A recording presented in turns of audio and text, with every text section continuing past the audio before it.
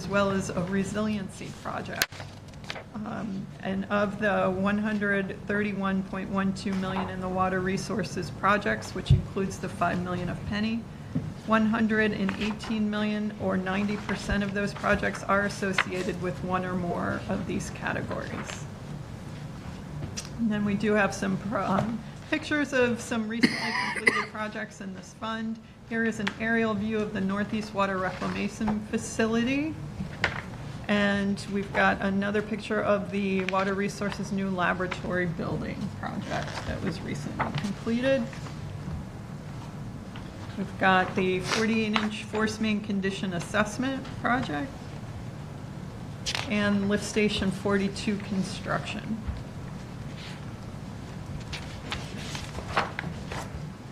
Councilmember Floyd. Thank you.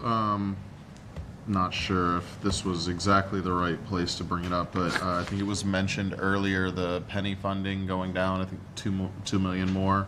I know we've been talking about this for a while.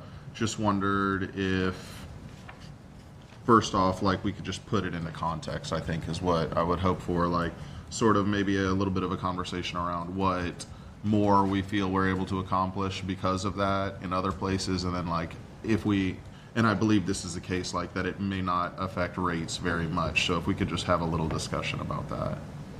So I may have to ask John or Claude to remind me of what the impact on the rate is. But some examples, and Liz and team will correct me if I'm wrong, but we were able to increase investments in streets and roads and sidewalks and complete streets because of that continued reduction of investment here in the water resources. Okay, Is there yeah. anything else, Liz, that? Yeah. I think that in context with the rate impact, I don't know if anyone has any info on that. Like I just want to continue to like make sure we're doing the right thing here and that people know what the trade-off we're getting is. I'd like to get back to you on the rate impact because I don't have the exact number in front of me, but I do recall it's less than 1%. Okay. Okay. All right. Thank you for that. Yeah, I'd love to just see it in detail. Sure. But yeah, I think it is maybe not necessarily like the biggest thing in the world, but I just like to continue to have the conversation around how the change in sort of a kind of a long-standing policy is affecting things, and so I just thought now was a good time to bring it up. Thank you. Thank you, Chair. Councilmember Harding. Thank you, Chair. Tom, the slide that was up, 50-50 debt to cash, is that cultural for us? And if so, how long has it been? Yeah, we incorporated that concept into our fiscal policies a couple of years ago. It had been a practice or a goal to get to that 50-50 split over probably 6, 7, 8 years. There was a time where we were borrowing 75-80% of our CIP program, and quite candidly, the rating agencies looked at that and they said, you're getting a little highly leveraged. So the goal was to get to that 50-50, and we've been there for a couple of years. And like I said, we incorporated it into our fiscal policies. But it's challenging, because, and it's a little bit counterintuitive, but the more cash you put in, the more pressure there are for rates to go up. So it's, so if you tinker down or turn down 40% cash, you would have a little bit more cushion in the rate setting process. So like I said, it's a little bit counterintuitive, and I don't know if I'm explaining that very well, but. Yeah, but you still got a bigger pile of debt, though.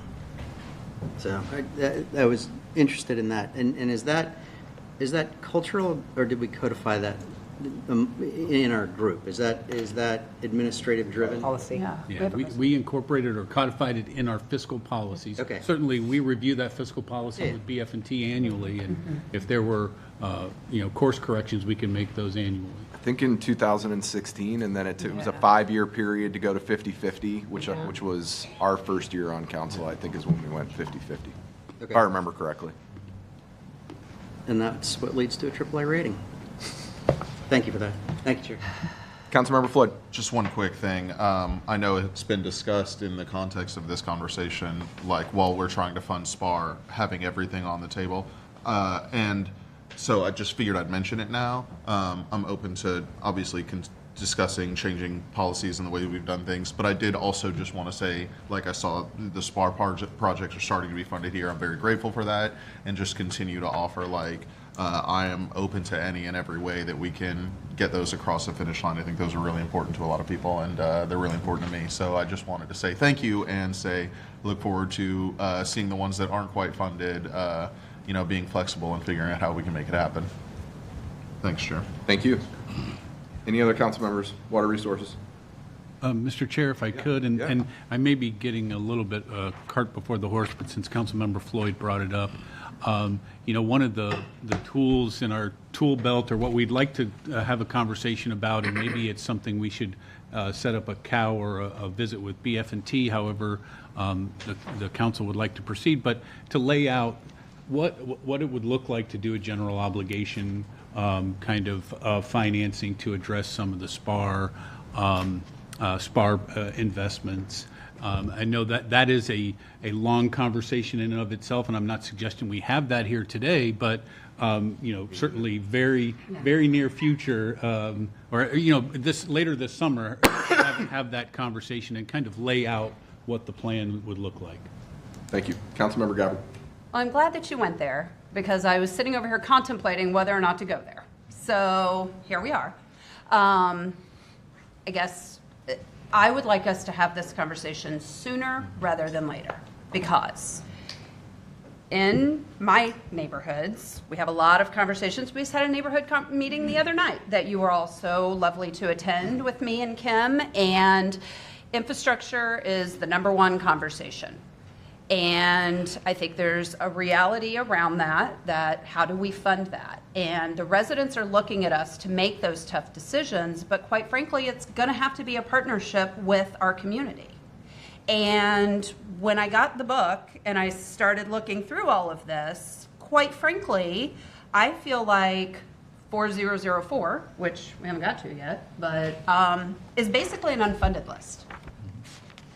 And if I'm a resident and I'm looking at this and you're telling me you're going to do all of these projects because we are advancing all of this, but then you put this budget together and it's basically an unfunded list without a conversation around any future funding mechanisms, it's all for naught. And I don't like smoke and mirrors in any of this work, because this work is too important to the residents that we serve. So I'm not overjoyed about the way that we've laid this out. I'm just not. I feel like I said, it's quite frankly an unfunded list. And I think we're kind of needing to get to that conversation about what future funding looks like as part of approving a budget. I don't really know how we can give our blessing to a budget when we haven't had any conversations about this page and how this page gets funded. And I would love, I know, Chair, you don't want to get into it right now. I understand it, so you can tell me to wait, but I would like to hear what my colleagues think about that. Because quite frankly, I can't go to my residents and say, oh yeah, we're going to have $75 million in projects done in the next 2 years without being able to tell them how. That's just not possible. So if we could just, before we hear from council members, just to give a little feedback to that, and we certainly appreciate it, because we had the same discussion about how do we want to show this, Yeah. right? And so we felt that this was the best way to show it in the workbook, to have that conversation. The budget might look differently. And I think we've mentioned before that, for FY26, we wanted to start the SPAR program, and that would be built into the rates, and that's what we're presenting. And then on a going forward basis, we're going to have to look at this general obligation bond, and Thomas said we're going to come back in the summertime, walk everybody through the process, start having that discussion. Now, whether ultimately we go forward with that or not is going to be a discussion with City Council and a decision that Council's going to make. We're also working heavily on our CDBG-DR budget, so we'll see what comes out of that as far as the infrastructure side. It is a HUD program, so it's going to be heavy on housing. We know that, but we do think there'll be some infrastructure As it funding should in be. there. So we're working through those parts right now. We certainly understand where you're coming from, but I think that we also feel that for rates to handle SPAR alone is not practical. I agree. And so, we didn't want to show it that way because we don't think that that can actually happen. And so we want to continue to have the discussion on how we might do it. Chair, if I may quickly. So if there was to be a general obligation bond, that has to go before residents as a referendum, which would not even happen until November of 2026. Correct. Yeah, or possibly in the primary, possibly. We have to talk Either about way. it. Right, It's yes. not even going to be, money's not even going to be, if it passes, it's not even going to be coming in on it until the 2027 or 2028 budget. Well, we would, I'll let Tom talk about it, but we'd I mean, borrow, see we what would I'm saying? borrow, Like- we would borrow against the vote. So we would do more borrowing with a forecast of how much would be funded if it passes. Yeah, I mean, the GO bond, it's to, you borrow the money, you have the money, you can execute it, and then the ad valorem increase pays it back over time. But Tom, I don't know if you want to. Okay. No, I mean, that's exactly right. And Councilmember, you laid out the timeline exactly. We would first start seeing actual revenue from a potential debt levy, they call it a debt millage rate, in 2028.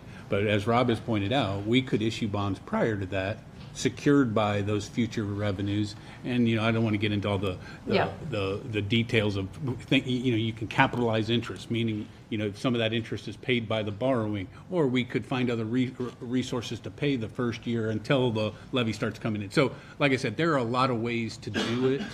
But I just want to say again, you have the timing right. Right. Basically, if we go in 26, it would be, the 28 budget when we'd actually see the revenue. And I just bring it up today because these conversations become more and more challenging in our communities.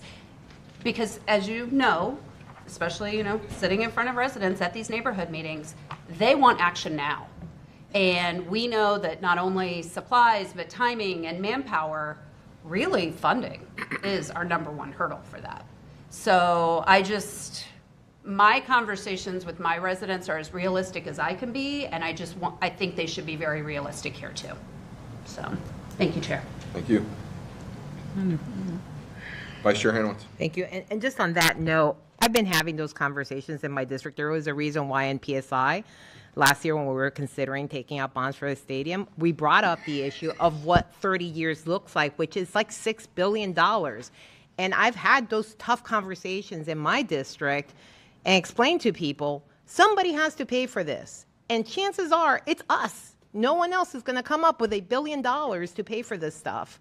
And you have to be realistic as to who's going to pay for it and how. And so it's a very difficult conversation, but the reality is that if it comes from the utility fees, people can, as it is right now, they're very high. There's only so much more that people can take, and that's what's paying for a lot of this. Otherwise, it has to come from an ad valorem increase. And right now, there's inflationary pressures everywhere, which is not the greatest timing either. So, that's the idea that we're going to be able to get everything done that we need is just, when I see the numbers and we had these conversations about our stormwater master plan and $1 billion and we're putting 20-something million a year, but we really need 50 million a year. And the same thing for our integrated water resources plan or the St. Pete water plan, whatever the name is right now. And we're only putting half of it. I don't see anywhere where we're going to get that money unless people either you do a referendum because it's not in the budget. And chances are, it's tough. It is very tough, and people are having a hard time paying all their grocery bills. So I would love to have that conversation. I think it's an appropriate conversation to have. At the end of the day, it's voters that decide whether or not they want to do it. And I'll have those conversations with my neighborhoods, just like I've already had and told them point blank, whether or not they want to see and have that choice and have it in a referendum. And I think we all should be having those conversations, and not just now. We should have been having them because the money has to come from somewhere. And the federal government, the state of Florida, no one else is going to bail us out on this. So that's my 2 cents on it, and I agree we have to have it sooner rather than later. So thank you, Chair. Thank you. Councilmember Fix-Sanders. Thank you. A quick question, and I will say that I do agree with Councilmember Gabbard. Explain this to me really quickly. In 4003, there's 2 million set aside in 26 for a SPAR program management. What is that? Speak to it. So, with the level of construction work and engineering project work that would be condensed into a very short period of time, we do not have the resources internally within the city to manage that level of work. And so this would be a program manager with staff augmentation resources and program management resources to help guide, develop, and manage all of these projects going on simultaneously, condensed within such a short period of time. I mean, we're essentially taking 20 plus years of CIP work and trying to condense it down into 5 years. And so that's a huge lift, and not one that we really want to be able to staff up internal staff to be able to try and make that lift. Okay, so you say projects.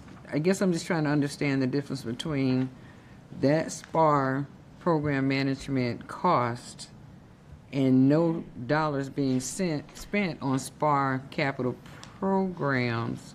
So the initial projects. the initial FY26 funding is to develop the program. So to schedule out and be able to plan out the delivery of all of these programs. There's 6.2 million in the 4003 fund in FY26 of SPAR projects. Okay, so I agree. I would love to have this conversation so I can better understand the timing and the dates on this.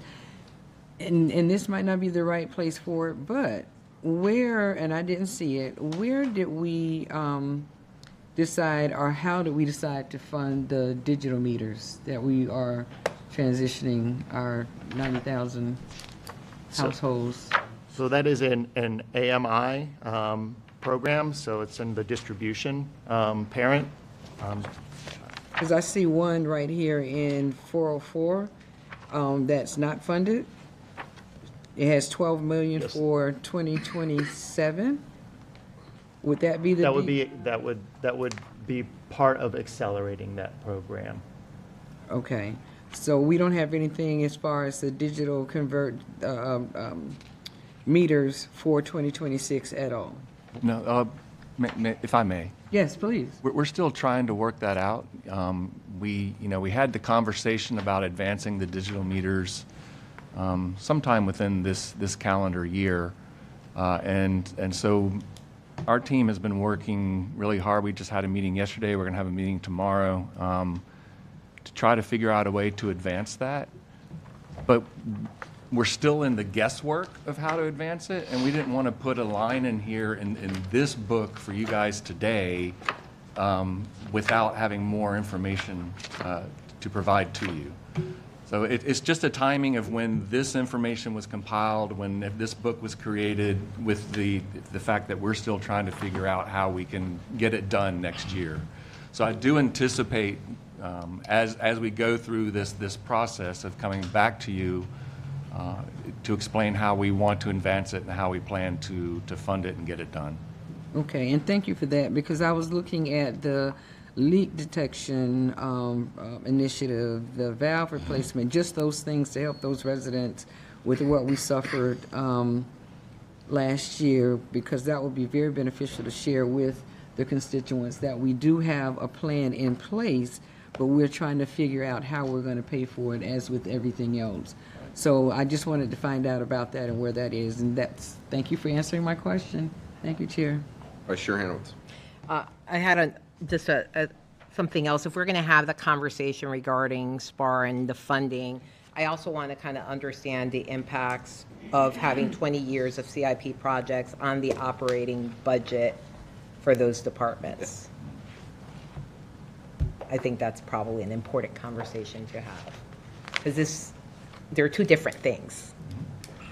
So we're talking these numbers, we're not even looking at those other numbers, which is what the operating impacts is. I mean, there would be. I would anticipate, yes, there would be. I would anticipate in some ways there may be some offset on operational costs as we make improvements to the facilities. We may have some savings in operational costs, but there will be some increases too. And frankly, we just haven't had a chance yet to put those numbers down and really think through it. We're still just trying to figure out how to get the construction work done. But when we're talking about having program managers and outsourcing some of this stuff. Correct. And the thought process behind that, as John said, is that if we're going to accelerate this program, we anticipate that this accelerated program, the SPAR program, is not going to be a permanent program. It's going to have an end date at some point. It may be 5 years, maybe 7 years. At that point, we anticipate no longer needing to have those resources that we're going to apply into managing and operating the SPAR program. And so rather than having those resources as city employees, having them as consultants allows us to separate at that time. I just want to make sure that it's great to have this plan that we're going to expedite things, but I want to see how everything else is impacted by it. We do And- too, yes. I'm sure you do, and it would be nice to have it in a meeting to talk about staffing, to talk about what other operational costs, because that's our budget. So I think that's extremely important. So, thank you, Chair. Councilmember Geber. So on page 42 of the workbook, John, under the water distribution system, can you explain the difference between the line item backflow prevention meter replacement and the item next to the bottom of that particular section, service tap meters and backflows? What's the difference between those two things? Because we got backflow meters and meters backflows.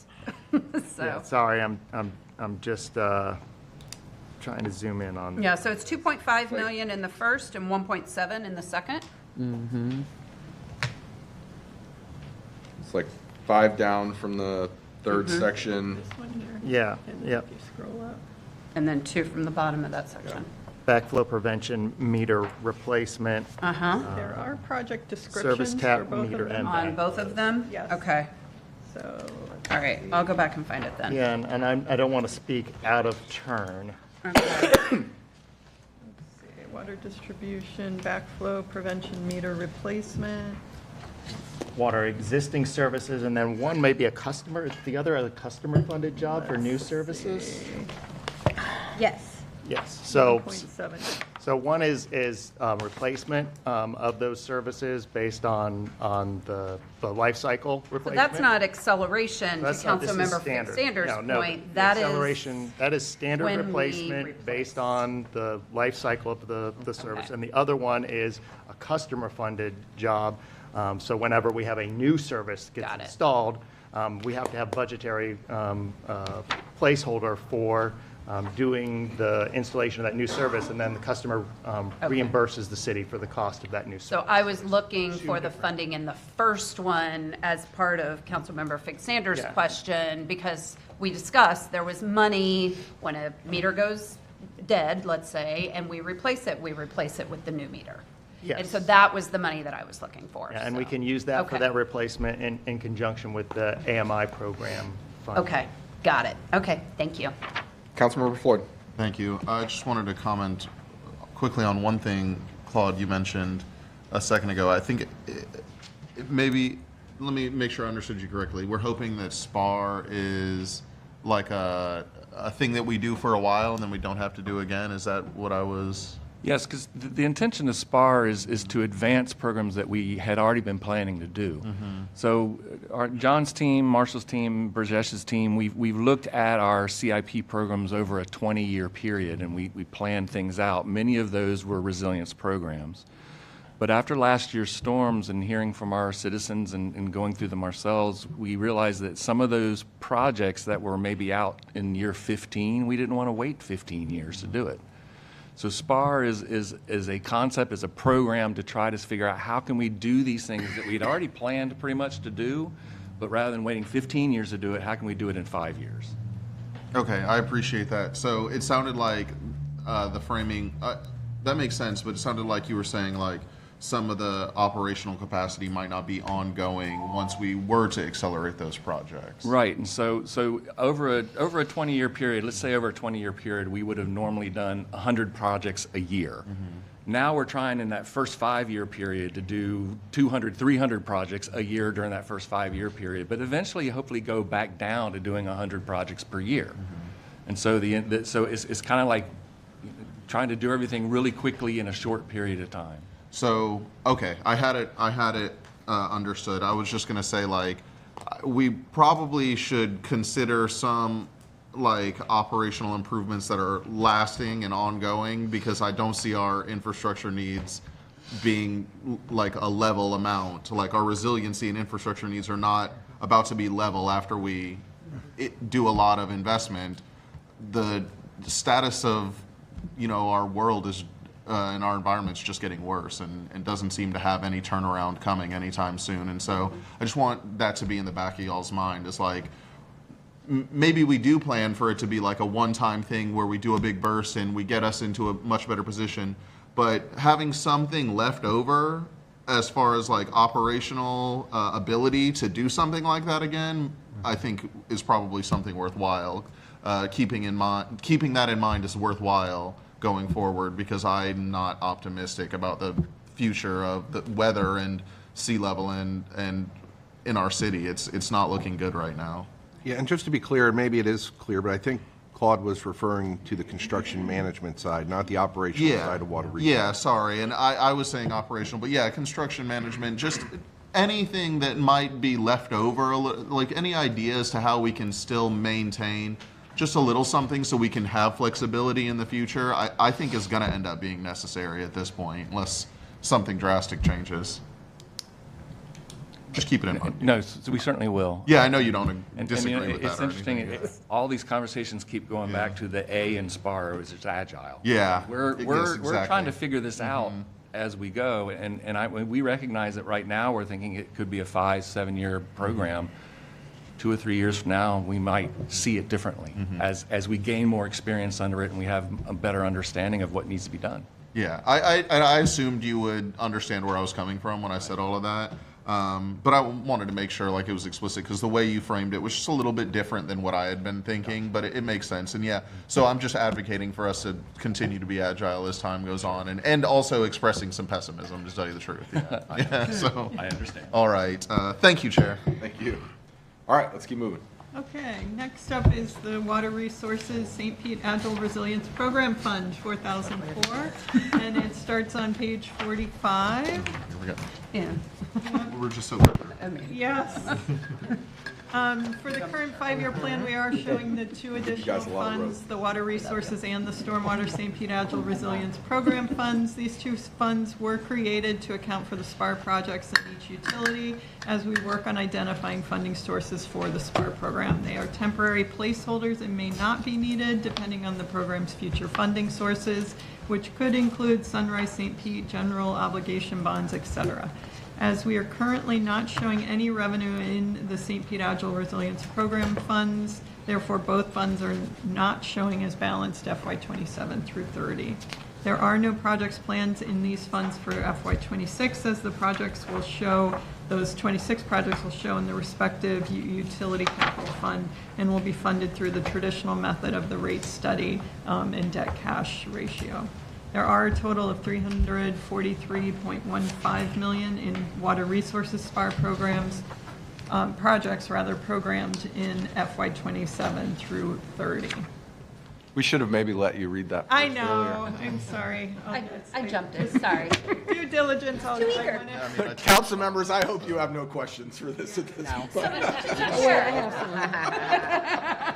Let's keep moving, please. Yes, we will move on to page 47. I just want to clarify, these 2 funds don't necessarily exist yet because we may not need them. We just wanted to find a way to have to facilitate the discussion. Got it. It worked. Yes. Next up on page 47, we have the Stormwater Drainage Capital Projects Fund. The resources for the Stormwater Drainage Capital Projects Fund includes a portion of the city's stormwater utility management fee through the operating fund transfers, bond proceeds, grants, and earnings on investments. We are at a 50-50 cash debt funding in FY26 for these stormwater capital projects. The FY26 requirements total $52.5 million and include 35% or $18.3 million for stormwater drainage improvement projects, 57% or $30.2 million for stormwater management projects, and 8% or $4 million for city facilities. For FY26, the stormwater drainage CIP project budget amounts can be broken out into the following categories. We have master plan projects at $2.5 million, resiliency projects at $30.3 million, and St. Pete Agile Resilience at $16.4 million.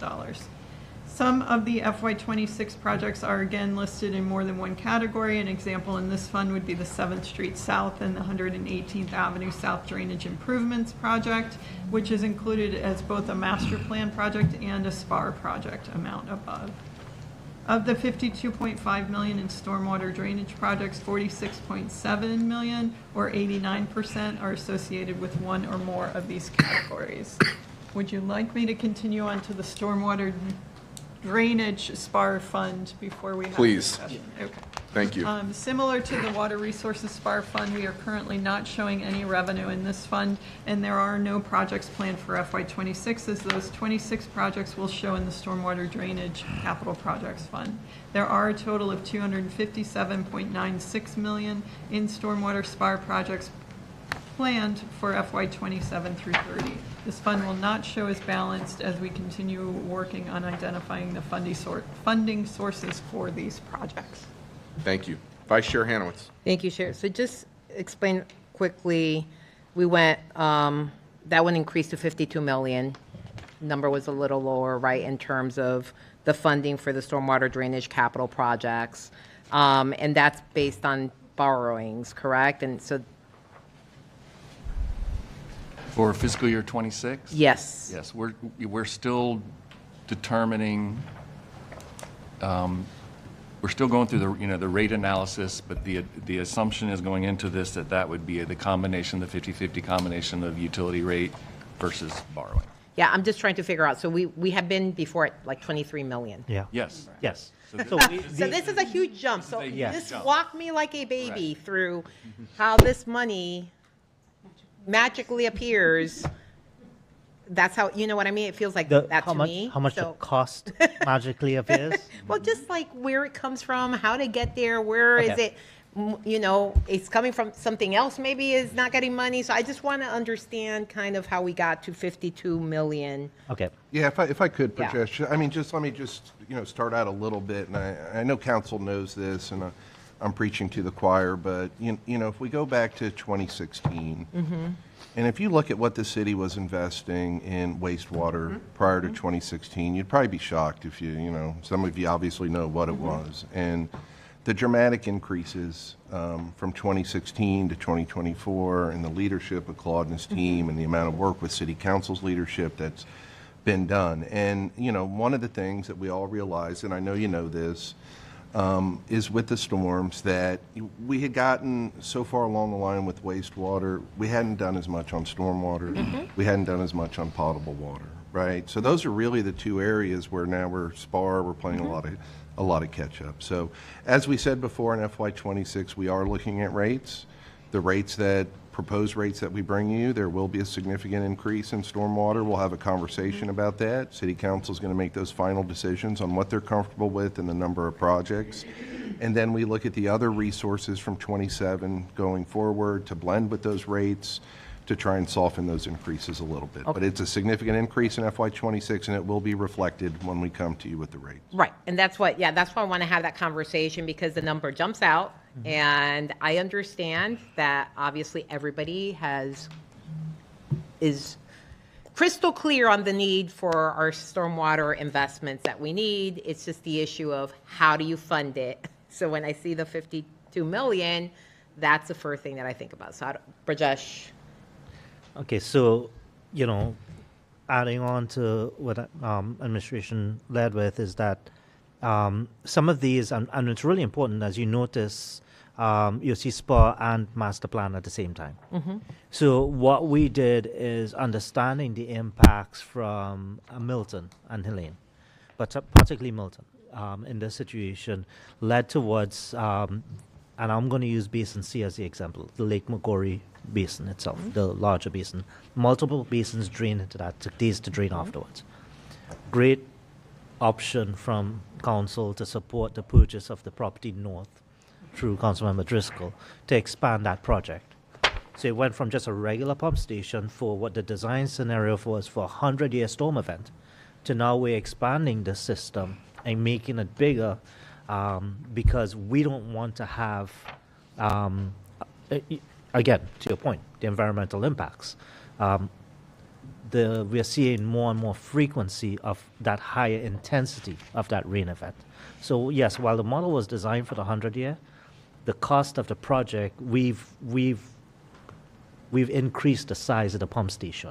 So that's an example of the project was there, but now we've increased the size of it. Now the 52 here, which was a little bit interesting because what it also includes, and that is on my part for the submissions on it, it includes the SPA projects in the 26 right now in the 4013. So again, going back to that conversation, what was the real increases in the master plan projects compared to the SPA projects? So while the 52 is in context, I agree. Part of that is really the SPA, so it was a little bit confusing, and I do apologize for how it was submitted from my part. No, it's not confusing. I mean, the need is there. Yeah. To be clear, I understand the need is there. When you look at the $1 billion in 20 years and you break that down, we've had that conversation 100 times, it's $50 million a year, but we've only been able to put $23 million a year. And now, this year, right now, here it says $52 million for 2026, and we go back down to the 30-something million dollar range. So I just want to have a clear understanding how that impacts other projects, where is it coming from, who's going to pay for it. Yeah. And in general, because it looks good, Yeah. but For the public to understand as well. Right. So that is, that larger discussion, obviously, that is going to happen as far as how the funding on the SPA Right. elements are going to occur. But there's also that element of, the bond issuance and trying to stay within that 50-50 funding range. And when we issue those bonds as well to cover these costs. okay. Well, thank you. And really our hope and aim and goal is that as we continue to move forward, we'll be able to continue to advance and accelerate these projects. And so really for stormwater specifically, yes, in fiscal year 26, we have the 52 million under the 4013. But after that, in 27, 28, and 29, if you add up 4013 and 4014, you'll see the total amount that we're wanting to spend on stormwater every year. Yeah. So Right. I do hope nobody thinks that we're proposing to just spend a lot in one year and then go back down to 30. We're proposing. Oh, no, but that's the one that's not funded, the 42 million in SPAR, right? So I get it. I know we want to do a lot. It's just Yeah. how it's going to be paid for is where I'm kind of stuck. Yeah. But I appreciate that. Thank you. Thank you, Chair. Thank you. Councilmember Fix Sanders. Thank you. I have a quick question for clarity, if you would. I think you mentioned in 4013 that the 7th Street and 118th Avenue is covered in another account?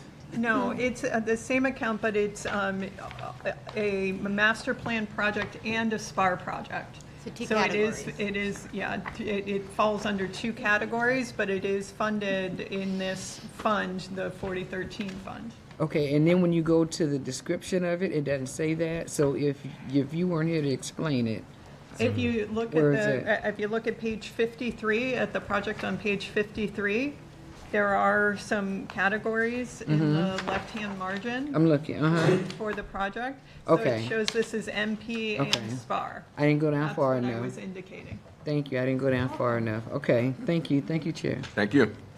Councilmember Driscoll.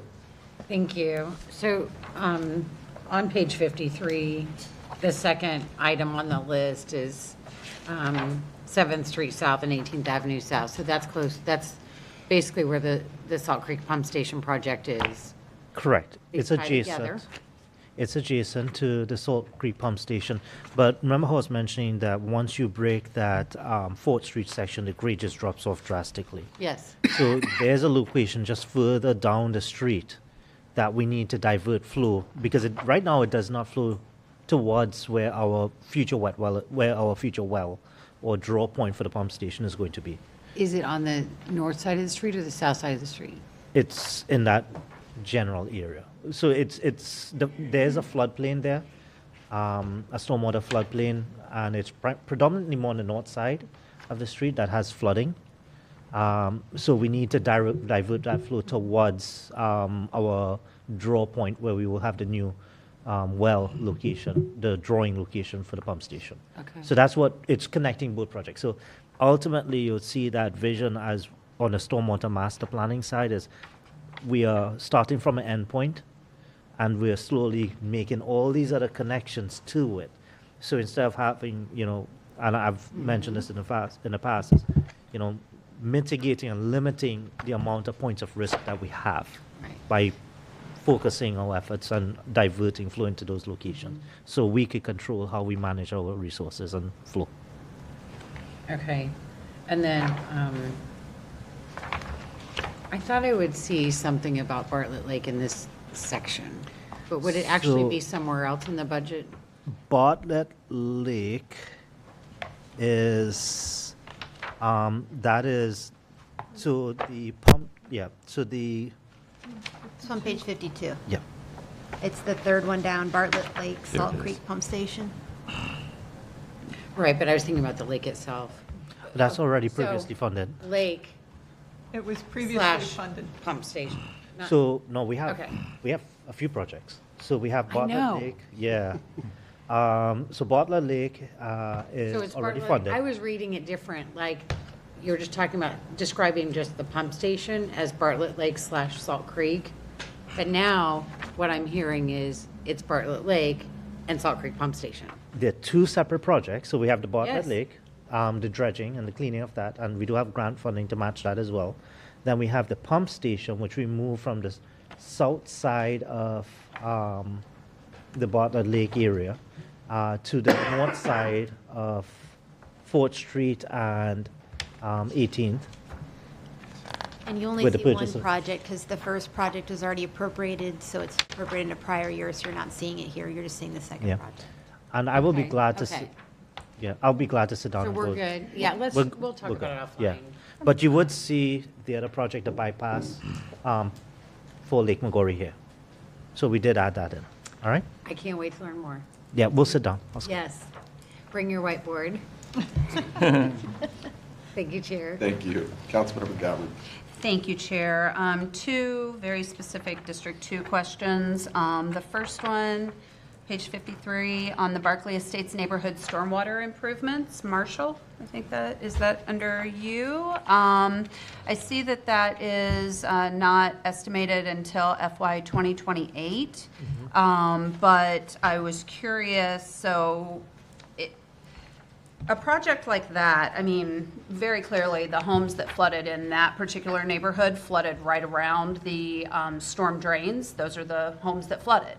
And so I'm curious if, it's such a smaller dollar amount in the grand scheme of things, if projects like that, where we know there's like kind of hot spots, if you will, can those things not be looked at either to escalate or move into the SPAR section? Because I don't see it listed over here. I see some redundancy of projects, but I don't see one like that. And it's a relatively, for a stormwater project, it's a relatively low ask. So I'm just curious, to me, just because, that's my neighborhood, I know it well, I know those homes that flooded are directly next to those storm drains because the water came up through the storm drains. And so I would think that we could escalate those, I would call them like a hotspot project.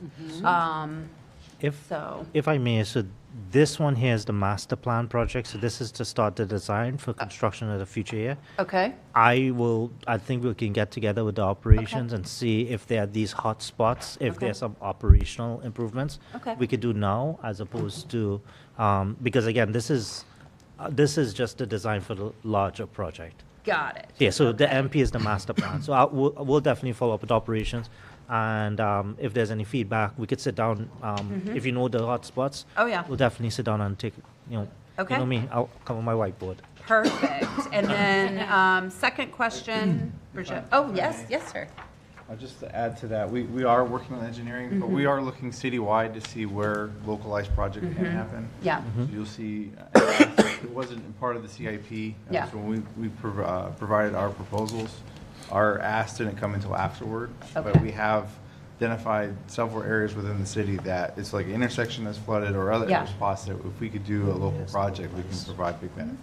Yeah, and I mean, I've seen where, the crews have been out in the neighborhood, you see where they've like marked the road, you can tell that things are happening, but from a budgetary standpoint, we don't really, I think, always know Correct. how those things are happening or how we need to prioritize them in our funding. Yes, So- and we will be able to guide that. Okay. As far as ask for your approval. Yeah. We are also going to be developing a sign that says this was a SPAR project, so people know this was actual part of this program too. Okay, how much your sign's gonna cost? I don't want no fluff here. I want us spending money on projects. so- We do it in-house. Okay, so all right, It's not very much. okay, yeah. It's probably the same as there's. People's homes not flooding is enough to toot our own horns. I'm just saying. Right. Yeah. So, And just, yeah. that is, so what Marshall mentioned, the individual project list did not make it in. Okay. But that is showing up on page 53. You'd Yeah. see SPA, mitigation and adaptation for resilience infrastructure. Okay, That is what our operational department will be implementing on localized improvements at different Okay. locations. okay. Okay. So then my second question, District 2 specific, is Riviera Bay. We're talking about a lot of projects, we're talking about a lot of need there, all 1,200 homes flooded to some extent. And one of the things that we're talking about is dredging. And so I don't know if that's stormwater. I don't know like where that would fall in, but certainly, those canals we know need to be dredged. We're working to try to work with the Army Corps to figure that out. But at some point, like we need to put money somewhere to think about doing that. It's going to be an expensive project. So where is that found in here? So at the time, when we submitted this was obviously, engineering managers, the CIP. So the time when we submitted it, that project was not officially on our Right. radar. So I will tell you though that we are carrying forward, and this is the uncertainty. So we carry forward, and I'm trying to find that line right now. We do have a line item for where we carry projects out for development in future years. So that is something that as we evaluate projects, kind of similar how we do the bridge program, Okay, where we, as I need to fund it, I deduct from there okay, in a future year. So I always have my bottom line staying consistent. okay. But, yes. And I think it would I'll just sit be next to helpful, as I'm having these conversations in the neighborhoods of my district, maybe other council members feel the same way. If you guys could kind of arm us with that information of like, okay, this is where that funding would lie. Because if I'm a resident of Riviera Bay and I'm looking through this budget, looking for projects that say my neighborhood, I'm not seeing it. We know that it's buried in the details, but I think things like that are very helpful to us so that we can say no. Just because it doesn't say Riviera Bay does not mean that we do not have funding for your projects. Because quite frankly, I don't like to pit one neighborhood against the other, but Shore Acres is mentioned a whole lot in here, but Riviera Bay is not. And so I need your guidance in trying to help my residents understand that we are funding improvements for their neighborhood. Okay. So, I appreciate that comment and generally absolutely understand it, but just want to make sure we're clear. We would like to follow up with you in our one-on-one conversations.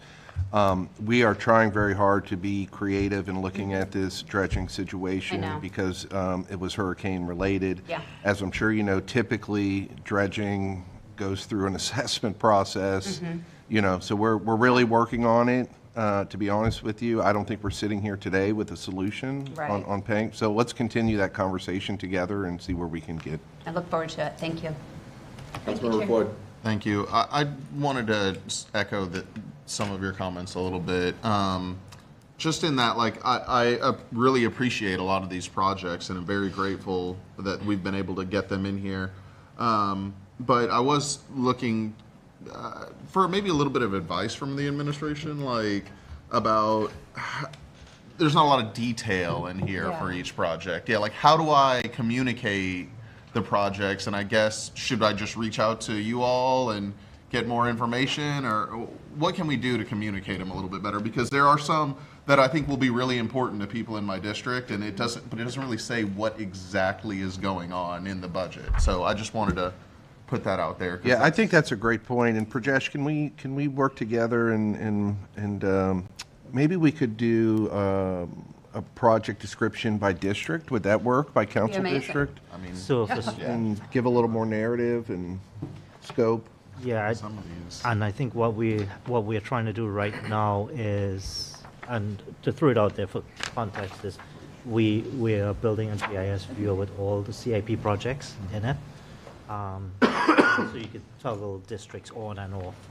But maybe we can do a written narrative prior to that, just to give the Yeah. council members some, a little more Yeah, detail. yeah, we can do that. Yeah, So, that'd be great. I mean, what details, if you don't mind just giving me a list of like, so I'll know, I mean, what we're thinking, like a project. Mostly on the fact sheet. stormwater side, right? Just kind of scope of work and what it would do, location. Yeah, and you know, the GIS tool, I share the city's GIS tools all the time, and I think people really appreciate that. So just knowing that something like that's coming. But I'll give you an example, like, you know, just any of these stormwater projects, if you pull them up, like I just read the Lake Emerald one, and like, it's just, there's like, this kind of thing is happening. There's just not a detail of what exactly is happening, what the outcomes we hope to see will be. So what we were planning to do is actually doing a project fact sheet for each stormwater Okay, project. yeah, So that when you sounds hover it, you could click it, it opens up that PDF of that project fact sheet. That sounds great. Yeah, that's exactly the kind of thing I'm advocating for. I mean, districts are great as well, but I think you know, being able to just direct people to this is where the information is will be super helpful, because like, you know, if they're looking at the budget documents, mean- it's just not. No, I get it. I mean, you know me, I love data, I love Yeah, GIS, but the yeah. thing is, when you click on a table, you don't want that table to be this long. Mm-hmm. I mean, having a fact sheet that I could download now and flip back and forth on is great. And you're saying that would be like on a GIS system? Yeah. Yeah, that sounds great. That's really all I needed So to what hear. I'll do is Yeah. I'll send out a template and get feedback. Because I don't want to draft it with my intention of what I think is going to be at a fact sheet, but I could send a blank template. Okay, these are what we'll fill. This is the information we'll fill out of the context, and look for feedback. I will say also is that like some of the GIS maps that your department's made, particularly like floodplain, have been some of the most popular things I've shared with residents of the city. So I appreciate that. I'm glad to hear that that's the direction to we're going come. here. Could I add something real quick to this? Yeah, I'm Yeah, finished, after- so you can. There's somebody before you. Oh, okay. It was just for what they Thank were you. asking Yeah, for thank you. feedback. Yeah. Go ahead. Councilmember Givens is deferring to you. Go ahead. I was just going to say, in terms of the map, I'm a little nervous about doing it by district, because your criteria isn't based on district. Your criteria is based on need and whatever other, huh? And the floodplain. And the floodplain, and so it's a more of a citywide thing. So I just want to throw that out for you all, because you mentioned that you wanted it, and I think maybe there should be some information in terms of what the criteria is when you pick projects, so people understand that it's not really a district thing, it's a citywide thing. So Level of service. that's all. Thank you, Councilmember Givens. Sure. Councilmember Givens. Thank you, Chair. I appreciate it. So I know initially we had discussed aqua fences being funded through the BRIC program. And I know that's now scrapped. So I just wanted to know, were we considering possibly budgeting for any of those? We're still in the analysis phase of where we could use aqua fences. The one that we've already purchased, which, by the way, we understand has been delivered to the United States. We just don't know which port it's in right now. Oh, wow. But It's not on GIS? no, It's it's not on missing. You have a tracker on it? yeah, sorry. So that one was easy because we knew exactly that it was ready to go and we could put one in. We're working through the process now of determining where we can put other ones. As we had mentioned before, the beauty of the aqua fence is that it's easy to set up and that they're very strong and powerful. The challenge with an aqua fence is that it needs a nice flat concrete surface to go on, and we don't have that everywhere. And so we're trying to determine that, and you also need some space, because if you have an aqua fence that's 9 feet high, it's also going to have a leg 9 feet long that way. So you need a lot of space to put one in. And in some of the areas, we don't have that much space to put it in. So we're still going through that analysis. Okay, I appreciate that, Claude. Thank you for that. Thank you, Chair. Thank you. Okay. Okay. We will move on to the sanitation fund, capital projects fund, page 57. Past resources in the Sanitation Capital Projects Fund have included bond proceeds, transfer from the Sanitation Operating Fund, and earnings on investments. There are 2 projects planned for FY26. The fleet lift for sanitation shop project at $175,000 and a yard fencing project at $207,000. There is sufficient fund balance in the capital fund to fund these projects, so no transfer is needed from the operating fund in FY26. And we do have a picture of the new sanitation administration building that was funded from this fund. Any questions here? Any questions on sanitation, council members? All right. All right, we'll move on to the Airport Capital Projects Fund on page 59 of the workbook. Typical resources for the Airport Capital Projects Fund includes grants, transfers from airport operating, and earnings on investment. For FY26, estimated revenue total, bless you. God bless you. $129,000 and include $119,000 in revenue from FAA grants and $11,000 from FDOT grants. There's one project planned for FY26, $132,000, and that's the Taxiway A rehab project. Any questions on the airport? Vice Chair Hanowitz. Thank you, Chair. I feel like I need to ask something because Councilmember Montanari isn't here. Somebody needs to ask something on the airport. So, I actually, guess as he's watching. he is probably watching. I was just wondering, and because the airport had damage from the storm, with these capital projects, do we have, in terms of the ones that are due for because of hurricane damage, are there some in here at all? Not reflecting it in here. Okay. It would be on that report that we gave to council. Right. in January or whenever on all the, rolled up or detailed information. But Rich is here. Yeah. To talk about some of the Yeah, that would, things that are underway. yeah, that would be great. Yeah, so, For Councilmember Montanari that's watching. ironically, he was elected the chairman of the Advanced Air Mobility Task Force. There's a big. There you go, surprise. Civil service of the city. There's a big surprise. Yeah. He campaigned for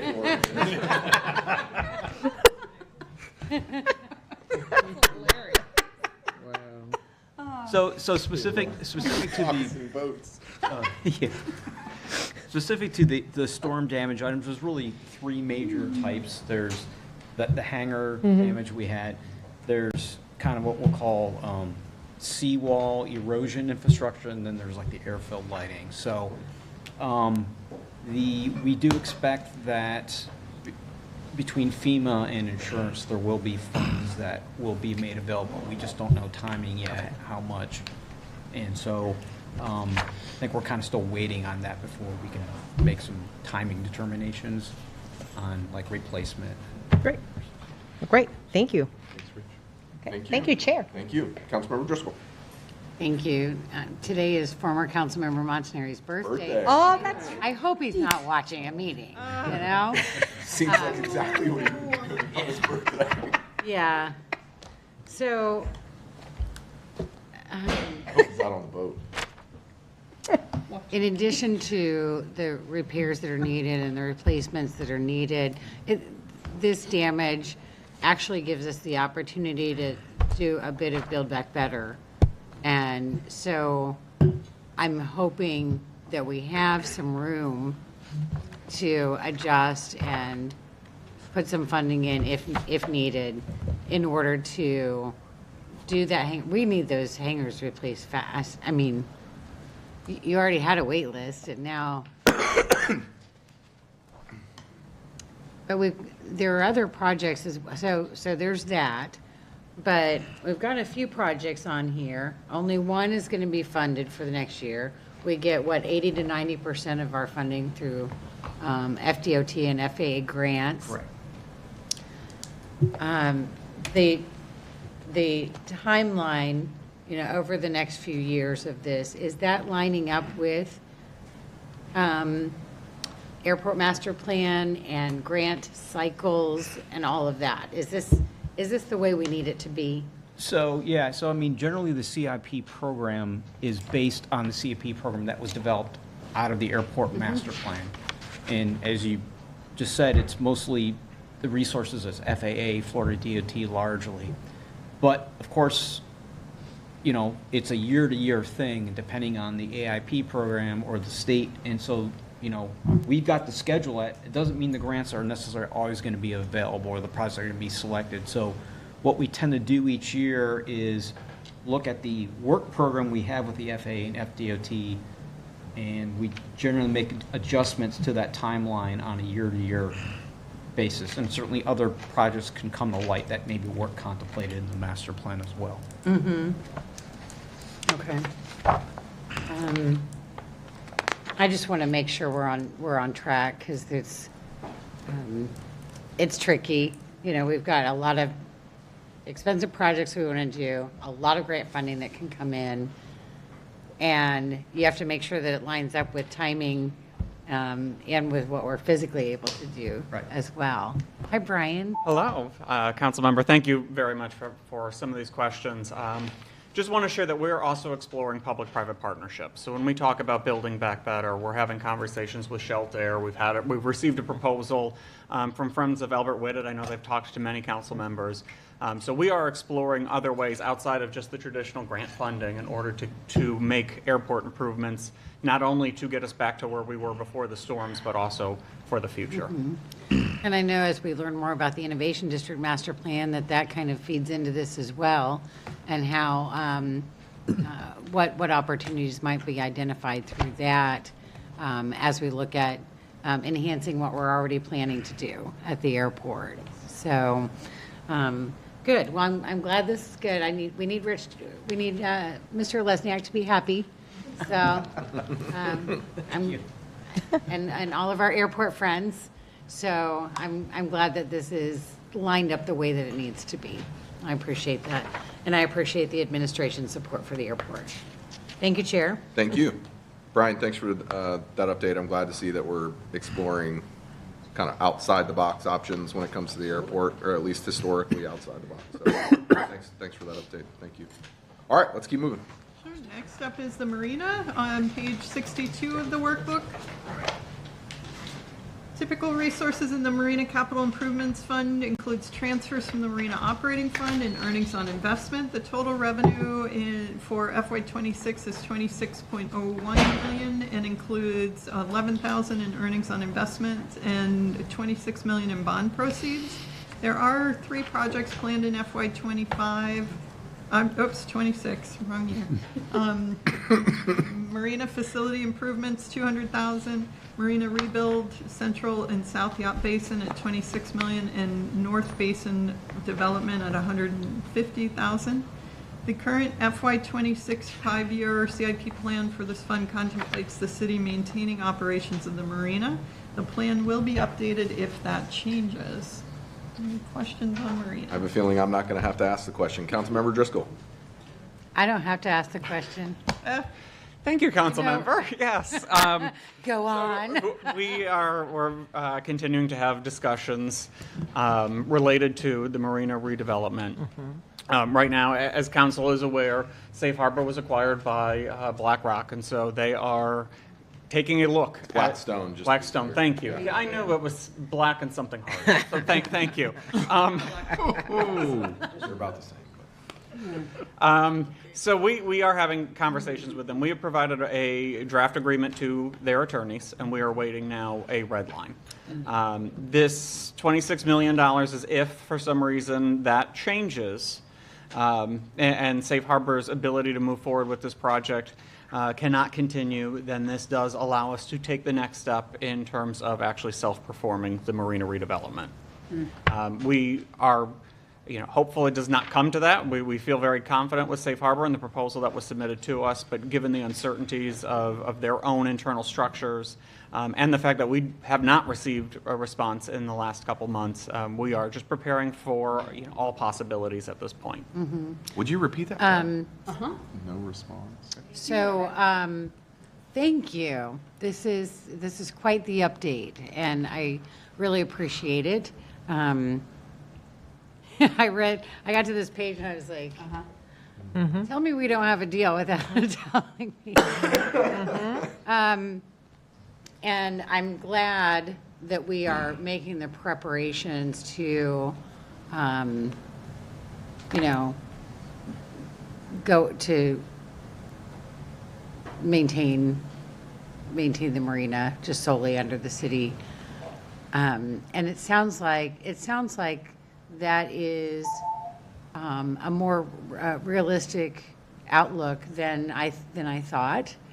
So hearing that it's been some time since there's been a conversation, at what point do we say, okay, we're going to pull up our anchor and sail away on our own? We are having those conversations with the administration as we currently speak. Mr. Worth has been in contact with Safe Harbor, I believe, as early as this morning or yesterday. Yes. So to kind of put some reassurances out, they haven't cut ties and not responded to us. So we sent them our draft agreement, I think, on Valentine's Day. Put a nice little heart on it and sent it off to them. Unfortunately, 10 days later is when the announcements came out that they were doing their whole restructure and kind of new ownership, right? They sold. And so obviously there's been a lot behind the scenes on their side that they're working through on deals, not just our marina, but through their whole parent funding corporation or structure. And so the VP that we've been in touch with, his name's Jason, I've been in communications with kind of where are we on the updates and everything else. As of this morning, the latest update I have is they will have their list of kind of red line version back to us next week. They were pushing their attorneys to get it to us tomorrow, but more realistically, it will be next week. At which point, administration, we will all sit down, review it, and then go back into the negotiations on the deal with Safe Harbor. Again, this line item in the budget is more realistic, just in case that does not go through, or in case, once we bring it to council, council is not satisfied with the deal structure, we have to be prepared for the next steps quickly, as the marina is still at the end of most of its useful service life in the docks, as we've seen. So we want to make sure that we are teed up on both sides, ready to go. That's great. That is music to my ears, because this is sounding more and more like, well, I'm very interested to see what the deal is, if you all get to that point. It doesn't sound like there are any deadlines that have been set up. It's still just kind of going back and forth. This has been going on for quite a while. There is this new wrinkle in things. So you're saying that next week we're supposed to have a red line? Correct. That is what I'm told as of this morning, yes. We have a city council meeting a week from today. Do you think that you all, whoever is appropriate, could send an email to city council when we do receive that? Absolutely. I don't need to see the agreement, because when you're going back and forth, most of us have been through a process where we had to read a lot of versions of something, and I would just rather wait. I would like to know if they sent it. And if I haven't heard from anyone, from you guys by the city council meeting, I'll bring it up during the meeting to get to ask that in public. But if you all could please let us know. Absolutely. So 1 week from today, it's a Thursday. Sure. It's, close enough to the end of the week that I think we should have something by then. And I really would like to close this out one way or another. And the longer it takes, the more critical I'm going to be of what I read. And so I hope they are listening to this meeting. Thank you. Thank you, Chair. Thank you. Councilmember Gabbard. Thank you, Chair. So when I got to this part of the presentation in my review, I kind of stopped in my tracks because I've been very clear. I have no intention on us spending multi-millions of dollars for the city to redevelop the marina. We have spent almost 3 hours talking about all the needs that we have for our city. And I have always been in favor of there being a private developer, so I am going to hope and pray that we can come up with some sort of agreement. Otherwise, we're going to have to go back to the drawing board again as far as I'm concerned, because I do not see a world in which at this point in time I am willing to spend $26 million on just the marina when the needs for this city are so great across the entire city. And I've been very clear about that. I don't think that is a surprise to anyone, but I wanted to reiterate that when I saw this slide, I was quite frankly shocked because we've been kind of waiting on an update, haven't really heard much, and I would have thought that maybe we would have even had like a touch base one-on-one with all of council about this before we got to this point. I didn't really feel like I would reach out. I figured I would just wait and see what happened here today. So I'm very glad that we're having this conversation. I certainly respect, Councilmember Driscoll, this is in your district. I certainly respect you advocating for us to redo the marina one way or the other. But I have to advocate for my district and other parts of the city as well. And $26 million in this budget, I find to be frankly irresponsible. So I'll leave it there, Chair. Vice Chair Hanowitz. I'm sorry, Councilmember, just if I may, I certainly appreciate that. I've been in this role for about a month, so I'm still trying to just understand everything, but I am more than happy to sit down with anyone and kind of walk through the status updates of where we are on this project or anything else as part of enterprise facilities. So I just wanted to put that out there that, yes, I completely understand and I'm more than happy to meet with you at any point to kind of walk through it in greater detail. Brian, we always have great conversation. I always appreciate your transparency, so thank you. Thank you. Vice Chair Hanowitz. Thank you. So I would like to understand, first of all, the impact of Blackstone actually taking over Safe Harbor and what that means, because they're an equity investor, right? I mean, it's not the same. So I'd be interested to see how that kind of changes the equation. As to the marina and the investment in the marina, look, it's in part of the downtown TIF. So that is a big conversation that we need to figure out, because there are lots of other things that I don't boat, I don't golf, I don't fly airplanes, but I know there are different needs in the city of what people do. And so there are different investments that we make, and a lot of times the marinas should pay for themselves. There's a reason why companies are part of wanting them. So I'd be interested to have a bigger conversation as to how that part fits into what we're going to do in terms of the CRA, because there are needs. Not just that, we have the Municipal Services Center and all that, and that's part of the downtown.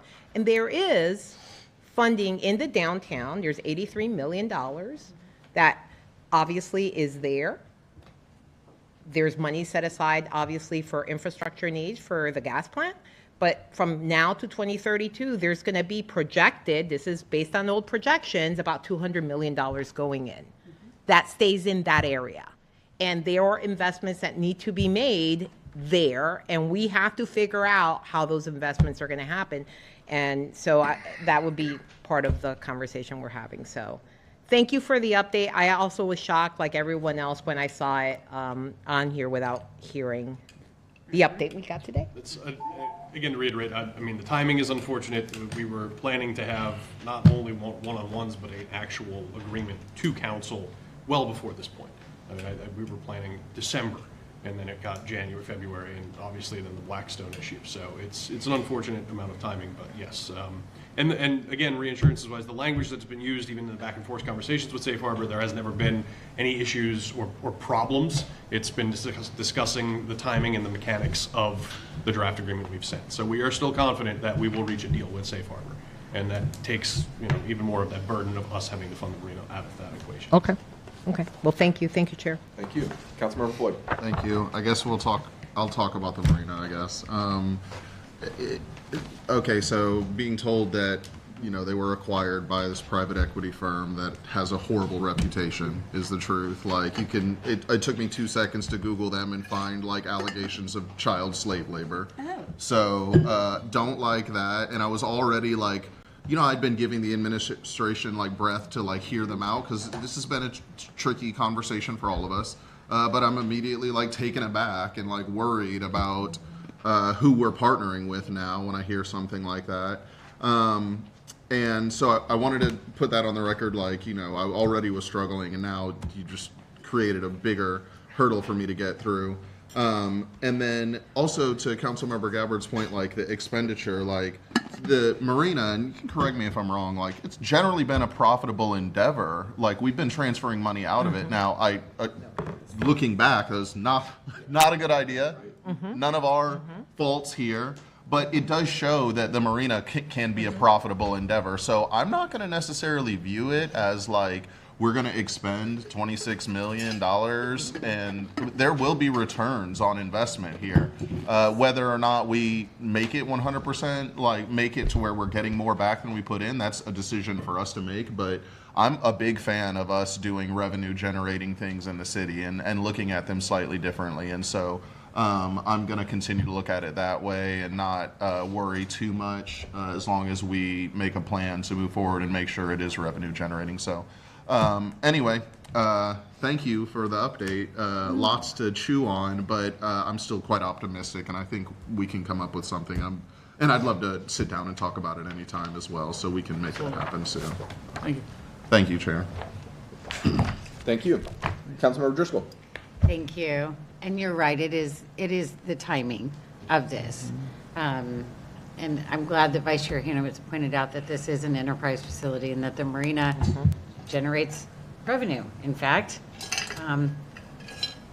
that's how we get to this number. That's how we figure out the repairs that can be made and all of that. So it's not that this money is taking away from anything else. It's not that it is an investment that we don't, normally make. It's just that right now, with this timing, we do not have another solution. We don't have a deal. So we need to move forward the way that things are and the way that things have traditionally been. So the marina, the projected resources are 26,011,000. That's just in the capital part, so Mhm. you're looking at the operating resources that would fund that debt, they would be in the operating fund, and it would transfer in to cover those costs. Exactly, and with that, you're showing that, the difference is 339,000. One of the reasons that it's been such a debate, should the city operate it or use a third party, is because it generates revenue, because it can pay for itself. And we just want it to be better because it's falling apart. So I think it's responsible for us to put this in now. And it is a need. We have around 100 people, well, before the storms, we had around 100 people who lived there. The boat is their home. So I don't, so I'll always think about that when I hear folks out there who, refer to it as something that's just a plaything for people who own boats. It's a lot more than that. So I appreciate all that you guys are doing to get this into a place where you can bring it to council. You can see that we all have a lot of feelings about it, and it does trouble me greatly that we are at this point. And I tell you, the longer it takes, the less comfortable I am. So I look forward to hearing an update from you on this and finding a way to bring it home sooner than later. Thank you. Thank you. Councilmember Fix Sanders, did you have something? I did. And thank you for that. From the initial conversations in regards to the marina, I never was, well, Brian, you and I have spoken, and so I've never been an advocate for the city managing the marina. I was always, private management on that. But I do understand that we were having issues getting qualified businesses to want to operate the marina. Do you think in the process between now and sooner than later, that we would have a plan in place to actually solicit other offers? Because Blackstone doesn't seem to, well, first of all, I told you we voted on Safety Harbor. We didn't vote on Blackstone. So I wouldn't approve Blackstone. So how would that work? We voted on one RFP proposal, only for them to sell it to someone else. So council member, I think we've gotten a lot of great feedback today, and I'm sorry we didn't get an opportunity to brief everyone in advance. But actually, in a way, having some of this discussion in public with everybody today has been very helpful, and your feelings around this acquisition. So what I would say is let us regroup, let us have some one-on-ones, and let us get back to you on what a future process might be. Okay. And so I just wanted to make sure that I was clear on that acquisition, selling, whatever the terminology that we're using. When we get our one-on-ones, I know I was really versed with what having the conversation with Brian, but I was really more clear that I wanted someone other than Blackstone. So I just wanted to make sure that that was out there and recorded, that I stated that in another one-on-one in these regards. Thank you. Thank you. Any other council members? I know I've shared this already. I certainly have a concern about the acquisition of Safe Harbor. I think I've shared this with Administrator Gertis. Northwestern Mutual won't even hold Blackstone. So that tells me something right there. And frankly, I've communicated that to Safe Harbor. And so, but I also, if we get a deal, I do think the devil is in the details, to Vice Chair Hanowitz's point, is that, certainly we want to look at a contract. So I'm not going to just blanket say we shouldn't do that. But I certainly have concerns and have shared those. I will say that at this point, if we were to not move forward with Blackstone, I would be open to this as a one-year plan to get it moving. But I think we all know that this is not a $26 million project. This is an $85 million, $100 million, $110 million project. And so I don't want to take that on. We just talked about capacity with SPAR, and now we're talking about adding this. And so if it were design, the beginning of it, I think I could get in line with that. It's going to take something to get me over the hump, but I am still a proponent and have been a proponent since the very beginning of having this be a PPP. And so I think it just works better that way. I certainly respect my colleagues' opinions who disagree with that, but it's a big lift for us to take on when we're trying to take on a whole bunch of other stuff. And so that's kind of where I'm at this point. I know I've shared that with administration already, but I figured I'd share it with my colleagues while we were all here. Okay, let's keep moving. All right, to round out the things that the vice chair doesn't do, we'll move on to the golf courses fund. 2 things that I do, 2 things that you don't do. It's all right, that's why we're here. I'm paid.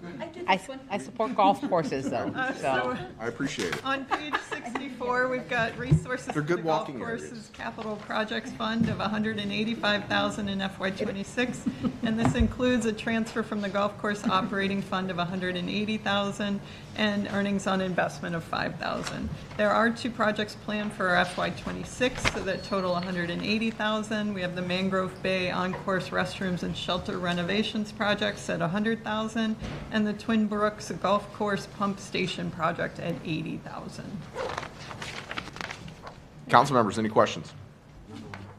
I'm going to say it during the operating budget too. I just continually impressed by our golf courses and how they operate, and just very thankful for everybody that's a part of them. So, thank you. Let's keep going. And the next one is the port on page 66. There are no projects planned for the port CIP fund in FY26. Resources to fund projects in this fund include transfers from the port operating fund, grants, and earnings on investments.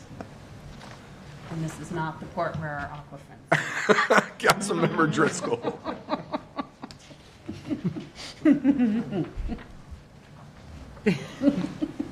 Thank you. So no projects funded at the port, but there's one that's unfunded. Oh, hi. Glad you're still here. Welcome back. All we ask for is security fencing for the port lot. And we can't even get that. So, and it's $150,000 for the whole thing. Instead, it's like divided in half. And why is it so hard? So, if I may, right now, with the revenue generation that we have at the port right now, I mean, it's barely covering it enough to break even. Sometimes we have subsidy, sometimes we don't have subsidy. We're trying to eliminate the subsidy completely and obviously be as profitable as an enterprise fund as possible, like on the marina side, which we could take care of all of our capital expenses. So we've been kind of opportunity hunting on which grants to kind of pursue right now with limited match funds that we have from the port revenue. We've got the master plan project underway this year, and we're planning to conclude the master plan at the end, probably calendar end of this year, so December. We will have a new master plan for the port-specific port master plan. We haven't had a port-specific master plan done since 1999. So we're way behind on that. Now, obviously, we've had downtown waterfront master plan. The innovation district master plan encompasses part of the port.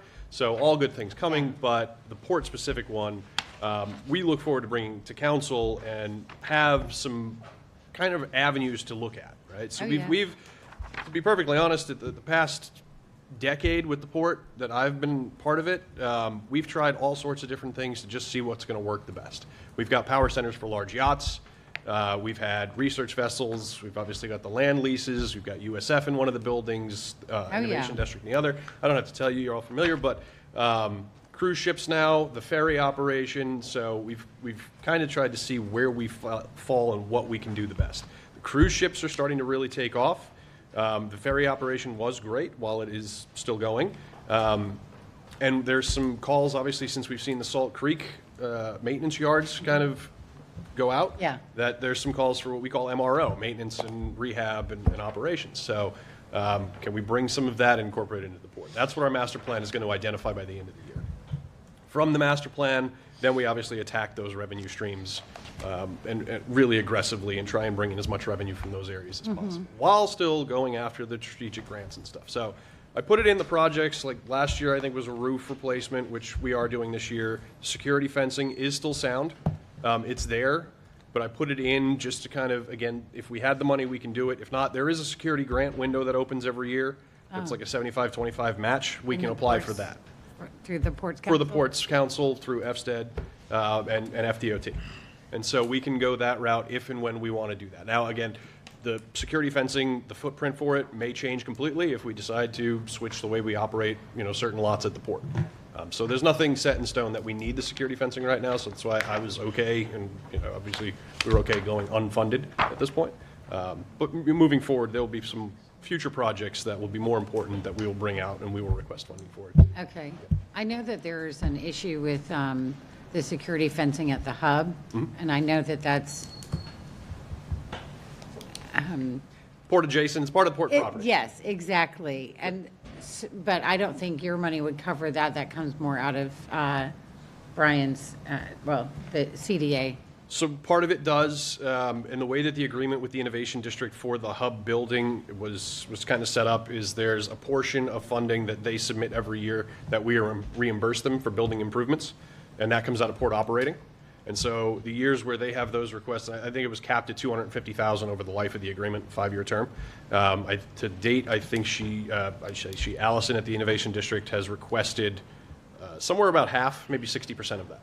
So we still have close to $100,000 that over the next, I think, 2 to 3 years we can reimburse on certain things that she would need over there. Okay. And, but this fence is different. It's the one that's actually at the port. Yes. By the port building. Yes. Have you thought about charging Evan for having the Cross Bay Ferry over there so that he can pay for it? Believe me, I have. Evan's I got like that idea.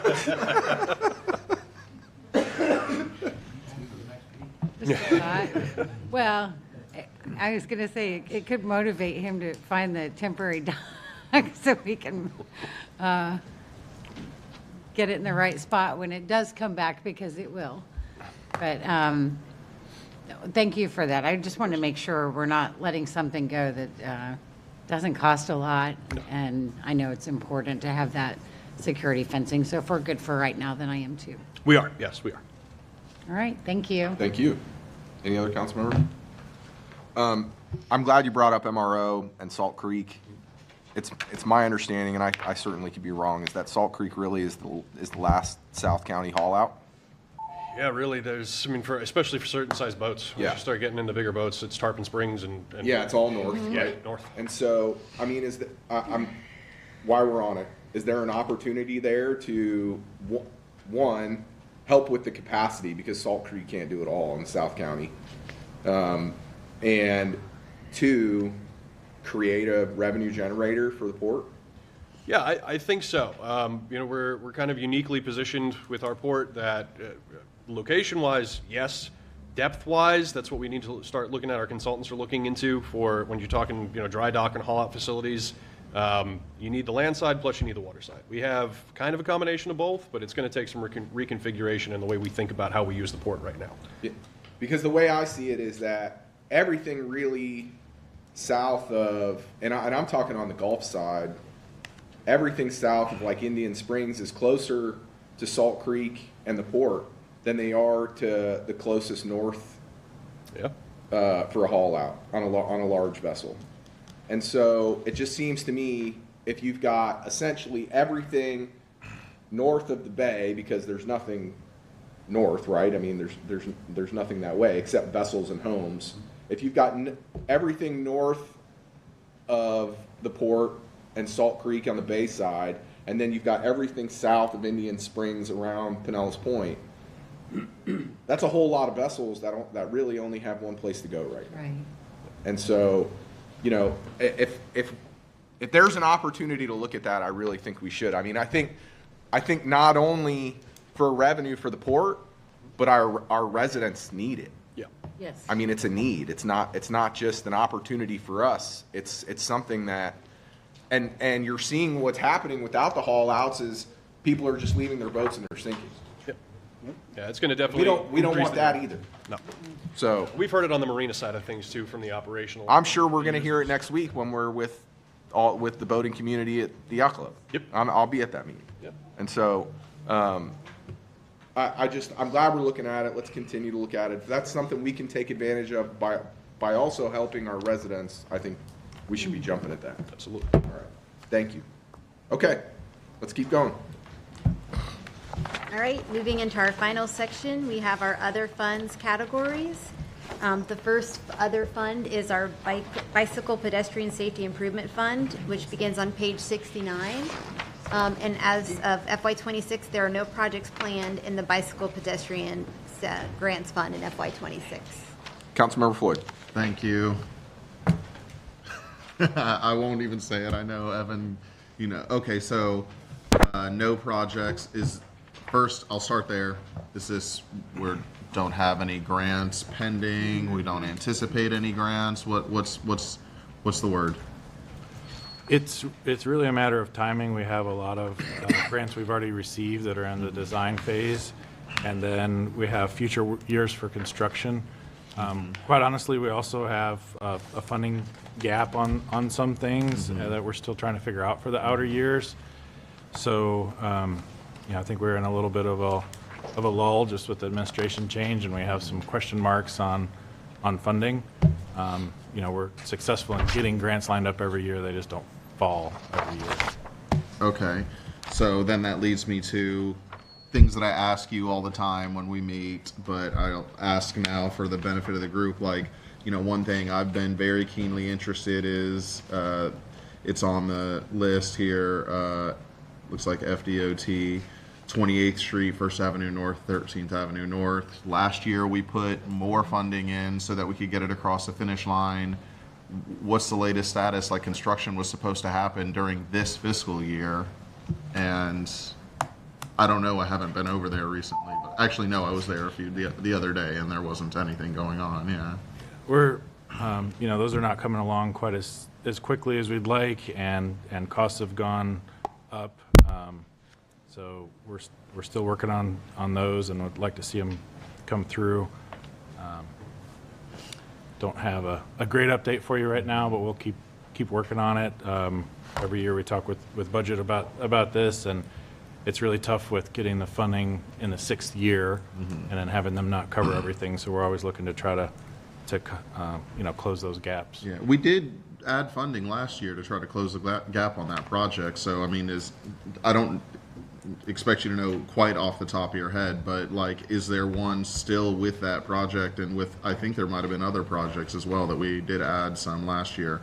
At least that was my impression. Yeah, the one that we're worried about is on the department requested unfunded list on page 71, to that longer section of 28th Street. Yeah, I see that.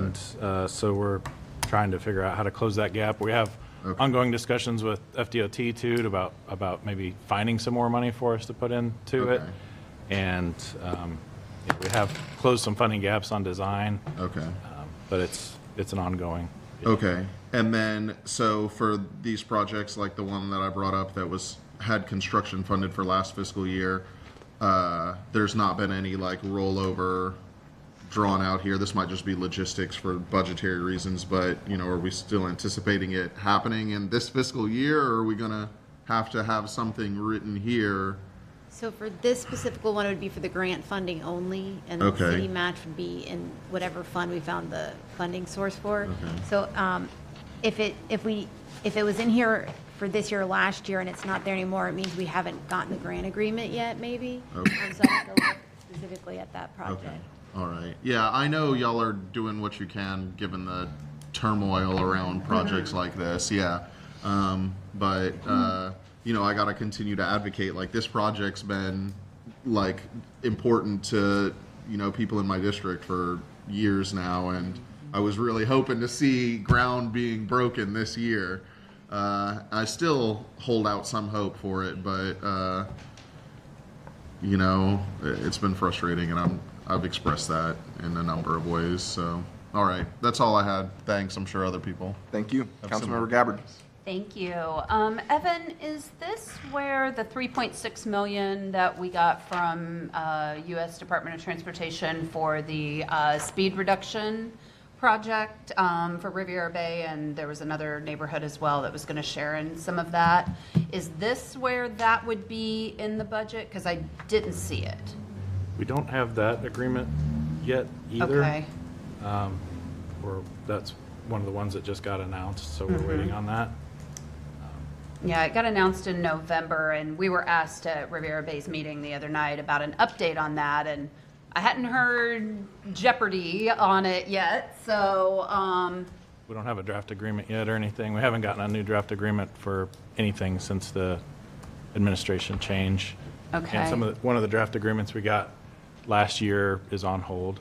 We have a discussion tomorrow with our contact at USDOT. And the good news is it's the same person we worked with last year, so they're still there. So we should figure out more information soon. Okay, if you have an update for me, if you wouldn't mind to reach out and just let me know, because we did get asked the other evening about that, so.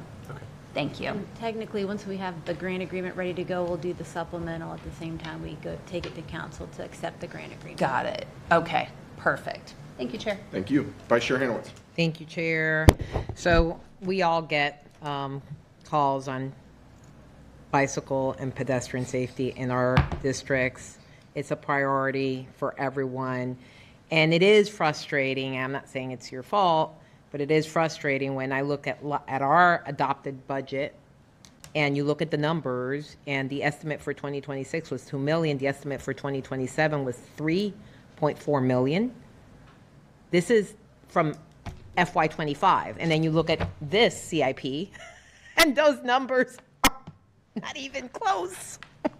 I mean, it's a huge difference between our budget book I'm looking at the fiscal year adopted budget FY25 and looking at these numbers.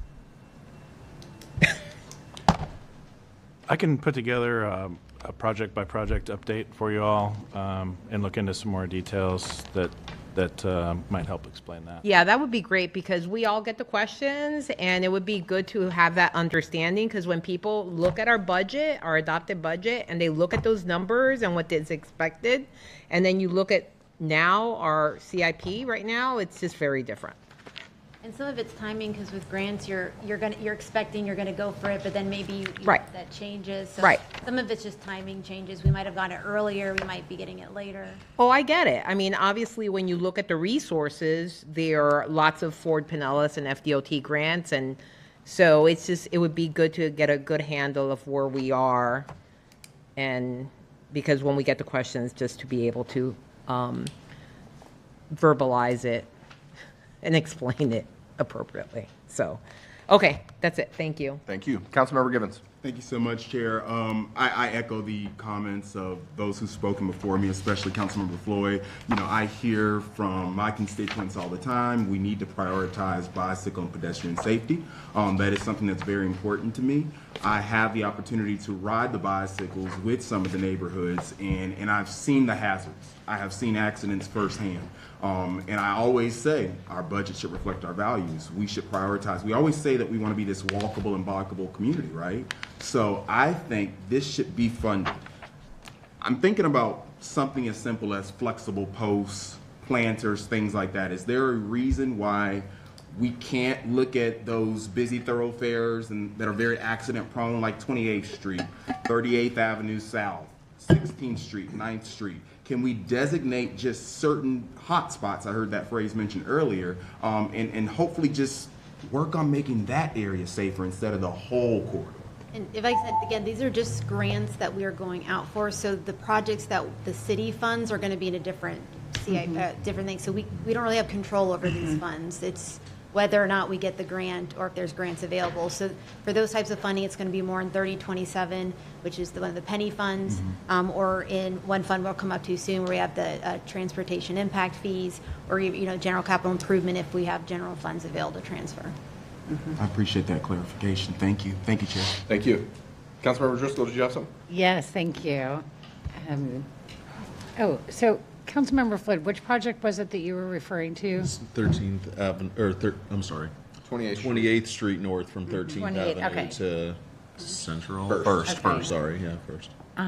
There's one listed under unfunded that just says Avenue South, complete streets. So this was a little hiccup when we turned it into a PDF. If you look at the first one after South, that 18th. Oh, should've- 18th. It should go Okay. down. We tried to catch that, but we missed one this year. 18th.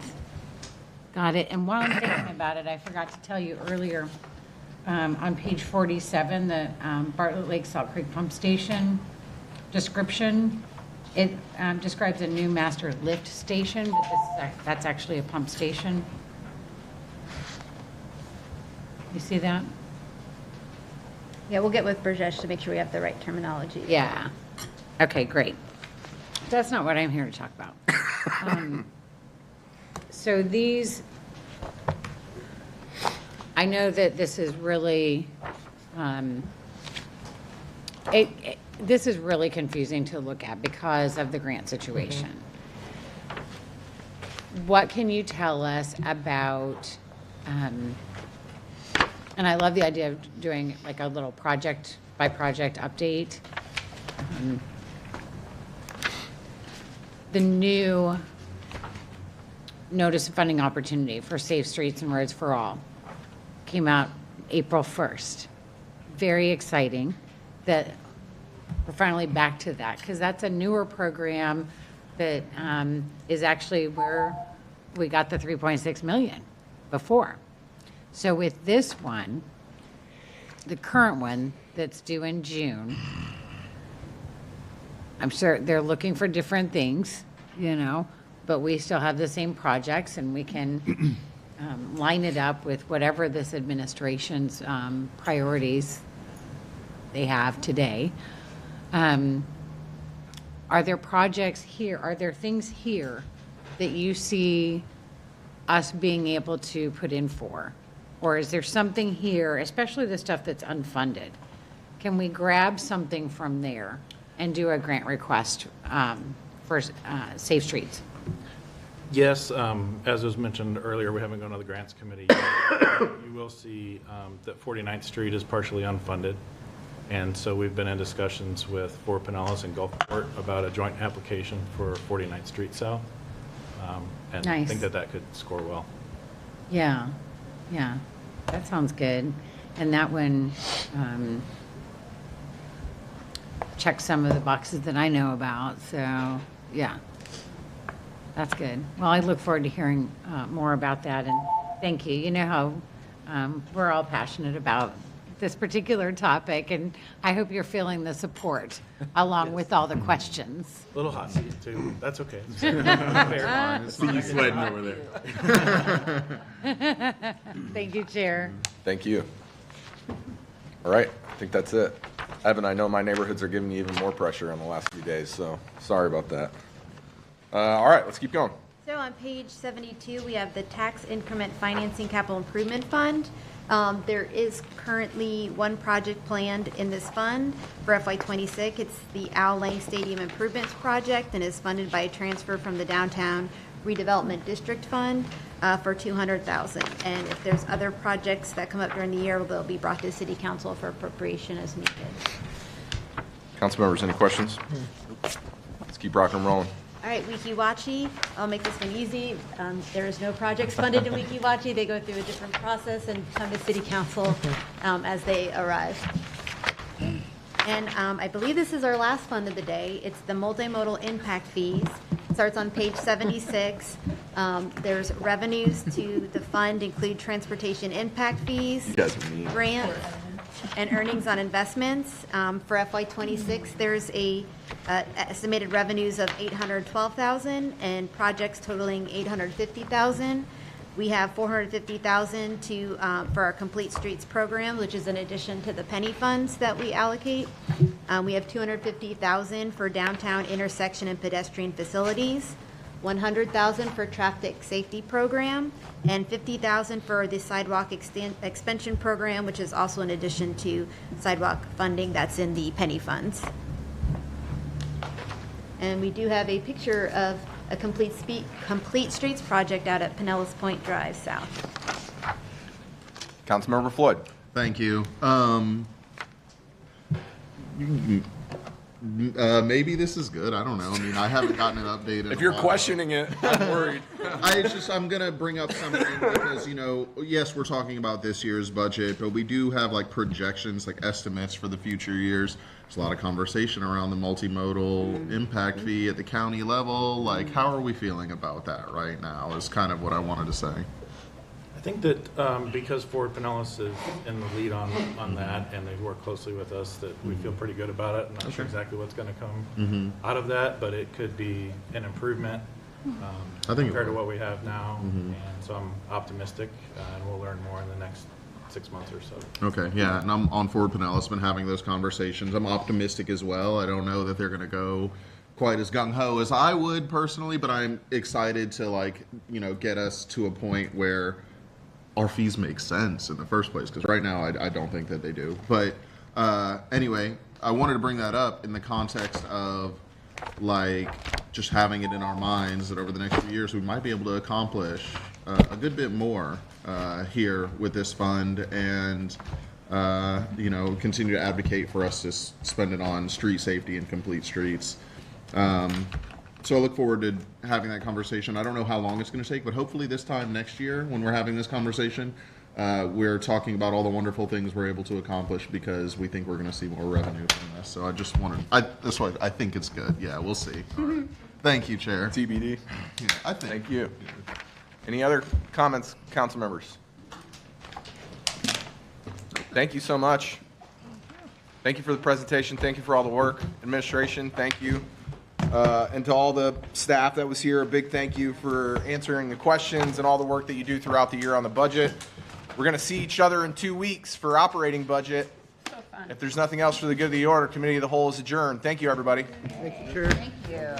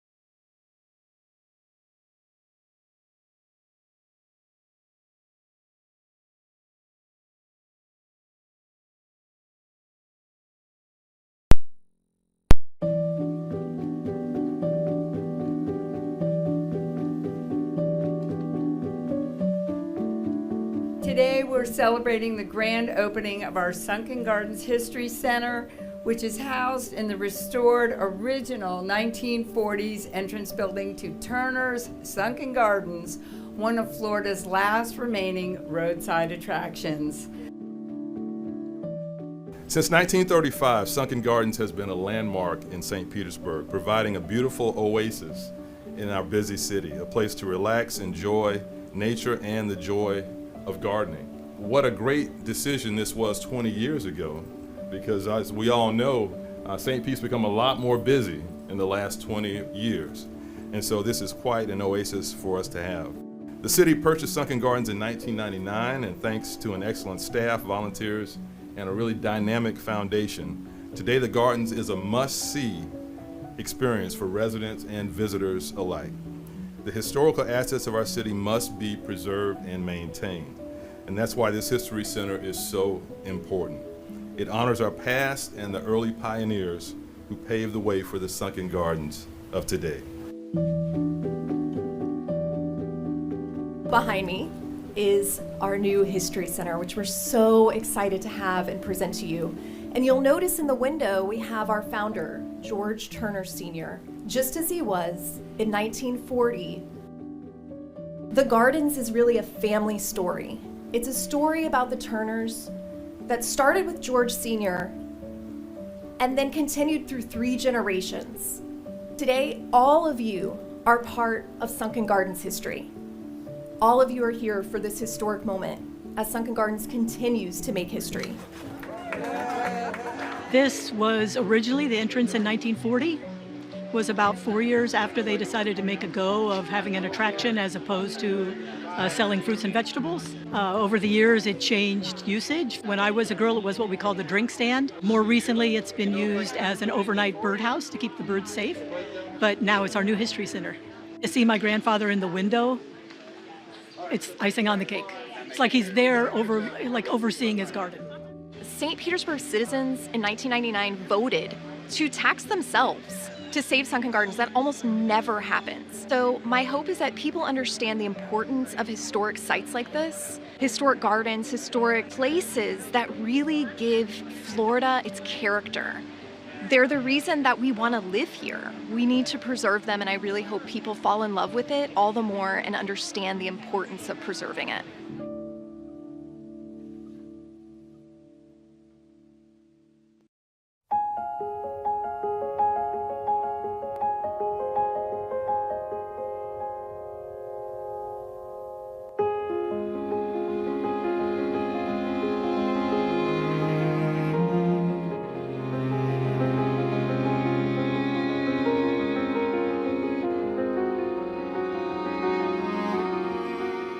because there were separate facilities.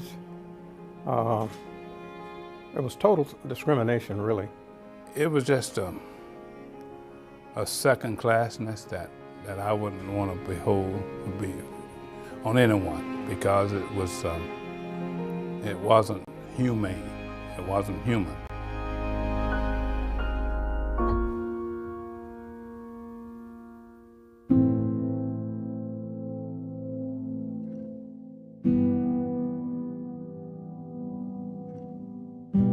We African Americans could not eat at the lunch counters. We could not even sit on those green benches downtown. We were not treated equally as the white citizens in this city. In 1963, I was hired on the St. Petersburg Police Department. And when I went to work at the police station, I determined that the police department wasn't totally integrated. The locker rooms were most definitely segregated. They were put in the corner. Patrol cars that they did have were the old ones, maybe not in very good shape. We African American police officers were always assigned to work in the African American neighborhood only. We could only investigate complaints from citizens of color. We could only arrest citizens of color.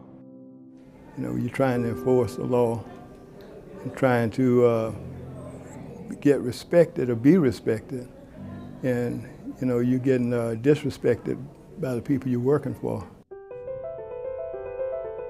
In 1965, there were 15 African American police officers on the St. Petersburg Police Department. That includes 1 sergeant, 2 detectives, and 12 uniform officers. They wanted equal responsibilities. They wanted to be able to police white neighborhoods like Snell Isle, like the Old Northeast, and they wanted to be able to arrest a white person and take them in without having to have an assist from a white officer. So we 12 uniform officers started having meetings among ourselves at different one of our homes to discuss the racial attitude that was against us as a police department. And at one point, finally, I think it might have been Fred Crawford who said, "The heck with it, let's sue them. If they fire us, they fire us." And that's actually where that nickname came from, you know, the Courageous 12, because every one of those guys put their jobs on the line when they decided to sue the city. On March 31st and April 1st of 1966, we went to federal court in Tampa, and Judge Joseph Lee ruled against us and ruled in favor of the police department in the city. That meant that we had lost the lawsuit. The NAACP agreed to file the appeal for us at no cost. On August 1st, 1968, the appeals court ruled in our favor, and we had won that lawsuit. When we won that lawsuit, we had different assignments. I'm the first African American police officer assigned to work in an all-white neighborhood. It was 100% white. We were very proud and honored because we felt that we accomplished what our mission was set out to be. We were honored at City Hall City Council meeting on September 13, 2007. And they gave us the key to the city and a proclamation. And we really thank the city for what they did for us. I never dreamed that I would see a black chief of police here in St. Petersburg. They have one African American chief now, and they had one previously black chief before. And it's part of what we was put that lawsuit for. We want to make sure that when people enter our lobby now, we want to recognize the doors that you walk through are the doors that these Courageous 12 open for minorities here in the St. Petersburg Police Department.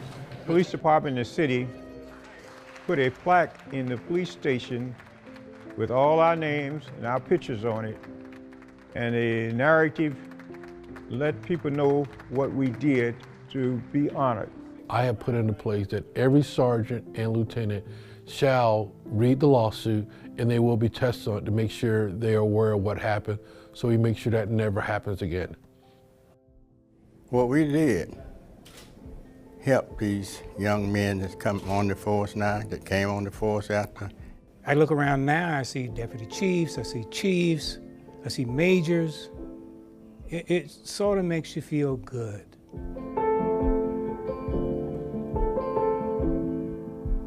That is the first 4 African-American police officers that were hired on the St. Petersburg Police Department in 1949. That's the Courageous 12. When I see these 12 faces together as unity, we was closer, just like brotherhood, that's what I think of. I'm the last one of the Courageous 12 left. And I think about those 11 other officers that are going on, because we were brothers. We were just like brothers. We were so close. And I am going to carry the banner on for those other officers that are going on. But I tell the younger generation to stand up and for what you got and what you believe in, and stand your ground and don't back down. And think about the Courageous 12 as what we did. We stood our ground and we did not back down.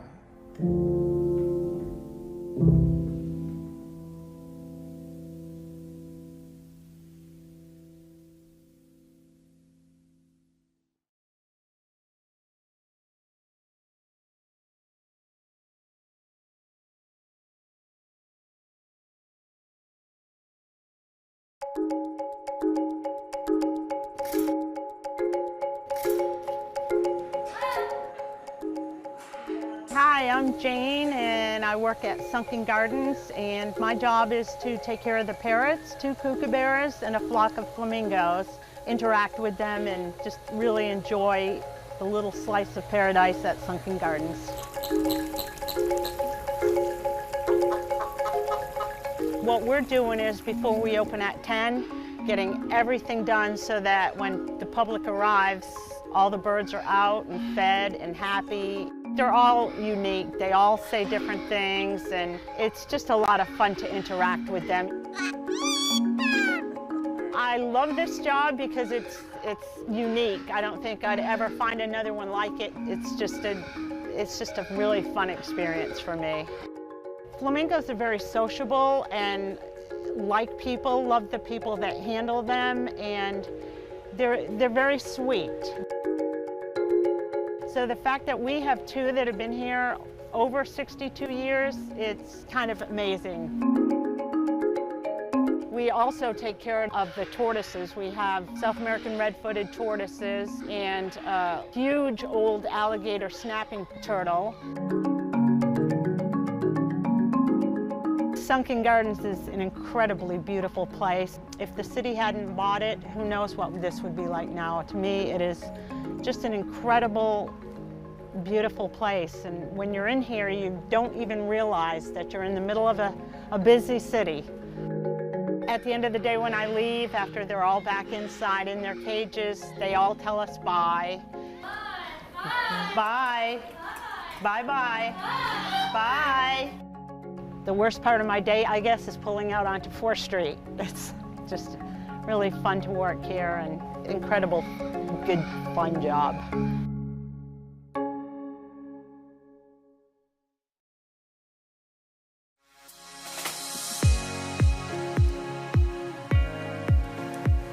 District 2 is the northernmost district in St. Petersburg. It's bound by Tampa Bay to the north and east, 28th Street to the west, and as far south as Tennessee Avenue Northeast. I'm Councilmember Brandy Gabbard, your representative for District 2. Today, we are at Power Design Inc., the city's largest private employer and a majority women-led business that has continuously been ranked one of Tampa Bay's best places to work. District 2 is the gateway to St. Petersburg for many coming from Tampa and North Pinellas. Its geography is one of the main reasons we are sought after by some of Tampa Bay's premier corporations, such as Jabil, HSN, FIS, and Raymond James. People may come for the jobs, but they stay for everything else we have to offer. As one of the fastest growing areas of St. Pete, We have a diverse mix of housing opportunities that include neighborhoods nestled along Tampa Bay, offering residents plenty of opportunities to take advantage of the St. Petersburg sunshine. You can spend your day grabbing a kayak or paddleboard from Urban Kai, playing some beach volleyball at Rec Deck, or checking out the wildlife and mangroves at Weeden Island. One of the jewels of our district is Riviera Bay Park, with its extensive walking trails, playground, outdoor gym, and my personal favorite, the St. Pete Bee Hotel, located within the butterfly garden that is filled with native plants and pollinators. After a long day outside, you can relax and unwind at one of our great local restaurants, such as Noble Crust or Paul's Chicago Pizza. And if you want something a little more exciting, come take a swing at the new Top Golf, located in Carillon, offering fun for the entire family.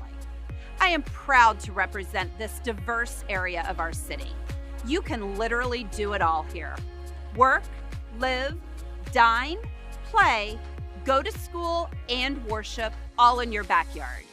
If you're looking for a new place to call home or to just spend the day, check out District 2.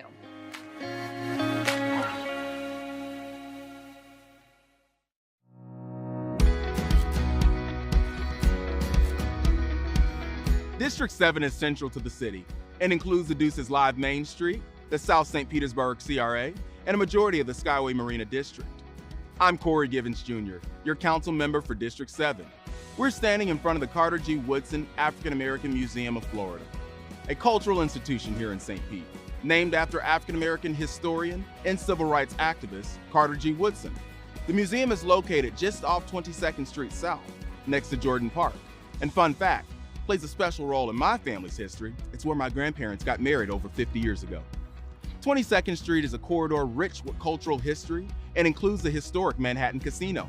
Originally known as the Jordan Dance Hall, the Manhattan Casino opened in 1931 and played host to legendary performers like James Brown, Louis Armstrong, Ray Charles, and many more. And the arts still thrive in District 7, almost 100 years later, from recognizable murals spread throughout the district to institutions like the Marian Center for Clay, where you can browse their wide selection of local artists' work or take a class to participate yourself. As far as rec centers go, I'd like to think that Childs Park is one of the best around. Serving as a central meeting point for Childs Park neighborhood, the center also hosts a swimming pool, a gym, and lots of playing field and open green space. You can take in a round of golf or a bucket of balls on the very friendly Twin Brooks Golf Course, a city-owned 3-par golf course in the middle of the city. District 7 is a thriving artistic hub. It distinguishes itself as a center for art, history, and community gatherings with a wide range of cultural events. This charming district has a lot to offer, whether you're interested in art history or just exploring the small local businesses.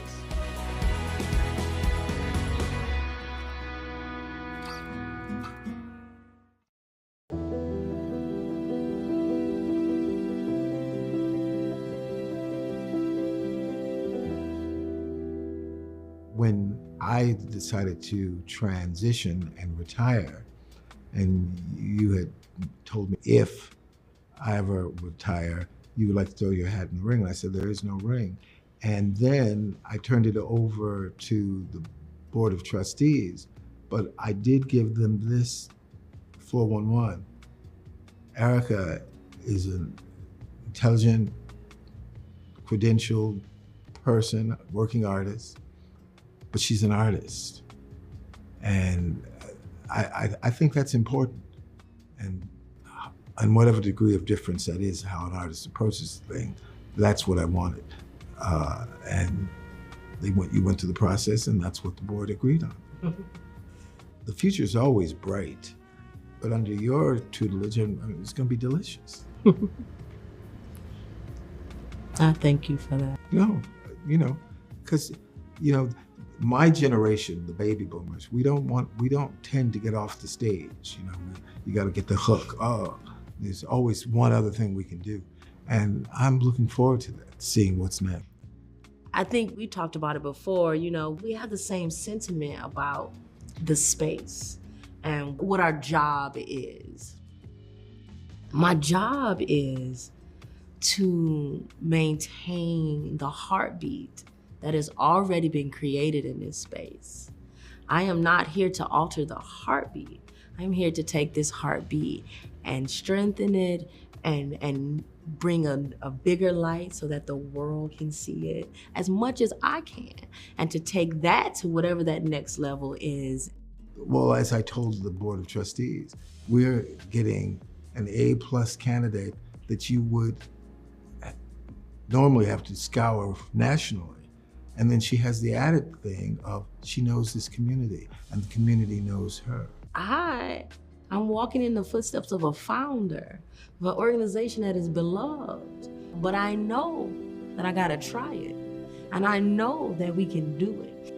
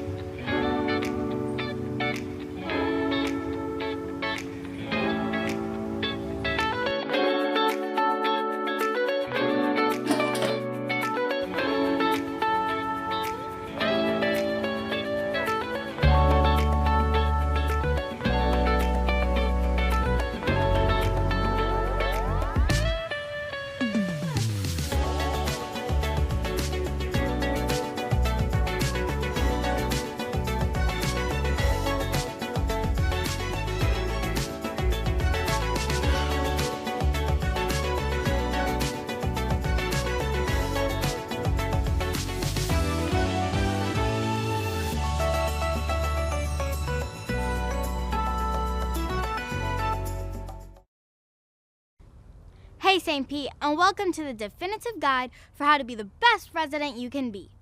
A little tip from our good neighbor guide. Let's talk about something stinky. Sewers. Not just sewers as a whole, but specifically what we put down our drains. The city works hard to keep things smooth. Here's how you can help. Remember, every drain in every building citywide all goes through our sewer system. So, when it comes to the bathroom, the only thing that goes down our drain is, well, number 1 and number 2, toilet paper is A-OK too, but not flushable white. They might flush down your drain, but they do not break down in the sewer system. And depending on where the clog exists, the expenses might be on you to fix. Use dental floss, any kinds of wipes, baby diapers, adult diapers, and Peppa Pig toys also do not belong down the drain.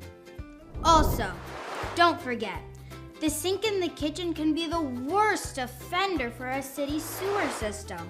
Never, ever put fats, oils, or grease down the kitchen sink.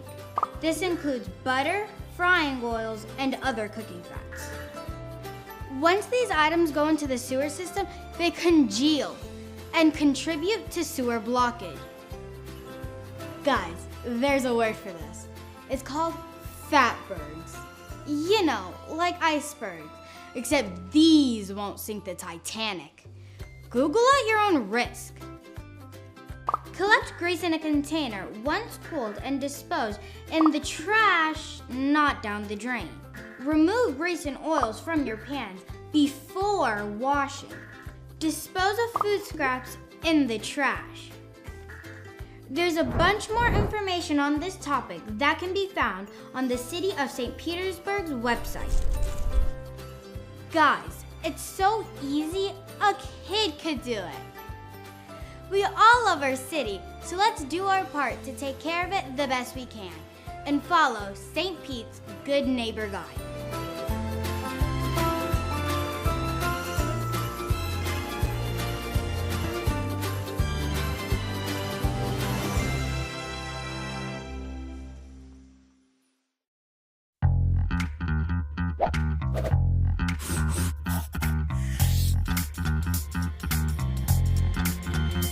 Hey guys, St. Pete Mayor Ken Welch here, continuing our Sunrunner bus tour.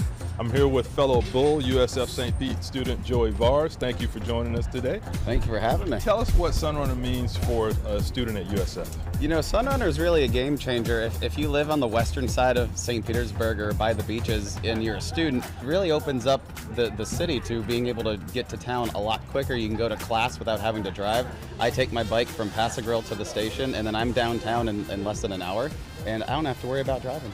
And you were telling us on the bus how you actually get your bike mounted on the bus. Can you explain that? Yeah, so the way that the Sunrunner has it, they have these little bike assists, and you wheel your bike right in kind of on the little machine, and then it verticalizes it, so it takes up less space. You can kind of stand more compact, and you actually get more people on the bus that way too. Cool. Well, thank you for sharing your thoughts with us today, Joey. Thank you for having us. We'll talk to you more on our Sunrunner bus tour.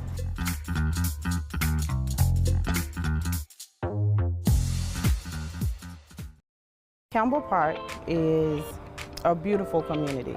It is rich with culture.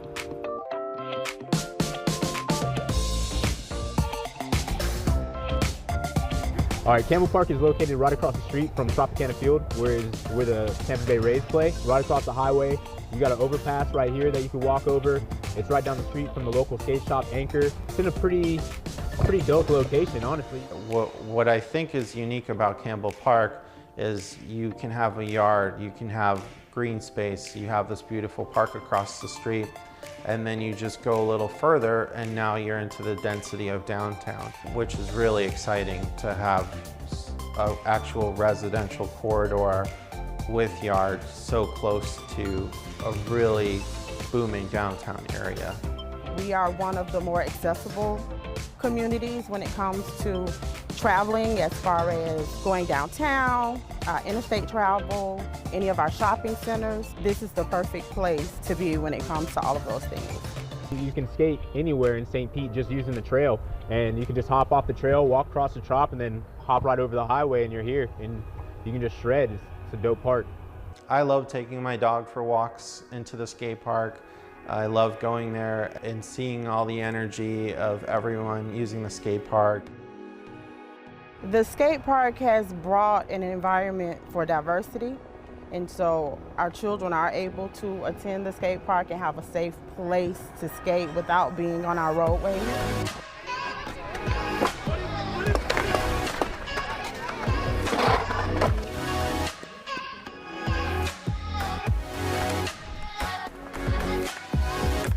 I definitely think that the skate park is going to help change some kids' lives out here, for sure.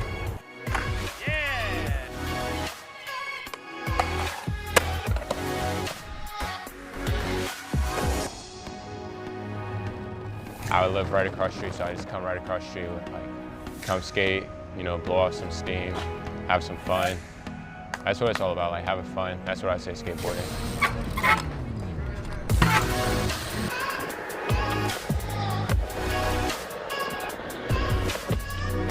Back in the day, growing up skateboarding, skateboarders and BMX bikers never got along. To see BMX bikers and skateboarders getting along so well together in a skate park is really transformative, because if BMXers and skateboarders can be in harmony, then everyone can be in harmony together. Nobody's gonna be like, oh, you're too short to do this, you're too tall to do this, you know? It's more of a, you just come here and you get to do what you do, self-express yourself through the park. Definitely, since the skate park's been built, there's been a lot of more little kids like on their sidewalk, like practicing how to skate. You see kids riding down the street on the way to the skate park.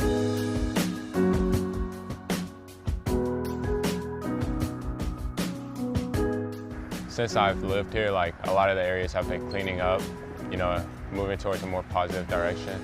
Everyone has kind of come together and worked hand in hand in improving things for everybody. Something where you create positive activity throughout the day has such a spillover effect on pushing out crime, which has been amazing.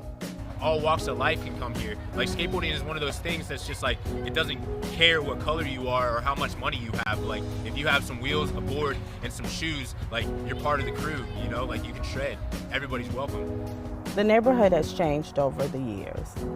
It was beautiful when I was a child, but it's beautiful now that I'm an adult.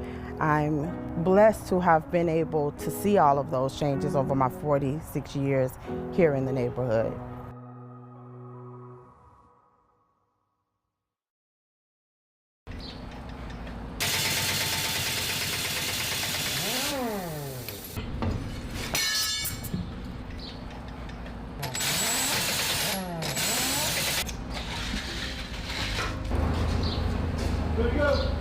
My name is William Clifton. I work at the tire shop for the city of St. Petersburg. I'm a tire and wheel specialist. My general responsibilities are to make sure everything rolls. We just make sure everybody's rolling safe.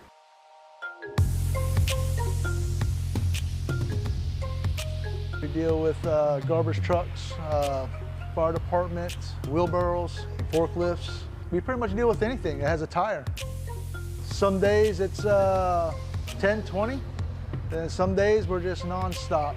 I know there's over 100 sanitation trucks. I think there's roughly 300 police vehicles, upwards of 1,000 or better.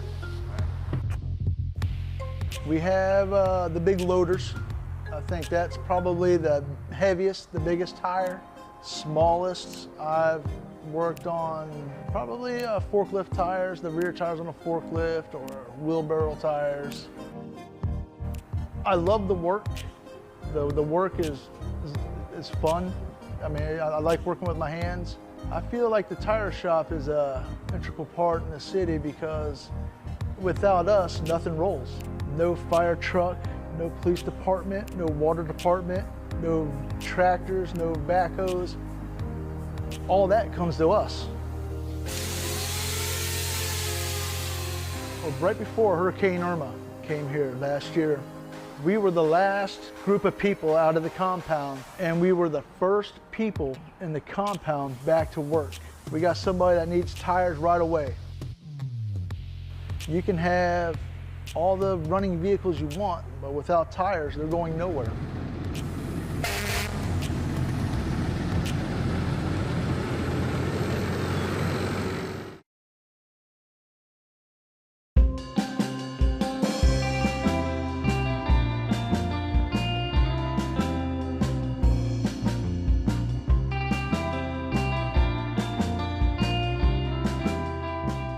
Hi, I'm Aurelis, and I'm the owner of the Happy Snapper food truck, and we've been in business for a little over 3 months. My name is Raphael. I am a full-time charter captain here out of O'Neill's Marina in St. Petersburg, Florida. I've been doing it probably for over 20 years. The role that I have in the food truck is pretty much I am the fryer. She pretty much puts everything together, makes it look nice and pretty going out. I do everything else.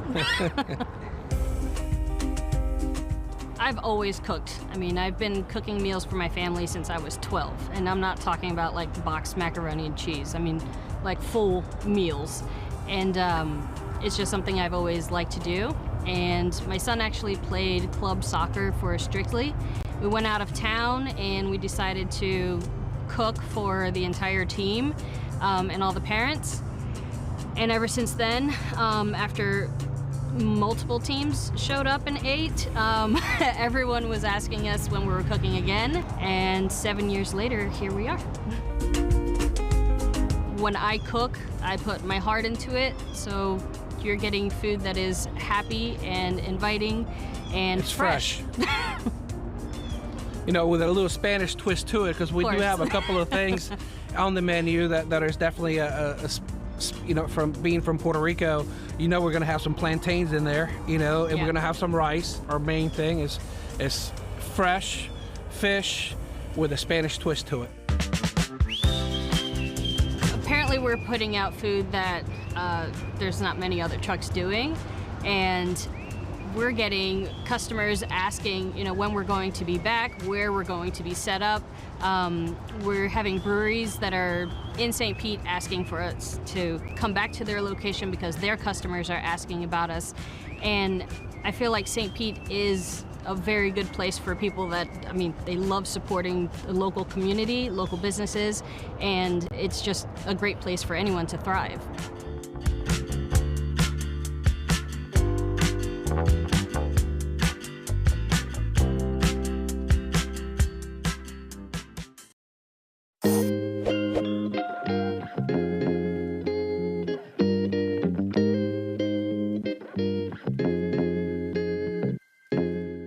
Another great day in St. Pete. We're here at the St. Pete Yacht Club celebrating the 52nd Regatta del Sol Al Sol race.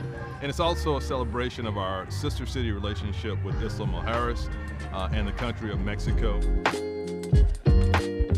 Isla Mujeres and St. Petersburg are sister city. The main reason is La Regata de Sol a Sol. We are connected. We share culture. It's really a great relationship that helps build economic trade and visitation between the two locations.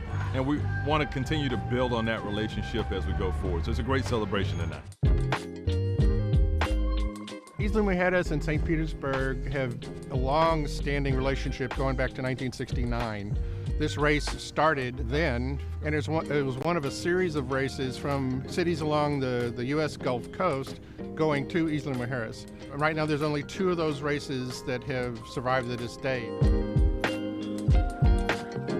For St. Petersburg, that means we have 2 sister cities, Takamatsu, Japan, which is our oldest, and Isla Mujeres, which was started in 2016. I mean, it's really just a way to recognize the connections that we have with another city around the world and build that economic and cultural connection. It's an amazing relationship. It's a great relationship. We have a great relationship with Mayor Welch. We have a lot of events together. And now, Association of Mexican Mayors has a recognition, an award, the name is ALMA, to Mayor Welch. The reason is the great relationship with Mexico. We really want to be in touch and make sure that the entire world knows that we welcome everyone to participate with St. Pete in our economic growth and enjoying everything that St. Pete has. Buen viaje. Bienvenidos a México.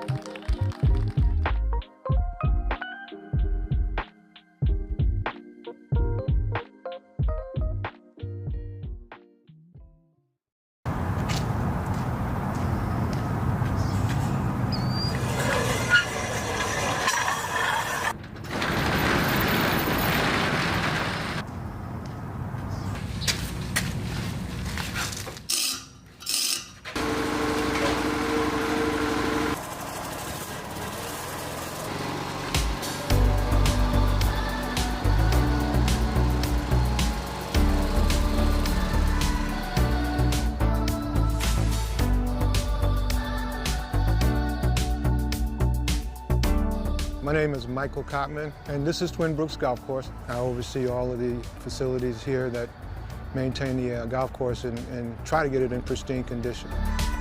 It's a 9-hole golf course. We have a practice facility in the back, which is 3 practice holes. It's a really unique facility because it's in the middle of the city. It's really a benefit to the city because what we do here is we provide a place for play that's more reasonable than any of the other golf courses in the area. We have guys that come out here that are 80 years old. For them, this is an exercise. It's a chance to get out of the house and to do something. And for the kids, it's an opportunity to get off of the streets and to learn the game. My day begins around 5 o'clock. Make the assignments for everybody, make sure everybody's got the tools and protections that they need. So we set up the golf course, get that done, and then we'll do all of our other stuff. We'll mow fairways, we'll mow rough, we'll trim trees, we'll do hedges, and any other thing that pops up. So it becomes pretty daunting at times, but we manage to get it done, one bite at a time.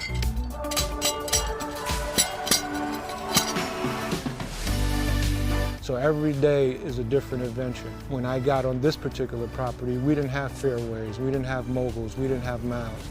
Now we have a primary place to play where it looks like an 18-hole manicured golf course, even though it's 9 holes. There's a satisfaction that you get when the transformation process, to see it go from what it was to your vision, is so fulfilling.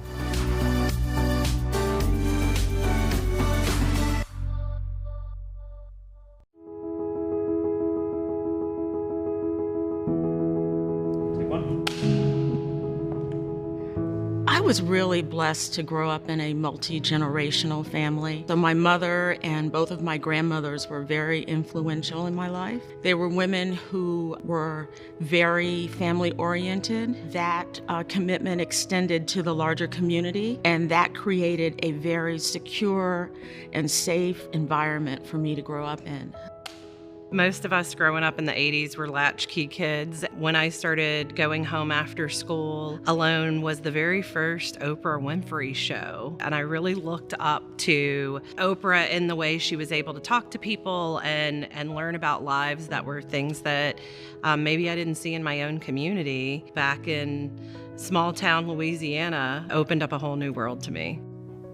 My childhood was full of family, so my role models were my immediate and extended family members. And while many of them are no longer physically here with us, I still have all of their teachings, the lessons, the love for family, the hard work ethic, laughter and talking that applies to my life now, that I hope my daughters will carry into their lives and hopefully eventually their families. My mother is definitely the strongest role model in my life. She was the instrumental person in getting us out of Cuba. She taught me the importance of being independent, being resilient, and also as a working mom, she taught me that you could balance a career, family, and God. I am very hopeful about the future of women leaders in St. Pete. It's very promising. Already we have women in management positions and in leadership positions. We have women in some of the places that we've been wanting to be for decades. There's lots of women in every single role in the city, whether it's police officers, firefighters, and leadership. The one thing that I love about the female leadership that's in place is that they are making a path for other women to follow. But we also have a lot of work to do because I think we can diversify that pool of women still. You have to have people of all walks of life. Everyone brings something different to the table, and it's important to hear all of those perspectives in order to find something that works best for everyone. After all, we're representing a very diverse, very large city now. Women have such an important role in our culture. The future of women in St. Pete has never felt brighter. Mentor a young lady or find a mentor for yourself. Be sure to honor women in your life. This month and every month.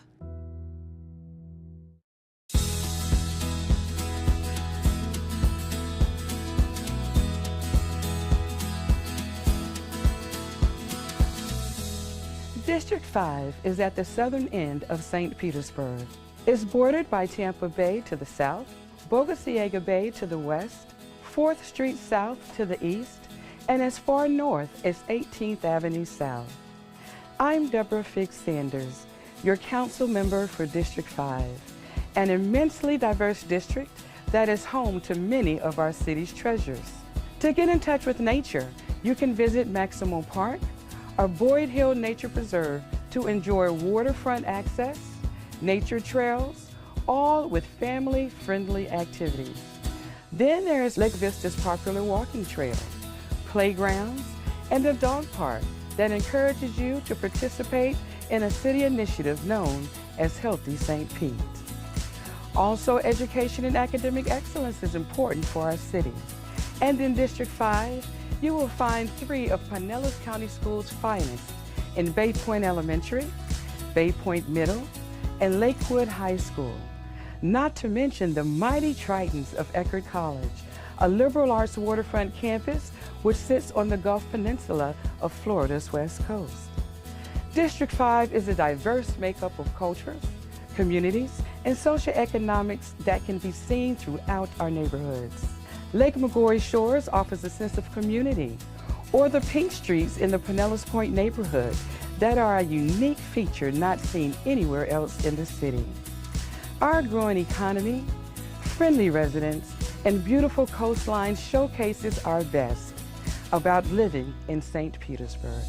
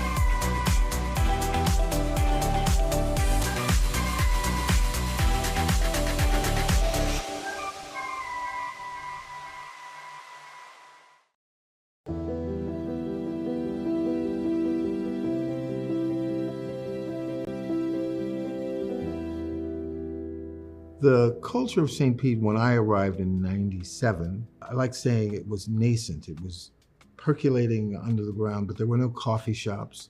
There wasn't the Globe coffee shop that Joylyn Schilke created. There was no place for people to hang to say, I've experienced this, now let me talk about it over a cup of Joe.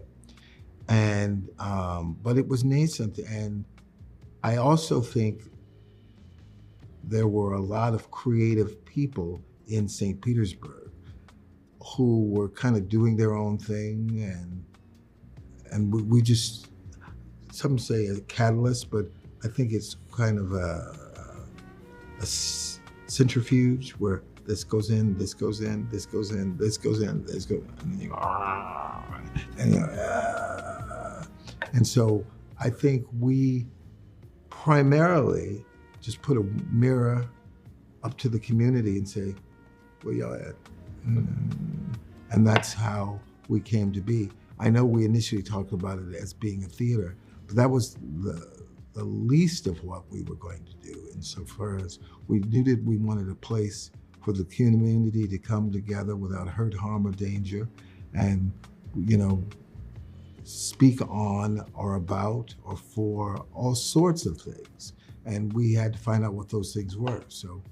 Well, I can say that when I got here in '08, because a lot of people don't know, that my first performance in St. Pete was here. This was the place to be. Everybody was talking about the studio. They wanted to work at the studio. They wanted to be at the studio. The community is the reason why it succeeds, and we get to feed the community. So it's a cycle, right? It's synergetic. It's and everybody needs to feel like they have a home.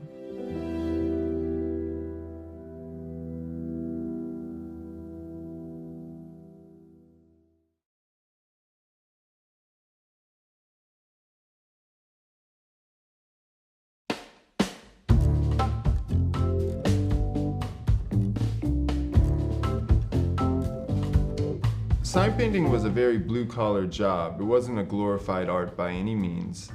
The people that were practicing sign painting, they had to find the most efficient means of going about it. So oftentimes they would draw it directly on and paint from there. And when you take that approach, it's prone to accidents. Sometimes you'll have the proportions a little bit off, or you'll see a little bit of these imperfections. And I think that's really charming. I think that catches people's eye. They feel a little bit more connected to the personality of the lettering or of the sign. Inside an art studio, it was a warehouse, and there was a lot of other great artists, and I realized no one there was really focused on lettering. In that time, they asked me to start painting signs for each different art show that came about, and that really got me the experience and working on a large scale. I totally fell in love with crafting the letters and building them up from scratch.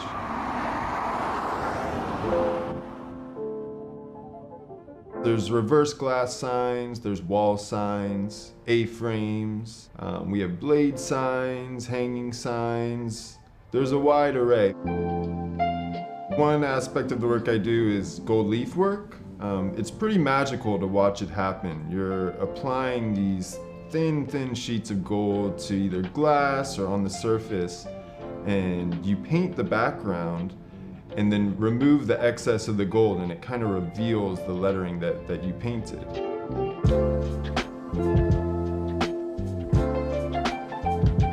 St. Pete has a really great small business community, and I've had the opportunity to work with so many great people that started out as clients and become good friends. I really appreciate the trust that people give me to help them and advise on what sign's gonna work best for them. At the end of the day, you eat with your eyes before you do with your mouth, so having a good sign will leave a lasting impression. And you might not always know why you like it or dislike it, but it sticks with you.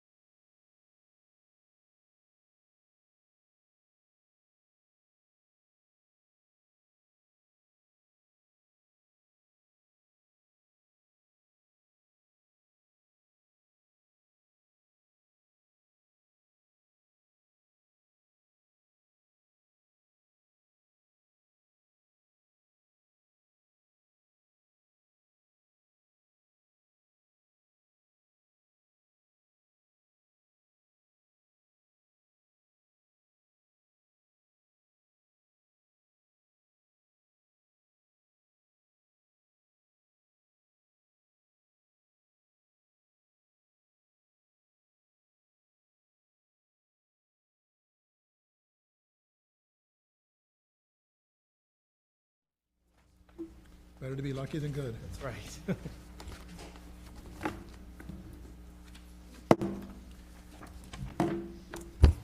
Good afternoon. My name is Kevin Reale. I'm chairman of the Development Review Commission. I'll be presiding over today's hearing. On behalf of the rest of the board, welcome. The Development Review Commission is a voluntary group of citizens appointed by the mayor and confirmed by the city council. The commission is responsible for considering requests including special exceptions, site plan approvals, variances, reinstatements, redevelopments, and street vacations. Copies of today's agenda are available at the podium to my right, your left, over here. Certain proceedings on today's agenda are quasi-judicial, meaning that all parties will have a chance to present evidence and testimony to assist the commission in making its decision. In fact, everything on the agenda today is quasi-judicial. If you have questions regarding the quasi-judicial procedures, there's a guide available from the clerk at the center console. All persons who plan to provide testimony today will be required to take an oath prior to speaking. Anyone speaking before the commission on a quasi-judicial item must fill out a blue card and will be sworn in by the clerk prior to speaking. A representative for a group or organization may be designated, but the representative will only be allowed 3 minutes. The pooling of time is not permitted. For each quasi-judicial case on the agenda, a presentation will be made to the commission by a representative from the city administration. Staff, the applicant, and any registered opponent will each have 10 minutes for their presentation. Following presentations, all persons in attendance who have filled out a blue card will be given 3 minutes to speak. If you have filled out a blue card, you will be called by name and asked to approach the podium. All statements, questions, or testimony must be stated in front of a microphone located at either podium. And that's important. If you do speak today, make sure you are at the microphone when you speak. All statements, questions, or testimony must be stated, when addressing the commission, please begin with your name and address and state whether you have been sworn. Once members of the public have had a chance to speak, cross-examination will begin. During the cross-examination phase of the proceedings, city administration, the registered opposition, if any, and the applicant will each have 5 minutes to ask questions of any witness. Questions should be directed to me as chair. I will redirect the questions for the appropriate response. Following cross-examination, rebuttal and closing statements begin. During this phase of the proceedings, city administration, the registered opposition, if any, and the applicant will each have 5 minutes to provide rebuttal and closing statements. If there is no registered opponent, any person who wishes to be a registered opponent may register as a registered opponent with the DRC clerk prior to the beginning of the initial presentation of the case and may participate in the limited purposes of cross-examination and rebuttal closing. If more than one person wishes to utilize the time for the opponent, the opposition must select one representative to present their case. After rebuttal and closing statements, the public hearing will be closed and the commission will go into executive session. The commission may ask questions of the applicant or the public at any time during the proceedings. All motions of the commission are made in an affirmative manner with a quorum of 5 or more commission members. It takes 4 concurring votes of the commission for any motion to pass. Once the commission has voted on your item, we ask that you continue any conversation outside if the weather permits so we can move forward with your fellow St. Petersburg citizen DRC matters. Please turn off all cell phones and similar devices, and please stand for the Pledge of Allegiance. Pledge allegiance to the flag of the United States of America, to the republic for which it stands, one nation, under God, indivisible, with liberty and justice for all. All right. If you are going to speak tonight, please stand to be sworn.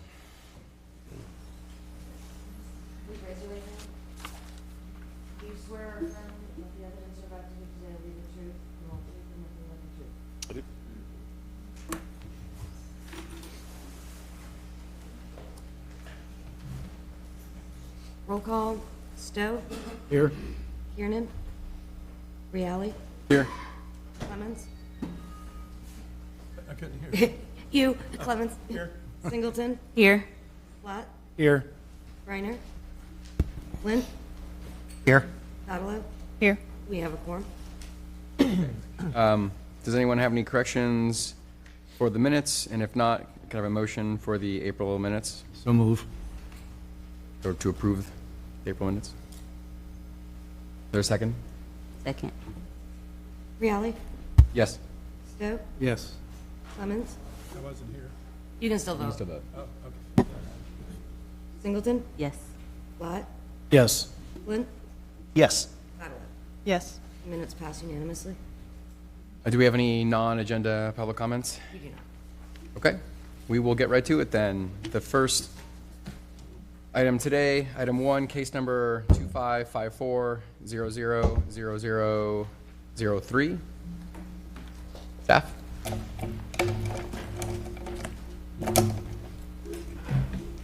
Good afternoon. My name is Chelsea Freeman. I am a planner with Development Services, and I have been sworn. The subject property is located on 11th Avenue North, west of 28th Street North. The subject property is located in the NT2 Neighborhood Traditional Single Family District Number 2 zoning district. It is within the Floral Villa Estates, which was platted in 1924. It is Block 8, lot number 17. The subject property's dimensions are 54 feet wide at its midpoint, 125.75 feet deep at its midpoint, containing approximately 6,761 square feet in area. The property has been developed to contain a single-family residence, which was issued a certificate of occupancy in January of 2007. The application involves a variance request with 3 separate components. The first pertaining to impervious surface ratio of the total property. This is after the fact and relates predominantly to a paver deck in the rear yard. The second variance component pertains to the setbacks of a shed with a covered patio. This is after the fact. This is a codes enforcement case for lack of permits. That is also involving an easement, meaning a separate minor encroachment approval would be required for this structure. The third variance request component involves the fence height, where the maximum fence height for the rear perimeter fence, with the maximum being requested is 8 feet. Here we see a survey of the site property. And there are the documents pertaining to an easement which has been identified in the rear yard, a 5-foot easement on this property and a 5-foot easement to the neighbor to the south were identified. This easement contains both city sewer infrastructure as well as TICO and Duke infrastructure. Again, any sort of setback for the shed and covered patio would need to have a separate a minor encroachment approval for this easement from the engineering department. The first variance issue pertains to the ISR, pardon me. Here we see highlighted in red the ISR total for the property. It was calculated by the surveyor where 78% is present and the maximum available impervious surface ratio for an NT2 zoned property is 65%. Meaning that the property is exceeding 20.6%, and this excess represents 905 square feet. The applicants describe the home as being designed for to allow for aging in place and use for mobility devices. No formal ADA documentation was provided, and ADA does not pertain to future potential disabilities. To clarify, this deck is measured at 10 inches tall, and thus no building permit is required as confirmed by staff in the building department. I do want to draw your eye to the red circle in the middle of the deck, which is a drain. This drain is associated with a subterranean stormwater system of the applicant's design and build. They've provided specifications of the materials they purchased and a plan of how it was installed here. The LDR does not provide adjustments to the maximum impervious surface ratio for this situation. The only adjustment that the LDR does include is that wooden decks have a 50% reduction for their area of impervious surface ratio. There is no means to ensure the stormwater infiltration volumes, discharge rates, or system maintenance of such a structure. The second variance request pertains to setbacks for a shed and an attached covered patio. The interior side setback for the shed to the east, as indicated in orange here, should be 5.4 feet. It is constructed at 2.9 feet, representing a 2.5 foot variance, 46.3%. The rear setback for this shed should be at 10 feet. It is constructed at 4.4 feet, thus requiring a 5.6 feet variance, 56%. The attached covered patio, here indicated in green, would require a 7.5 foot rear a rear yard setback, and is constructed at a 3.1 foot setback, thus needing a 4.4 foot variance, 58.7%.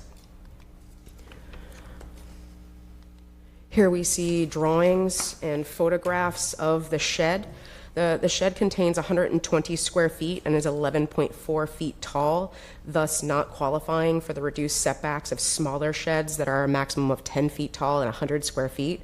A shed of this size would be required to meet the standard building setbacks.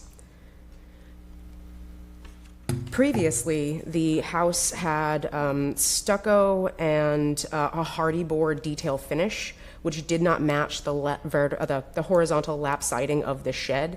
The applicant has updated the upper siding of the house to horizontal lap siding to match the shed.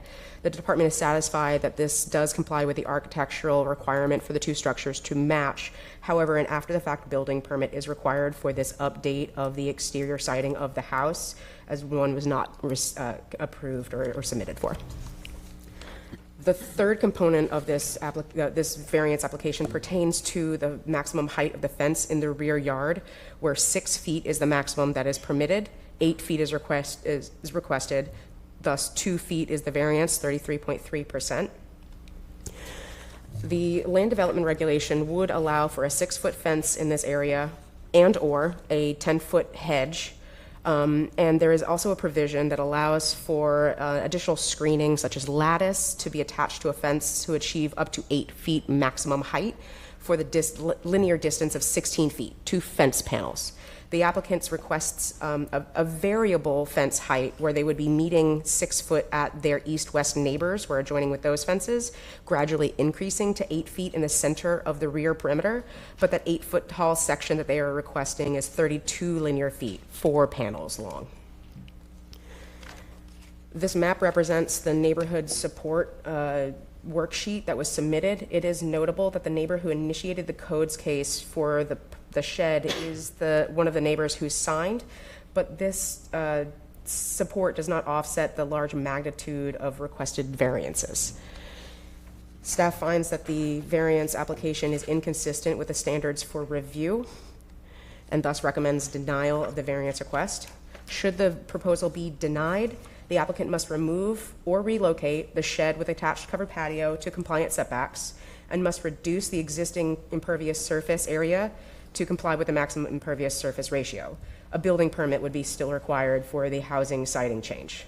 Should the proposal be approved, it will be subject to the conditions of approval as outlined in the published staff report, which include obtaining after-the-fact building permits and approval of a minor encroachment for the easement. Thank you. Questions for staff? So, I understand about the permit for the siding on the main house. On the other improvements, do we have any idea when those improvements were done? The deck appears to have been done sometime shortly after the initial construction of the home in 2007. It would not require a permit. There's correspondence with the building department that it comply with code, but doesn't technically require a permit. Correct. And so, and again, in terms of the fence and the shed, we don't really know. The fence is before the fact. The shed, I believe the applicant could maybe provide additional details as to when the shed was constructed. Okay, thank you. I got a quick question. And so they're going to require, if everything stays where it is now, they would require our approval of the variance and a minor encroachment. I'm not familiar with that process at all. Are you? Can you speak to that? Is that something that's normally done? Is that something that's difficult? Are we doing it in the right order? From my understanding, the setback pertains to the location of the structure, but its existence in an easement would be a minor encroachment procedure with the engineering department, in which it would also involve communication with the entities that have improvements in that easement, including Duke and TICO and our own Public Works Department. Perhaps Corey can provide more information. I mean, this would be the first step. If this is denied, the minor easement would not be required. If this is approved, the minor easement may not be approved. Correct. So this is contingent on that. Engineering will review that solely on what is currently in that easement, and it's a case-by-case analysis. And if I recall, it's 4.5 feet, 4.4 feet off the rear yard, so it's 7 inches into the easement, more or less. 0.6 feet, looks like it encroaches 0.6 feet into the 5-foot easement. The rear covered patio is at 3.1. The patio, the shed. That is the lesser amount in this easement. Okay. And can you confirm that the shed did not, they did not get a permit for the, not the shed, I mean the covered patio? Correct. The two attached structures are both lacking a permit. Okay. You mentioned something about you can't determine the viability of the drainage system, the underground drainage system.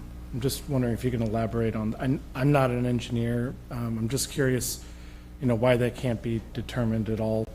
Because I feel like that might help understanding if that works well. It might help lend a decision on the impervious surface ratio. I know the applicant says that it works great. But. Attachment H in your staff report pertains to the information that was provided for the subterranean stormwater system, with the rear couple pages being the site plan that was provided. There are details and the materials which were purchased online. It does not appear that an engineer was consulted in determining these volumes, and as a planner, staff was unable to provide these stormwater engineering procedures. Currently, the city doesn't recognize these systems, to offset the impervious ratio that is required for this property. There's not enough data and studies done. Well, I guess, I can say this for later, but just to confirm, there's no permit required for the pavement, but something that has some sort of engineering design would probably require some sort of review and approval, right? Even if we had engineering for it, there's not a mechanism Right. to honor the increased ISR that is produced by the coverage. I can ask the question a different way. So there's no. I do not know if it would require a permit or not. Well, but there's no. We don't permit any type of. We don't allow any type of retention in the city that's not permitted. Anything that needs to meet our drainage ordinance, or anything that needs to meet building code or Swift Mud regulations, requires permit. Okay. Thank you. That doesn't mean someone couldn't do what they consider above and beyond.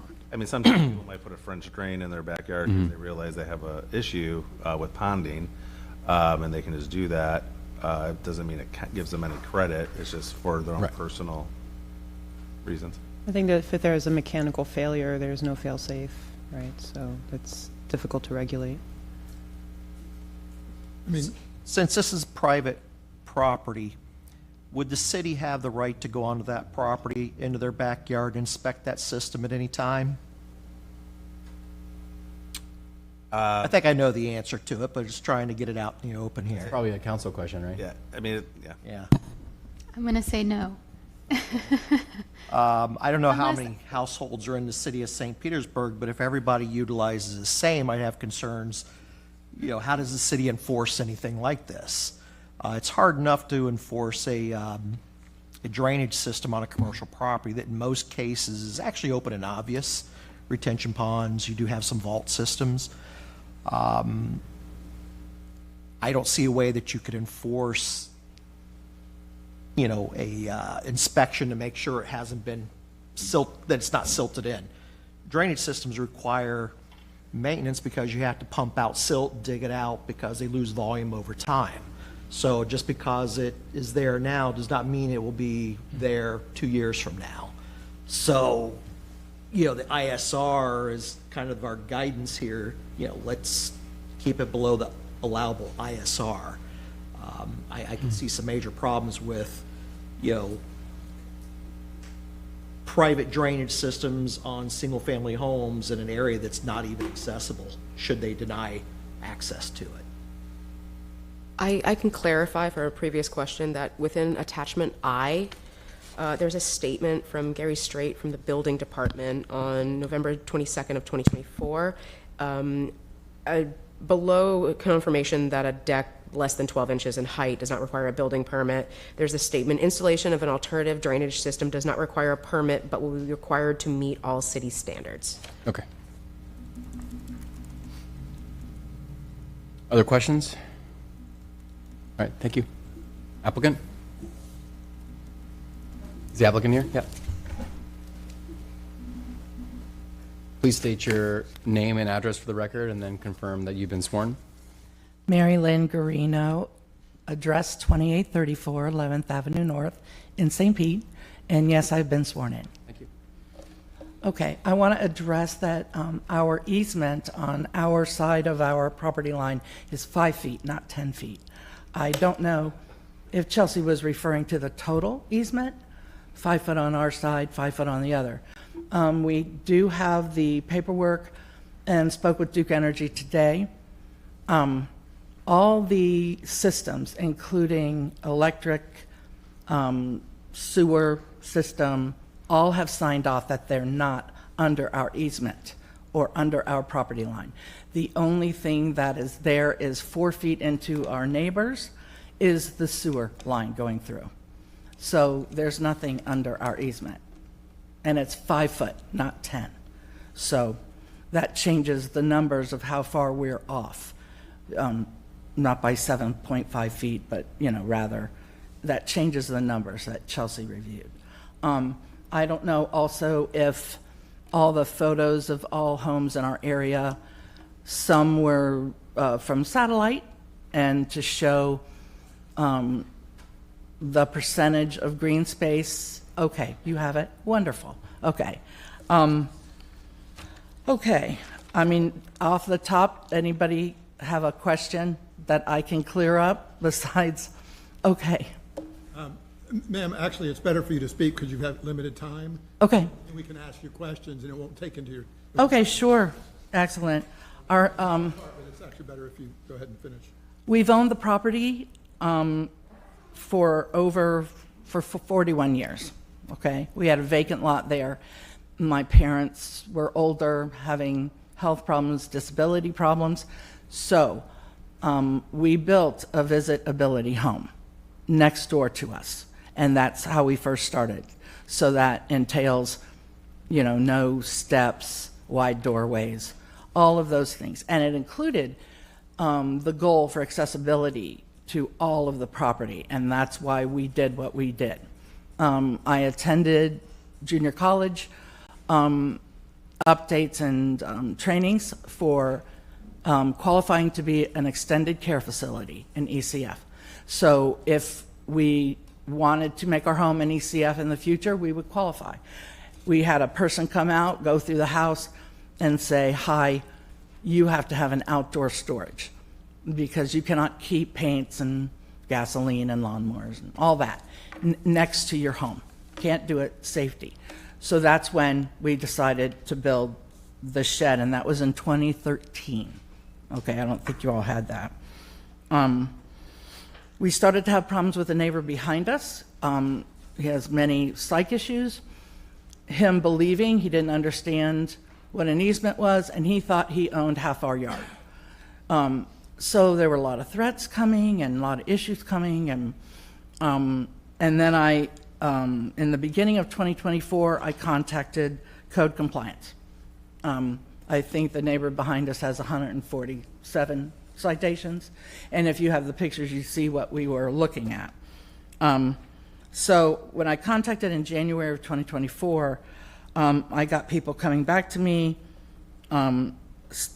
saying, here's what we're offering. We said, can we build a wall back there because we have a wall on the side of our property on the west side. Can we keep the same architecture and build that?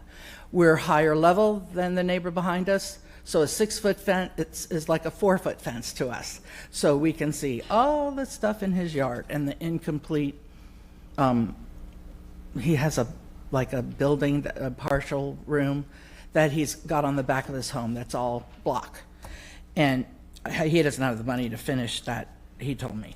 So we went through months back and forth calling construction services and what were we allowed to build, all of that. And then when that started, our neighbor behind made a complaint and said, oh, I don't like the shed because their shed is on my property, okay? It went back and forth, and finally on March of last year, he actually knocked down the rest of our fence because we moved bamboo so we could build a fence or a wall. And that gave him the opportunity to knock down our fence and move his stuff into our yard and destroy property. And he spent the night in my backyard. That was fun, okay? So we had another surveyor come out. They surveyed and said, hey, your property line's actually 4 foot back. Okay, and that's when our neighbor became very nice and compliant. That's why he signed off, even though he made the complaint, because police were there, took pictures, everything. And so we've had this going on. Now, we always told him, his name is Everett Smith, we always said, we want to do what's right and correct. We don't want to come back later and have to redo anything. So he finally appreciated that. And so now the hostilities have stopped, okay? So we're very happy with that. And he's like, go ahead, build whatever you want, so that he wouldn't fight it. We were very concerned he would again knock down the fence and come and live in our backyard. Everything else in here, I'm assuming you received all our, for the variance, the explanations for the variance. Why did it happen in the first place? Well, because we had family members helping us build it in Stevens Point, Wisconsin. They can build sheds much bigger, I guess. And I was not aware of it. My husband was not aware of it. And then later I'm like, what did you hear from the city? And he told me. And we were like, I go, is that 10 by 10? He was told he could put it right on the property line. So they were not paying attention to being 5 feet from the property line, because I guess if it's smaller, the correct 10 by 10, it can be on a property line. But because it ended up being bigger, I said, uh-oh, this is not good. And that I knew when we got the violation notice.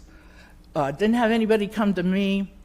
Mr. Henderson never responded to any of my emails or phone calls or texts.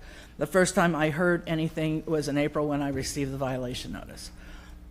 Would have been happy for someone to come over and look at everything and give us a good idea. And the reason we have pavers is for accessibility, so that whether we have our family, we're aging in place, we plan to be there till the day we die.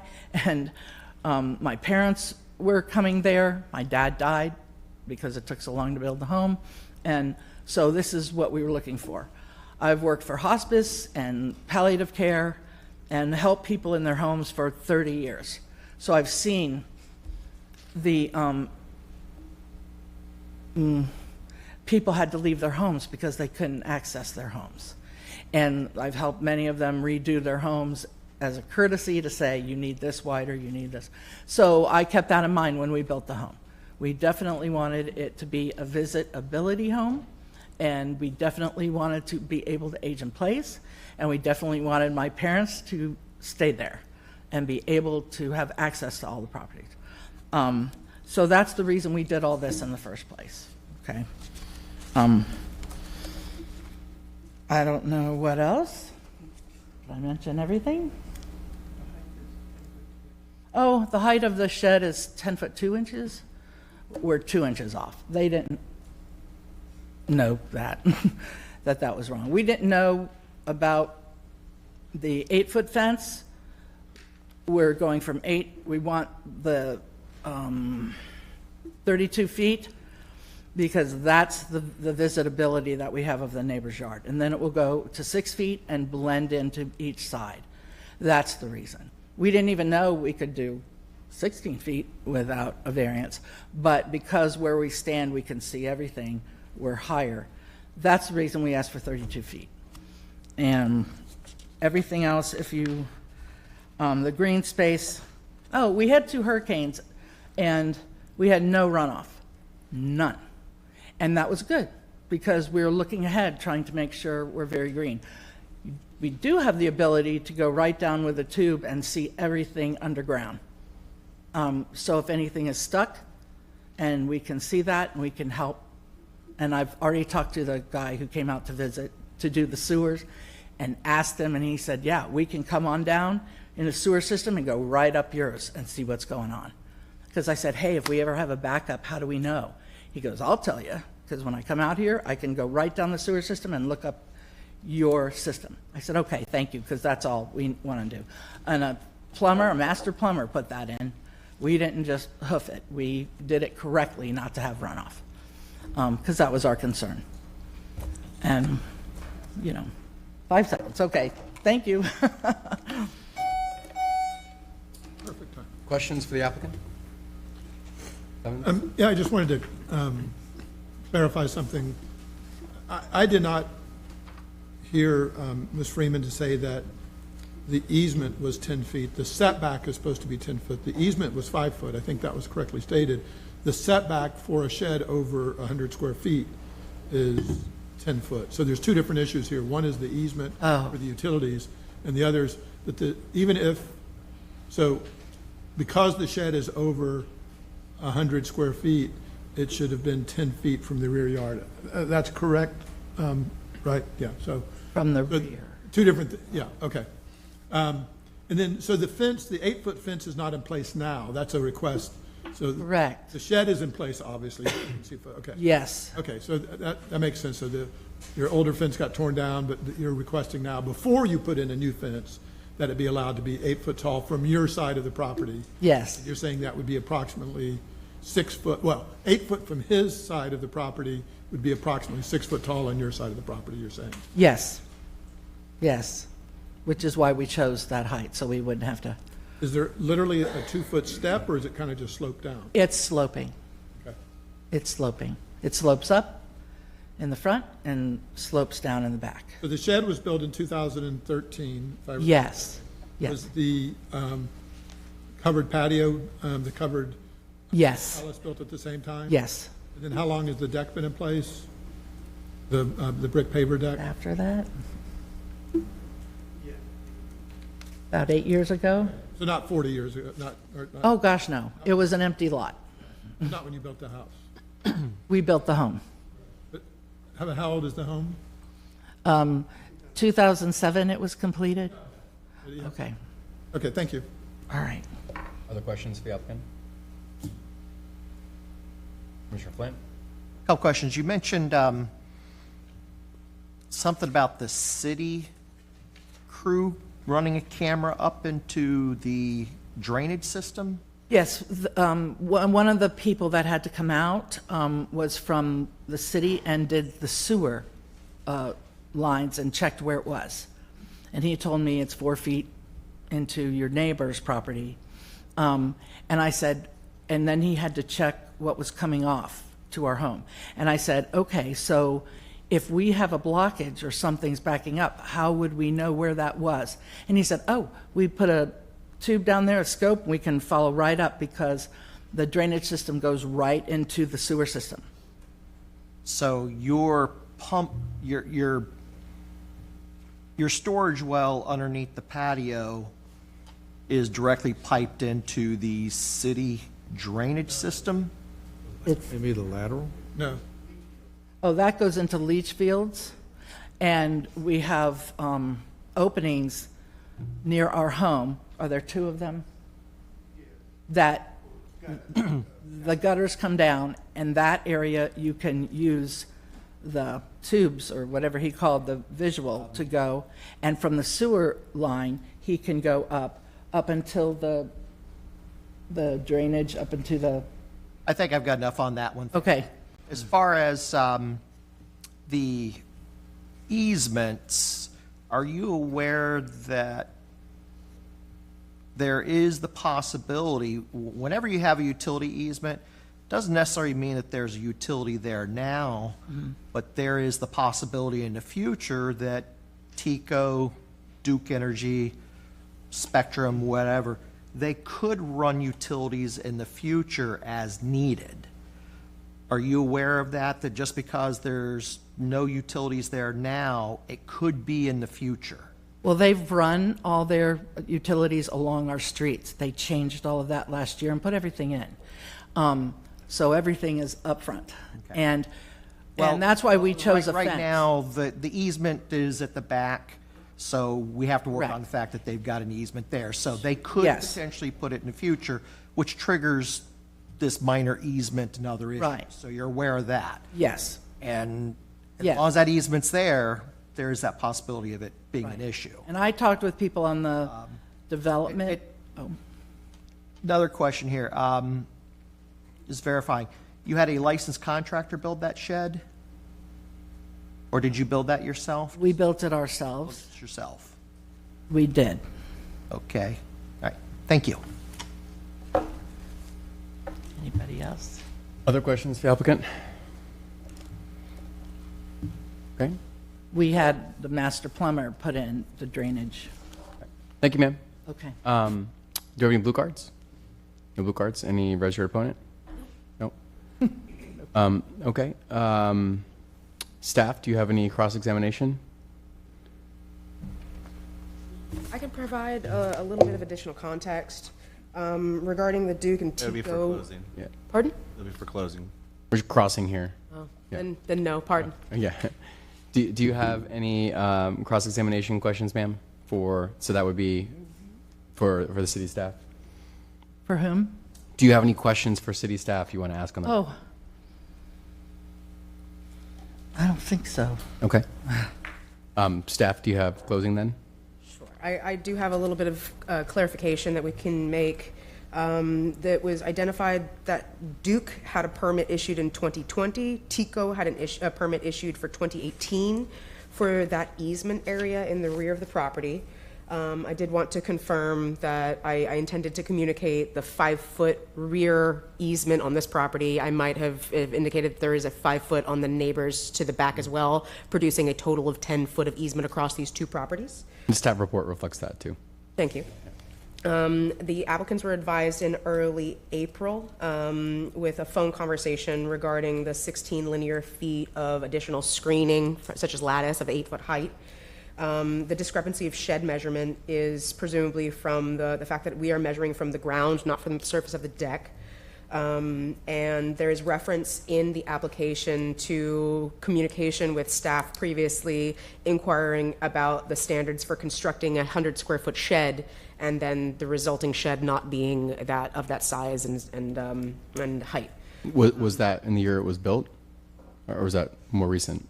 I'm not sure when that communication was, but it's referenced in their narrative information that they inquired of staff of how to build a 100-square-foot shed, and then the resulting shed is 120 square feet.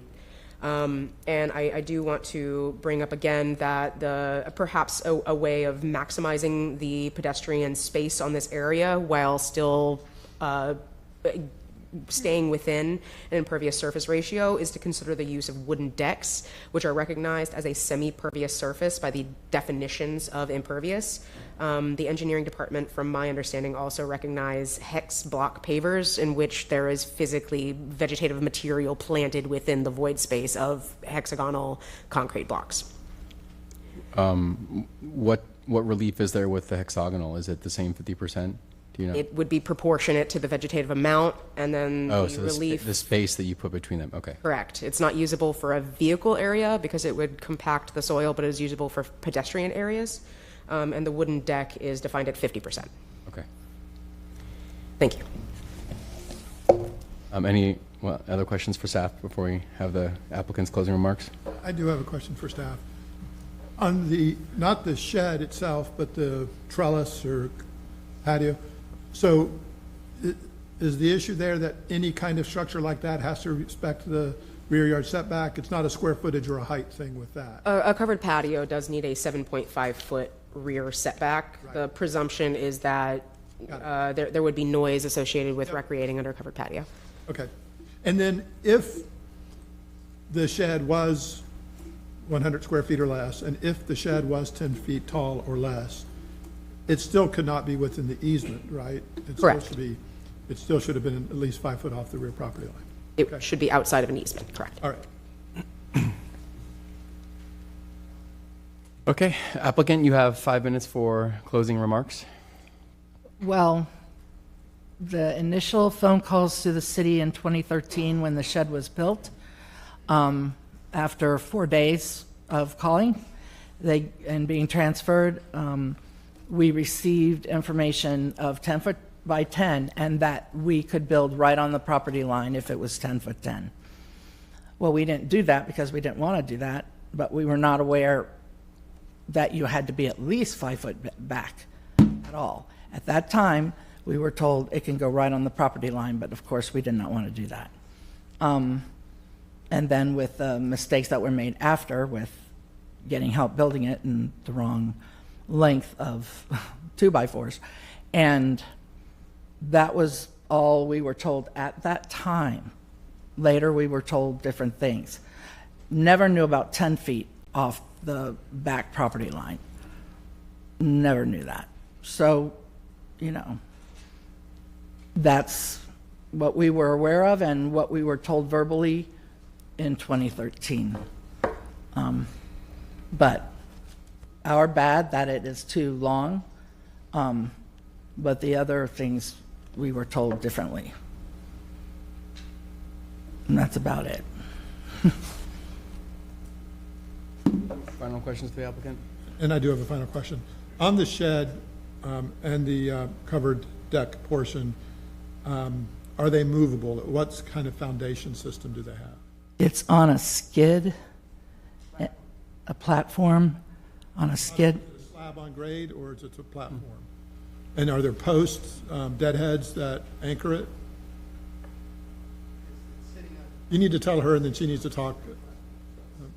The skids are sitting on cement platforms. It would not be easy to move. Not at all. Okay, thank you. Okay. Put it on wheels. Okay, thank you. I'm going to executive session. Well, as we know, you can build a 10 by 10 shed on the property line. In this particular circumstance, the person who answered your question probably did not know there was an easement, but you can build to the property line, provided that, you know, there's an easement or some other issue there that probably the person who was calling you did not know you had an easement. Just a point of clarification. So we've got three different issues in front of us. One is the impervious surface ratio. When they built the patio, maybe in 2016 or 2017, they just built it larger than the city code allows. They're not required to get a permit, but they're still required to follow city code. On the shed, they were directed that if it was less than 100 square feet, it could be, you know, there was no setback requirements, but as was just stated by Mr. Kiernan, it has to have at least a it has to have at least a 5 foot, because of the easement, you still have to respect the easement. And the third is the fence, which hasn't been built yet. I don't think anybody here is acting in bad faith, but there is a responsibility of the homeowner when they're making improvements to their project, to their property, to become familiar with the zoning codes and the building codes. And it's complicated, and I know it is. But in this case, we've got a lot of violations that just aren't anybody else's fault other than the homeowner, and it's an unfortunate situation that we're here. I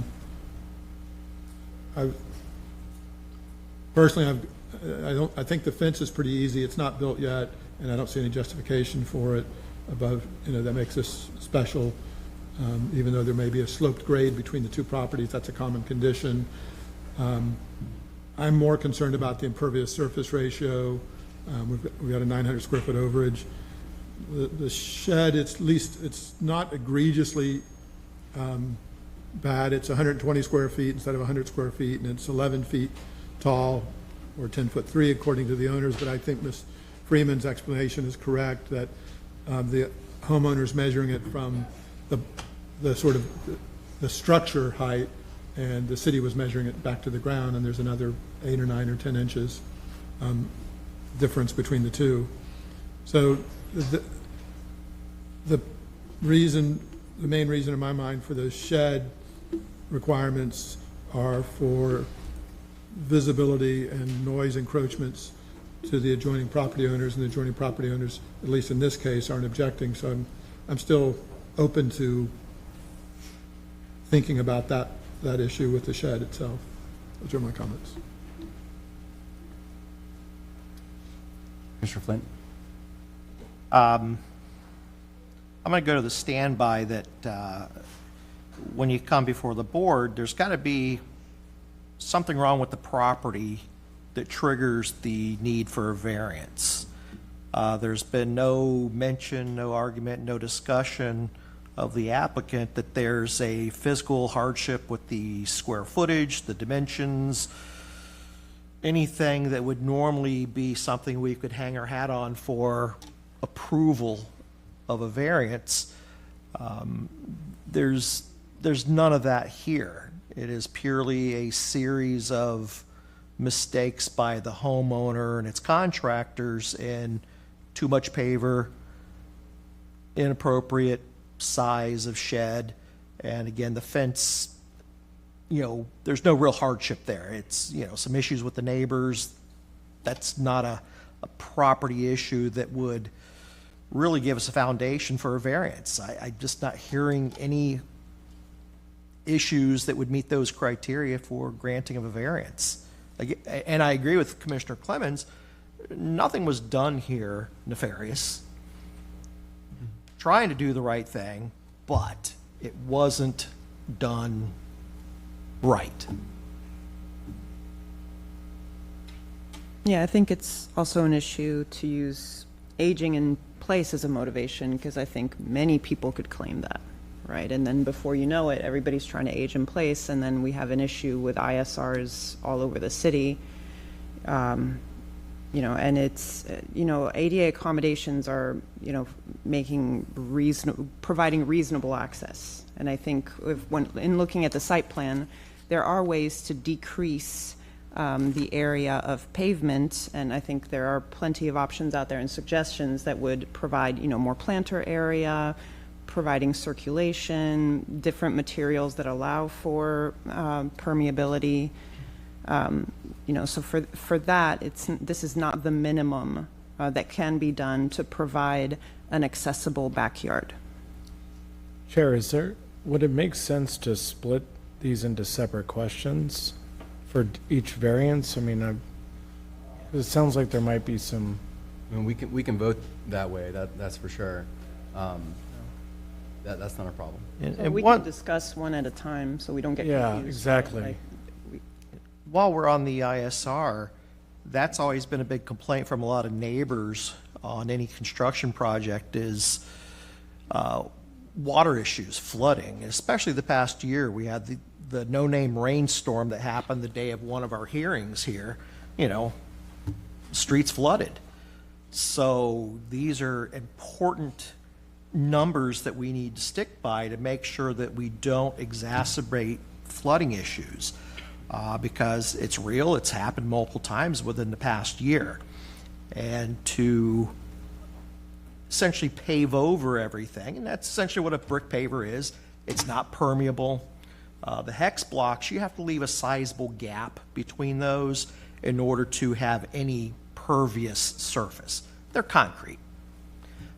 These are brick pavers. They're not pervious. There might be a little bit there, but they're really going to cause water to have to run off into the streets at some point. So I couldn't support an ISR variance. I understand they might want to have some pavers along the sides for access for wheelchairs, things like that. Doing little ribbons wouldn't be appropriate because as you're aging in place, you're also walking potentially with a walker. So we can't do it like a ribbon drive on a driveway. You have potential wheelchair, you have potential people with walkers. But I agree, there's things that could be done to cut back on that ISR to get us to a realistic ISR within code. Regarding ISR, just because of the title of it, impervious surface ratio, when we discuss these issues, we almost always discuss them in terms of flooding, but there's other completely good and reasonable reasons that we have a limit on ISR, because actually the other parts of the code require then the parts that are permeable be, vegetative material, so landscaping in other words. And so it's not just about controlling flooding, it's also about the beauty that plants give us, it's about oxygen production. Plants help keep the soil non-compact so that it does absorb rainwater, which, so there's all sorts of good reasons that we. Limitation on heat islands. So even if you have the best drainage system in the country, thermal regulation and trans-evaporation, all of those things.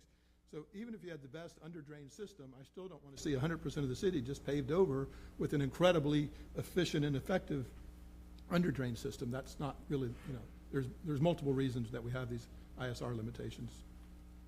Can I say something? You cannot. I echo the comments about the ISR.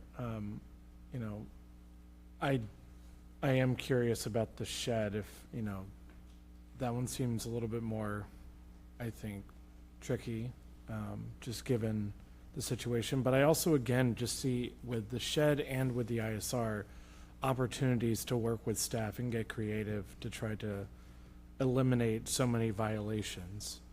And, that's what I would encourage the applicant to do, is to try to really work with them. And it may not be super convenient, but, there's a lot here.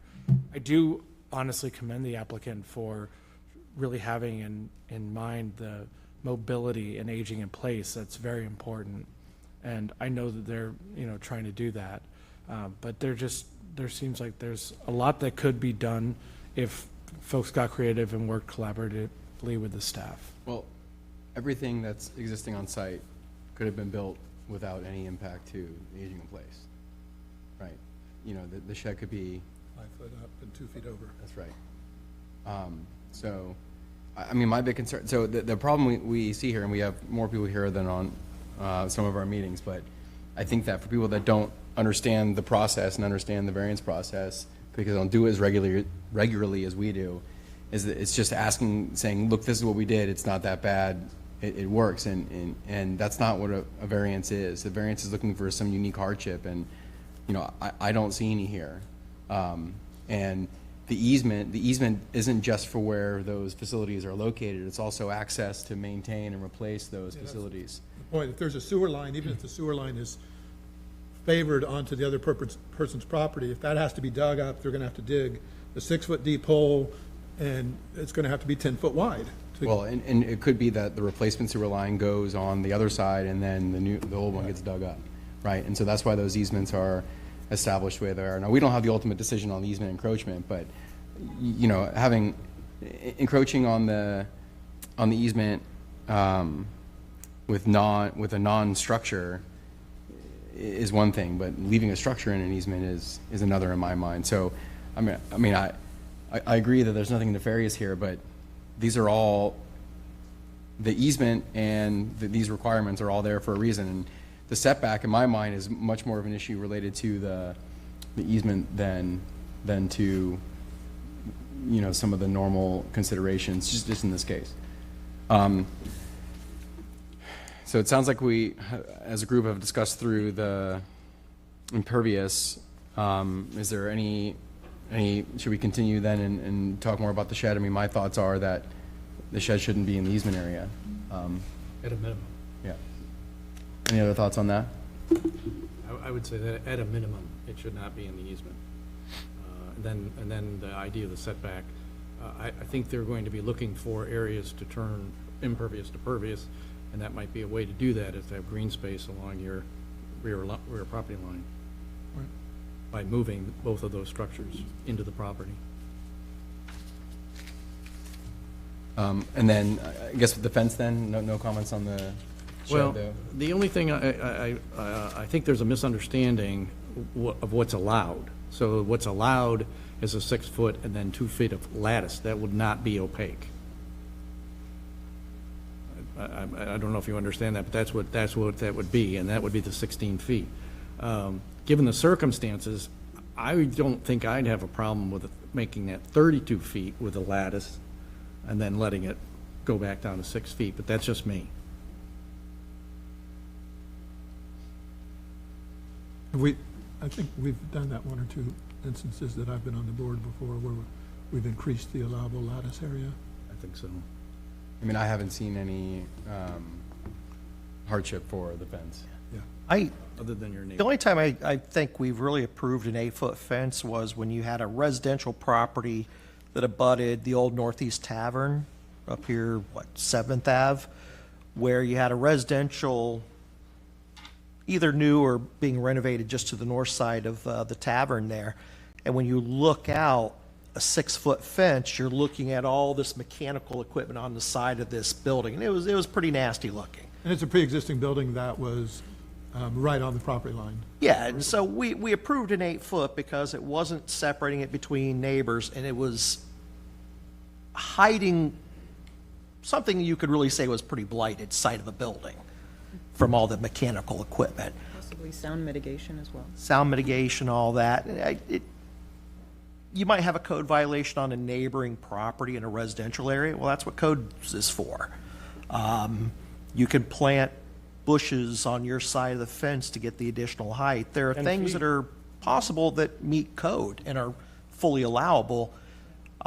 Because what I get concerned about is we have regulations for setback height, you name it, and then depending on the person, well, I like their story better than this one, so I'm going to give a variance because their story was a little better. That's kind of a difficult thing to approve variances when there's been no demonstrated hardship to justify going beyond what code allows, when you have other ways to mitigate. I'm sensing a fair amount of consensus. Should we Yeah. start discussing some motions?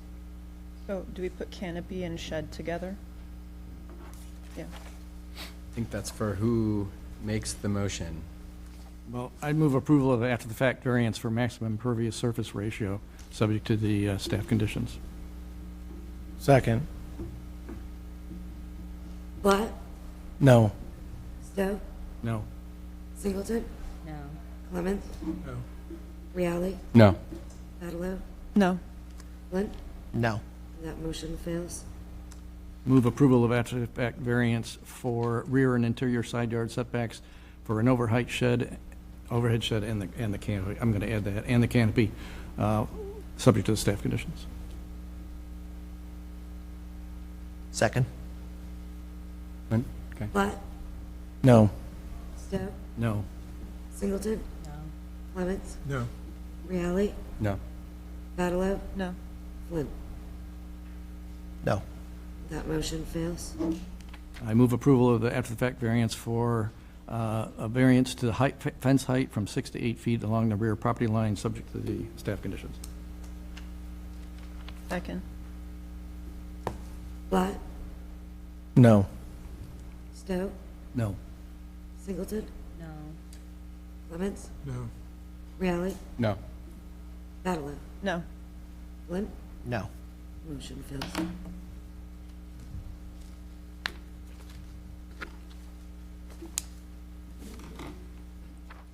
Okay, we are moving on with the agenda. The next item, number 2, case 2551000001. Staff? Hello, again, my name is Chelsea Freeman. I am a member of staff, and I have been sworn. There is additional material to be distributed on this. I will explain it. You want the lights back on? I will explain it. I believe the applicant will reference that material as well. It is communication with a neighbor. Thank you. Thank you. Should I wait while we obtain the material? Yeah, just give us 30 seconds, yeah.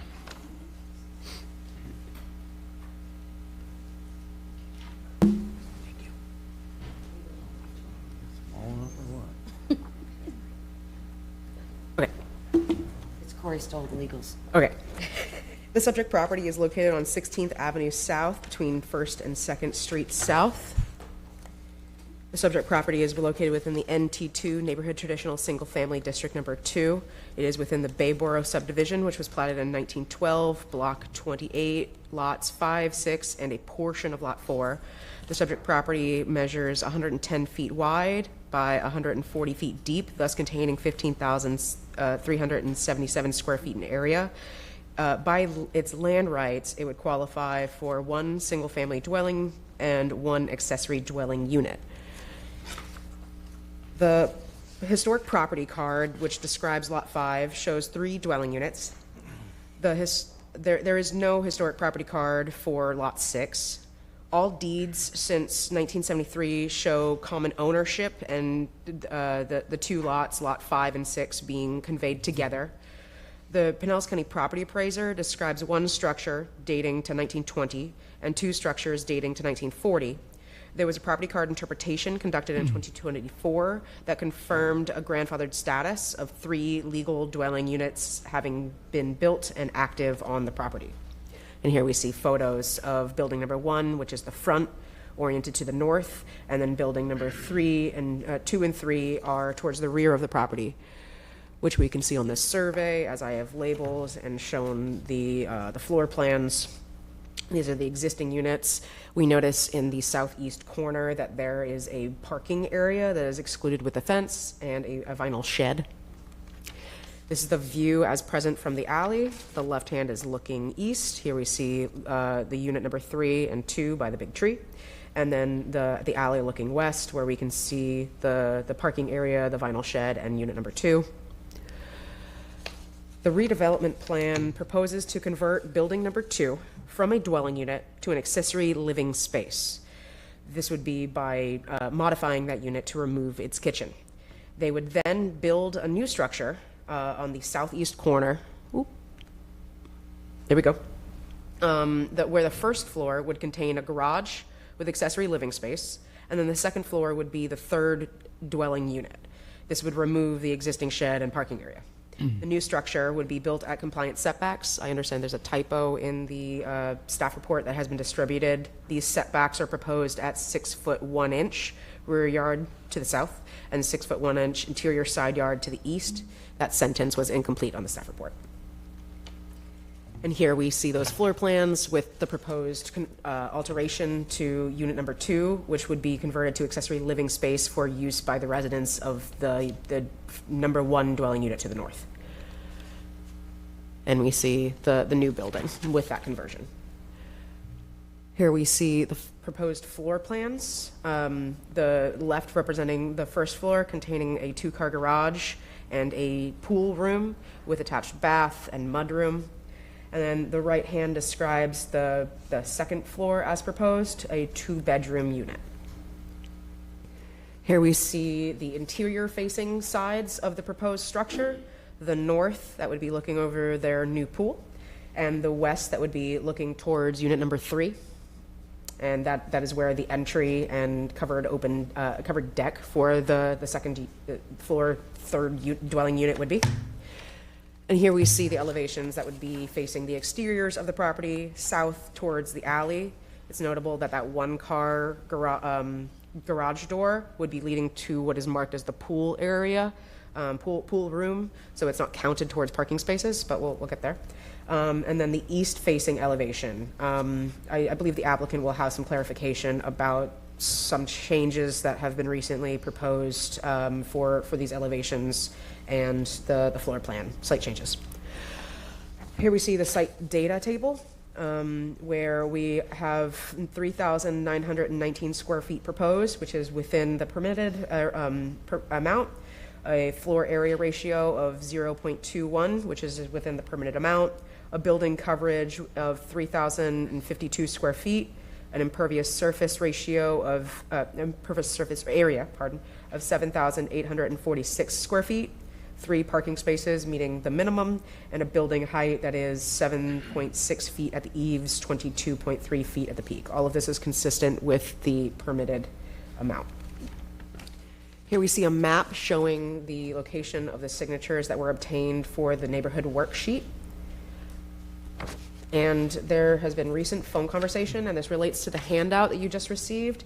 The neighbor to the east has been in opposition, and that email in your hands is expressing this opposition owing to concern about reduced privacy for their rear yard with pool area in relationship to the windows, specifically the east and north facing windows of that 2-story structure. Staff finds that the proposal is consistent with the redevelopment criteria as review as outlined in the land development regulations, with no bonuses being requested. And staff recommends approval of the proposed redevelopment subject to the special conditions of approval as outlined in the published staff report. Thank you. Questions for staff? I have two questions related to parking. And it's really just review of the code. This is NT2, right? Yes. So wouldn't it be 2 parking spaces for the, I guess what would be the main residential unit and 1 each for the 2 accessory units? So wouldn't it be 4 would be required? It's multifamily, and I predicted this question, so I kept my back of the napkin math. Well, that's what, okay, just because it was NT2, I didn't know you could put multifamily in NT2. It is grandfathered as multifamily, in which case the parking is related to the size of the unit, not necessarily the number. So that's why I was just trying to figure out how you got there, and that was my guess, but I didn't know that you could do multifamily, but as a grandfathered condition. Okay. Secondly, so even though there is an alley, they are allowed the 12-foot curb cut on the street in addition to alley access? They have an existing... Oh, there is an existing parking space in the front? Existing driveway in the front is not altered to be proposed. Oh, that's existing. I just focused on the new. It's shown on both. There's the existing. I missed it on the, yep. Okay, thank you.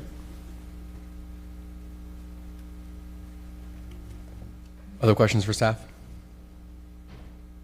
So I was going to have a related question, but you answered with the grandfathering. But to take it a step further, what would the owner have to do to split these lots? I mean, we see that a lot in to match the platted lot line for the eastern lot. I don't know if that question has been analyzed. It would interrupt the grandfathered condition of the property containing 3 dwelling units. Typically, there are additional hurdles to reducing the area of a property that has grandfathered increased density. But if it was split, the west lot would have a primary house and an ADU, and isn't that allowed? That's what I was getting at, yeah. The problem I see it would be parking again, because all the parking spaces are on the east lot. I'm just trying to see how far off the grandfathering provision has taken us, but that's exactly, and we'll save it for discussion, but that's exactly where I was thinking with that. Hypothesizing about future separation of the eastern lot, it would be complicated because the dwelling unit would be in the rear, and there is a pool that was recently built in the front, so it is putting an accessory. I'm thinking much more just density unit count than I am site design, yeah. Okay. Other questions for staff? Okay, is the applicant here? My name is John Johnson. I live at 126 16th Avenue South, and I have been sworn in. So as you see, we tried to comply with all the rules with this redevelopment. We did go around to all our neighbors, including the one, I didn't know that she made an objection here, but based upon our conversation with her, we reached out to the architect to have them redesign the layout of the interior. So we flipped the living room and the bathroom so that the bathroom will be on the side that's her property, so there will only be a little bathroom window that you won't be able to see out of, in order to address their concerns, because they like to be nude in their backyard.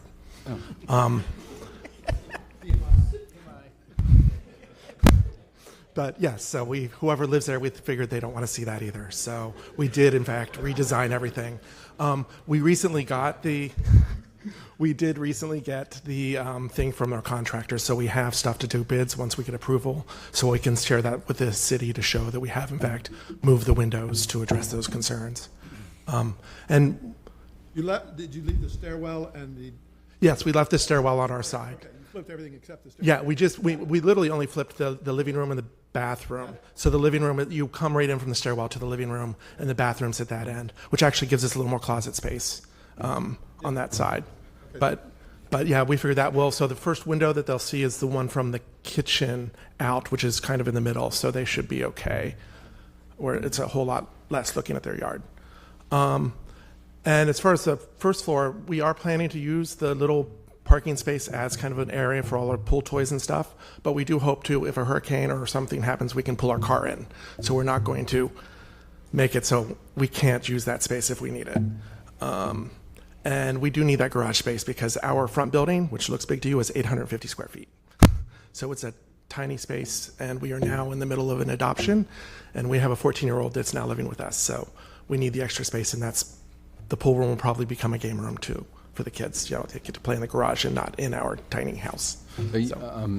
You have tenants in in one of the units, I would assume now.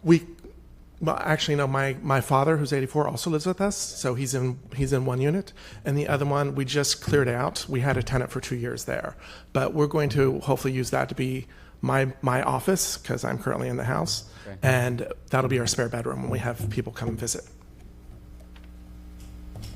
Questions for the applicant? What? Oh yeah. I'm sorry. Are you done, sir? Yeah. Yeah. Sorry. They're accusing me of jumping the gun. I was trying to read the room. City staff, any blue cards? Okay. It's important in this case because we had this letter. Staff, do you have any cross-examination? Staff waves. Sir, do you have any questions for staff you want to put on the record? No. Okay. Staff was very helpful. Thank you. Staff, do you have any closing statements? Staff waves. Sir, do you have any closing statements? No? Okay. He's indicating no. We'll go into executive session. It's a little bit of unusual configuration in an NT property, but it's pre-existing, and I think they've worked nicely to comply with all the codes. I appreciate their reaching out to the neighbors and, making the change that's proposed in consideration. Maybe it's beneficial for everybody. I think this is a nice project, and I'm going to support it. Other comments? Yeah, I would support even without the offer of, I appreciate you being a good neighbor, but we're nowhere near the maximums. This is a grandfathered use. I don't see anything wrong here. So with that, I'll entertain a motion. I move approval of a redevelopment plan to allow the redevelopment of one existing dwelling unit, subject to conditions by the staff. Second. Platt? Yes. So? Yes. Singleton? Yes. Clemens? Yes. Reale? Yes. Adelaide? Yes. Flynn? Yes. Motion passes unanimously. Okay, with that, we're on our third item, which is case number 2554000009. Staff?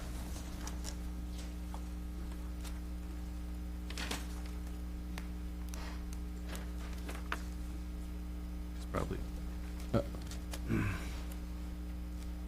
you been sworn?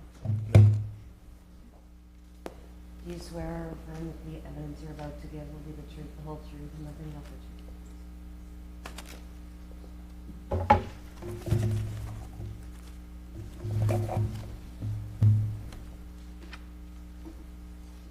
All right, good afternoon. Jordan Elmore, planner with Development Review Services. This is case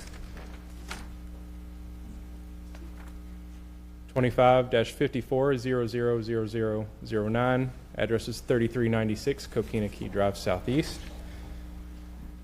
Here is the property location. It is a waterfront lot. The applicant is requesting approval of a variance to the front yard setback to allow for an existing single-family residence to add a bedroom and bathroom addition to the front of the house. The zoning district has a 25-foot required front yard setback. They're requesting 19.6-foot setback, which is a variance of 5.4 feet. Property is zoned NS1. It is one single platted lot. It has lot dimensions of 80 feet wide, 125 feet deep, 10,000 square feet. The existing home was constructed in 1960, and the owners have purchased that in 2021. Here's the site plan. The proposed addition is in yellow with a front setback of 19.6 feet. It's approximately 283 square feet, including the bedroom and bathroom. Here we have the existing floor plan for the property. Here is the proposed floor plan. It would be the fourth bedroom. Here's some elevations. On the left, we have the existing elevations. On the right, we have the proposed. You'll see on the top right corner is where that proposed addition is. We'll have two windows on the front. The exterior material, which is stucco, will also match the rest of the house. and a shingled roof. Here's some site condition photos. You can see the whole front yard is covered in a mix of shell and some landscape rock. That is discussed in the staff report and a condition of approval you'll see at the end. There's another one. The part of the house to the left of the picture is where that addition is proposed. We have received signatures of support from 6 nearby property owners. No additional comments on the case. Here is a map showing the support signatures that were received. We did not get a signature from the owner directly across the street, which would be the most impacted property owner in this case. Staff is recommending denial of the variance to the front yard setback to allow for the single family addition to an existing single family residence. And here are the conditions that would be required if approved, pointing out that 55% permeable landscape vegetation in the front yard and bringing the entire site to 60% required by code. The initial aerial photo, it looks to be in the back. There's quite a bit of pavers and artificial turf, which also play into that impervious surface calculation. That is my presentation. Here for questions if you have any. Questions for staff? Commissioner Flint. Mr. Elmore, is this in a flood zone? Yes. Okay. I believe so. If it's in a flood zone, we recently, excuse me, approved some new language regarding if it's in a flood hazard area that you could lift the home up as long as your side setbacks are 3 feet, I believe it is, without coming before this board. It hasn't passed yet. It has not. Looks like it'll probably pass, though. We'll find out. We'll find out. So could that, if it were approved, is that something that could happen here where that could be lifted 12 feet in the air with that additional bump out at the front? Because that is an addition to the front of the house, it would still need the variance to the front setback. If they're just raising an existing footprint, that's where the allowable encroachment comes in. So if a house was built... But if they were to bump out the front right now and 2 years later come back, they're flooded and they want to lift it in the air, my understanding is they would be able to do that by right as long as their side setbacks were 3 feet. Is that correct? I mean, and, well, depending on what the front, I would have to go back to the code language too to see if it would encroach in the front and if we even allow an encroachment, so that may not be able to occur. No further. Thank you. Other questions for staff? Did you mention how many other properties in the neighborhood have similar front yard setbacks that are? The analysis of setbacks. Yeah. I mean, I did just a aerial analysis. They all seem to be in line with a 25-foot setback that the subject property currently has.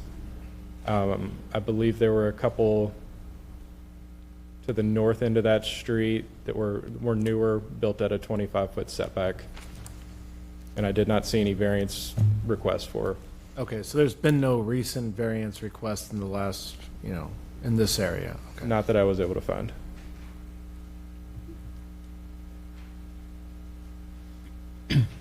Other questions for staff? Okay, is the applicant here?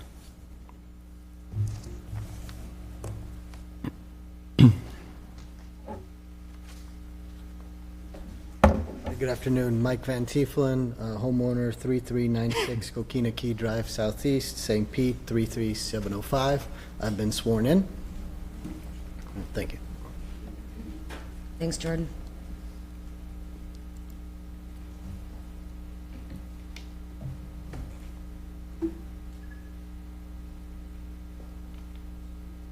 Yeah, so when Jordan and I walked through the application process, and he told me a lot, like, you know, how the whole process worked, but effectively, a lot of the staff commentary was about the ability to be able to construct the addition in the rear instead of in the front of the property. So as you can see, comments 3, 4, 5, 6, and 8 either reference or propose that the addition could be constructed in the rear on the water side versus on the front, as I'm here requesting.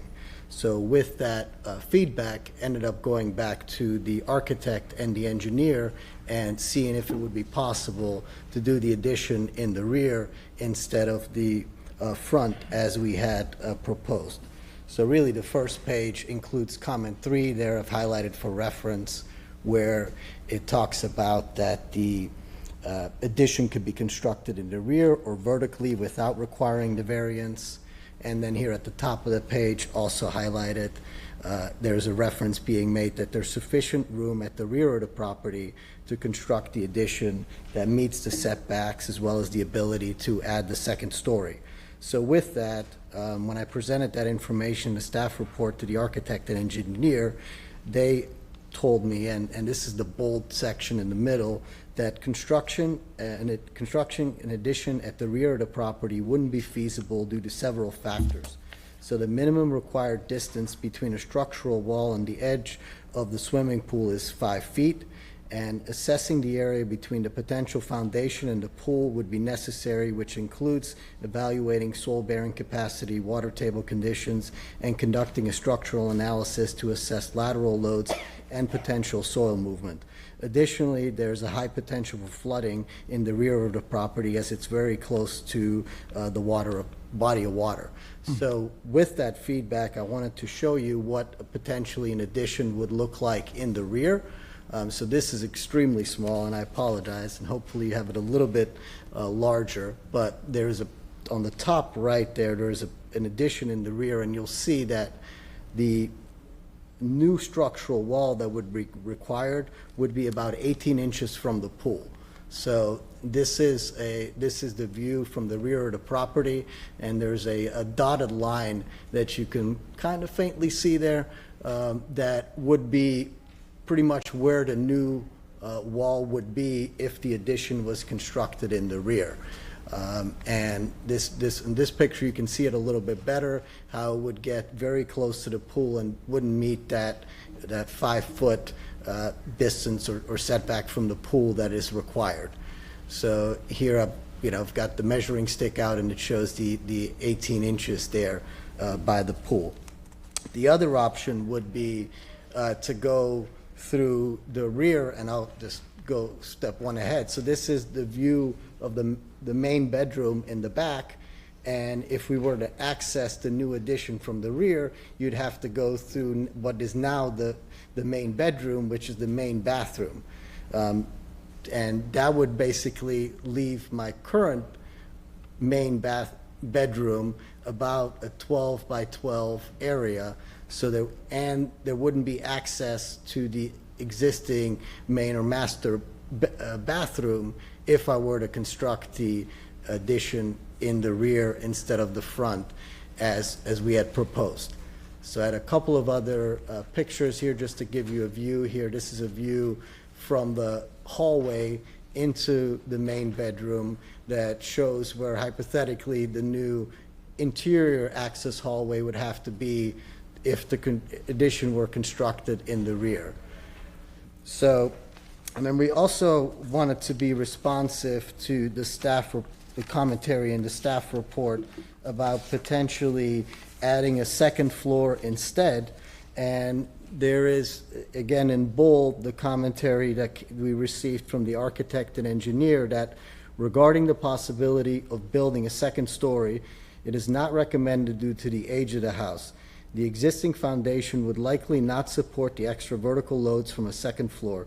An extensive structural inspection would be required to determine whether the current foundation, framing strength, so the walls, beams, joists, and lateral load resistance, shear walls and bracing, as well as the footing size and depth would be adequate to support additional loads for the second story. So that's why we're coming in front of you today and asking for approval for the variance so we can do the addition in the front.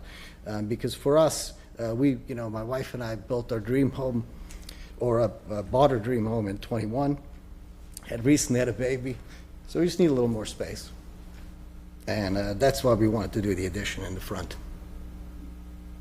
So thank you for the time. Glad to take any questions. Questions for the applicant? Well, I have a question.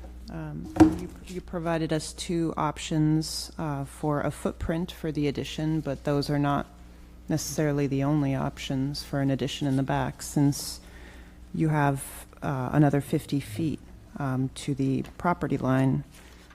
Also noting that perhaps the hallway in the bedroom solution might not be the only solution to access an addition with the same footprint as a bump out of the master bedroom, perhaps. There could be a door coming from the living room.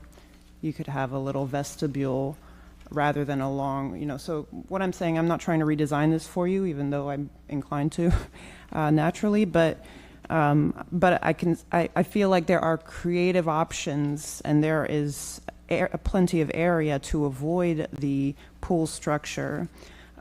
Saying that the area between the potential foundation and the pool would need, we'd need to evaluate soil bearing capacity, water table conditions and such. I think that would be true of any addition. That's the type of due diligence that you would have to do. So I would say, I think you've presented a couple of options, and there are more options that you could review to make a successful addition in the backyard. So we did talk about the addition in the back being, effectively a lot longer and a lot skinnier, right? The challenge with that is that there's about a 4-foot drop off between the seawall. So between the seawall and the pool deck, there's about a 4-foot drop off. So if I were to take it all the way out, further out, or closer to the seawall, we'd have to fill in a lot of dirt there and figure out like how the seawall could support all that. So I mean, if we're looking at doing this in somewhat of like a cost-effective manner, like in today's environment with with the tariffs and inflation, we try to match a design that's kind of within our budget, and that we can still, kind of afford to live there, right? So yes, I mean, to your point, yes, there's certainly options, right? But within the site and within the way the pool's designed and within, kind of commercial reasonably solutions that I could pay for, that's what we presented to you is the best option we could come up with after a couple of months of talking to the engineers and the architects. Okay, thank you. Mr. Clemens. So I'm the other architect on the commission. So, so looking at it, currently the entry door on the existing plan looks like it's adjacent to bedroom number 3. Yeah, I'm getting there. Give me 1 second. Yeah. And this is on the proposed floor plan? No, the existing floor plan. In the existing floor plan. Got it, yes. Looks like the main entry door on the front of the house is kind of close to bedroom number 3. In the proposed Correct. plan, you're kind of moving it over so it's closer to the middle of the house. That's correct. Okay. So, again, just thinking about options, you've got a living room and then designated as a living room near the front, and then a family room directly behind it, but it looks like it's really just one large space that just That's fair. goes from front to back. Yeah. So, and what I appreciate about what you're in your proposed plan is you've been modest. I mean, you're not trying to build a grand addition to the house, and Yeah. sounds like part of that's for budgetary reasons, and part of that's because you realize you're encroaching into a front yard setback, so you're trying to be as frugal as you can. But, and I've not seen the internal layout, and I've not seen your furniture, but it seems to me that what you're really trying to do is add a second full bathroom, and that you're trying to get, I think it's variously been called a bedroom, but it's labeled as an office, and it's really a fairly small room, that you're proposing Yeah. onto the front. So I guess I'm looking at it thinking, could you not carve within the space that you have at the front of the house, create part of that living room into the office, and then do a more modest addition in the back? That would be the master bathroom. And then part of the master bathroom, part of the master bedroom that currently exists could be converted into the new bathroom, so that you'd be able to get 2 bathrooms where you currently have like kind of a back-to-back bathroom, 2 larger bathrooms. That, in other words, I come back to, I think there are other options in this case, that you might be losing 100 square feet out of your living space, but it really seems quite large for a house this size without having come into the front yard, because I am having trouble justifying a variance, understanding the limitations that you have and understanding why you're here before us today. Under the way, my interpretation of the code, I'm having trouble justifying it in this condition when there's almost no precedent in the neighborhood that I can see. So that was a little bit rhetorical, I guess, and I apologize for that. But again, I'm just wondering if you've considered options of rearranging the space, some of the space within the house itself. Yeah, so I work from home, so the addition would be primarily like my office, but then we're also planning on putting a Murphy bed, because we do have family staying a lot of the times with us as well to take care of the kid. So it'd be kind of dual purposes. Right. Right now, my office is basically in that living room area by the front door, which is, not ideal with an 11-month-old. But so that's part of the idea. What I'm trying to understand is, could you not enclose that? The part that you're currently using as your office, could you not enclose that to make it more functional for both an office with some privacy when you need it and as a guest suite when you want it? But I think we looked at that, and that would just take up basically most of the living space. Okay. If we were to do that. Thank you. Thank you. I have a question for staff first, then lead to a question here. They have a garage, appears to be a 2-car garage. Does code require that they have a 2-car garage? They just need to meet the required parking, which at 4 bedrooms, they would need 3 spaces. Could they shrink to a 1-car garage and 2 in the driveway? Yeah, that would work. They also are permitted to have a circular driveway if they need 1 additional space. I'd have to see what the existing driveway measurements are. It's 20 feet maximum. You can have a 10-foot wide parking pad off to the side, so they could potentially fit all 3 parking spaces in the single driveway without a circular cut. So they could potentially carve out part of the garage, part of the living room, and still meet parking code, as long as they have 1 inside the garage. Right. Space, okay.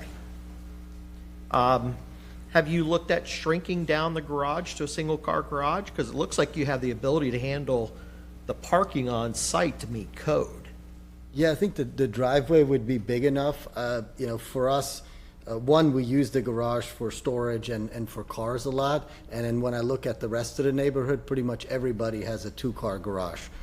So I'd be a little bit hesitant to go down that option, just because I think it would be down the line potentially an issue if I were to, sell the house whenever. Not that we have any plans, but, I think most folks that have a waterfront home, they would want to have the space for the garage as well. But you do have 3 bedrooms in this house. I mean, that's a good number of bedrooms existing. It's not like it's a 1-bedroom, 1 bath. You've got 3 bedrooms. Yeah. So it's 1 for my wife and I, 1 for the kid, and then 1 that's currently, family staying in, and then we, if we're lucky enough, we'd hope to have, more kids and kind of stay in our dream home, right? So that's what the 4th bedroom is for. There's motels, there's storage units, there's a lot of options here that come into play.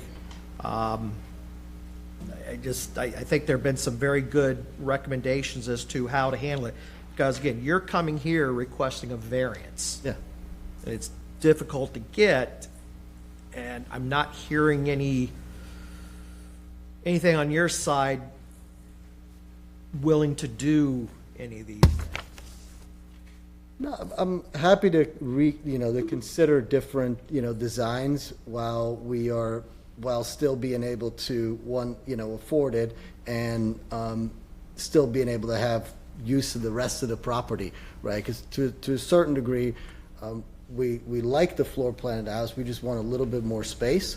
But if we're going to start making material changes and, getting rid of the garage or getting rid of the pool deck, then you're adding something but taking it away, right, to a certain degree. But I certainly understand your point. No further, thank you. And Commissioner Flynn, I found the answer to your other question. So the code change would not affect the front yard of the existing living space. So if the variance was granted to 20 feet for the addition, and then down the road they raised it, they would have to request a variance to that.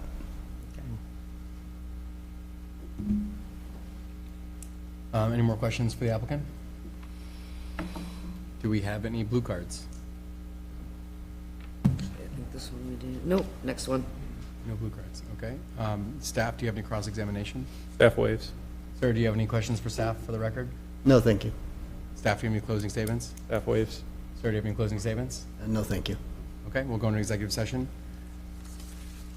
I feel like Commissioner Clemens and Flint have kind of made the point for us and, understand that there's a, a new addition to the family and congratulations on that. But, I'm not convinced, quite frankly, that there's not other ways to do this that's not encroaching into the front setback. So I don't really see a way that I can support this. Which is one of the variance criteria, right? But we haven't even really touched on hardship. I appreciate, the issues you have with the existing layout in the backyard and the existing layout of the house, but that's not, so hardship is it's a term of art. It's not what we would consider hardship in normal conversation. And, I don't see hardship for the term of art here. Other comments from the group? I have a question for council, and this gets to this, I've always kind of struggled with, there's language in the code, and I probably should have looked it up to get it clear in my head, but, that basically everybody who owns a property has the right to enjoy that property in the way which it's intended. But to me, then it always brings up this issue when we have cases like this and some of the dock issues. What is a reasonable expectation? Because ultimately is that for us to judge as the commissioners to say,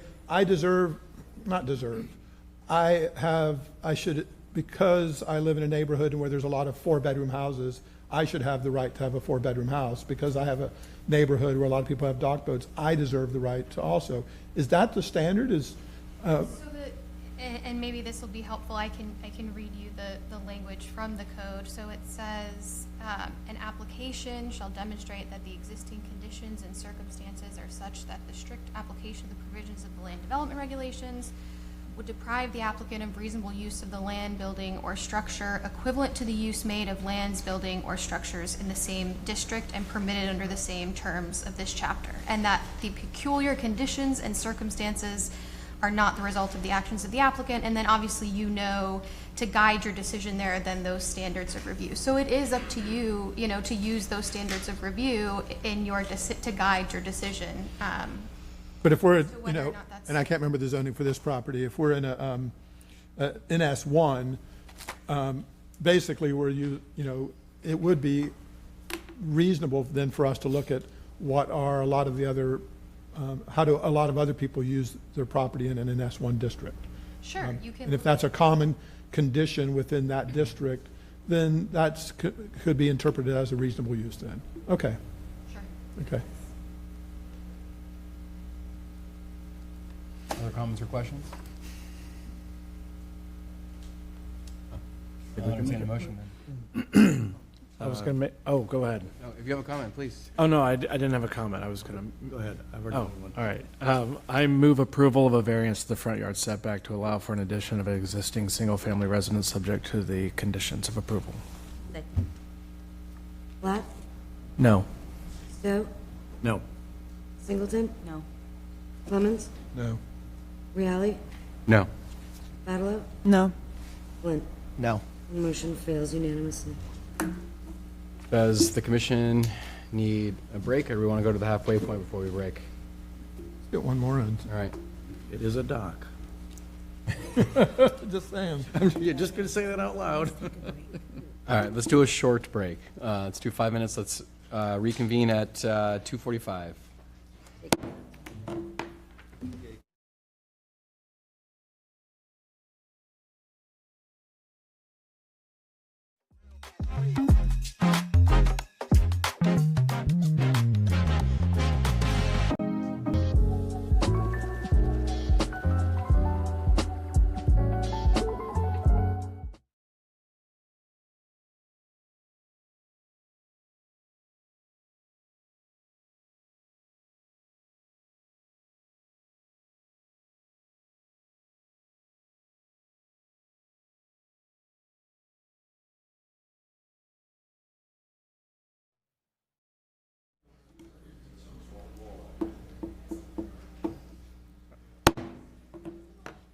Okay, we are back in session. The next item is number 4, case number 2539000001.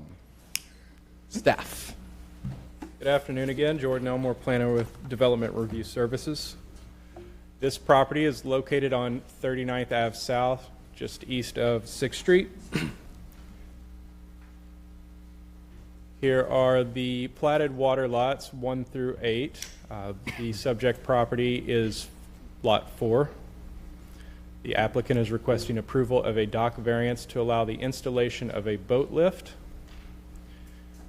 The zoning district is NSE, it's neighborhood suburban. It is a platted lot back in 1922. It's been in ownership since September 2023 by the applicant. I did approve a dock permit on April 23rd for the dock itself, and it is a 15-foot wide water lot. Here is a photo looking straight out would be the proposed location. Here is one through this opening. It would be between this walkway closest to us and the tie poles that are off in the distance. Here's a better view with a zoomed in view. So you see the 4 tie poles. There's a black floating lift. That is the neighboring property, which is lot 5. That walkway is on lot 3 and half of 2, which is combined under 1. Here we have the plans for the dock. The dock itself is 2 foot wide by 60 feet long. It's a walkway. It has a 2 foot by 10 foot bump out, as you can see. To the end of the dock is proposed the 6 tie poles for the lift. It is going to be a 2 foot setback from the left side and a 0 from the right. We mentioned waterfronts with 20 feet or less requires a 5 foot minimum setback for both a dock or a lift wet slip. We have a 2 foot on the left proposed, 0 on the right proposed, requiring the variance. Staff received no comment from Kona. We had an objection letter, which should be in your packets, from the owners of 442 39th Ave South, which is Water Lot 8, the far end. I spoke with Mr. Matthews, who owns 5, 6, and 7 on the phone. I believe he's in right behind me. I'm going to let him speak on his stance after I'm done. Here we have the aerial. Yellow is subject property, green is in support, red is an objection. Staff is recommending denial of the dock variance to allow the installation of a boat lift, and I'm here for any questions. Questions for staff? In our staff report, we do have, I believe it's one letter or email, I'm not quite sure which, that mentions that there is no electricity in this area. Is that your understanding as well? No electric service? I'm not sure on that.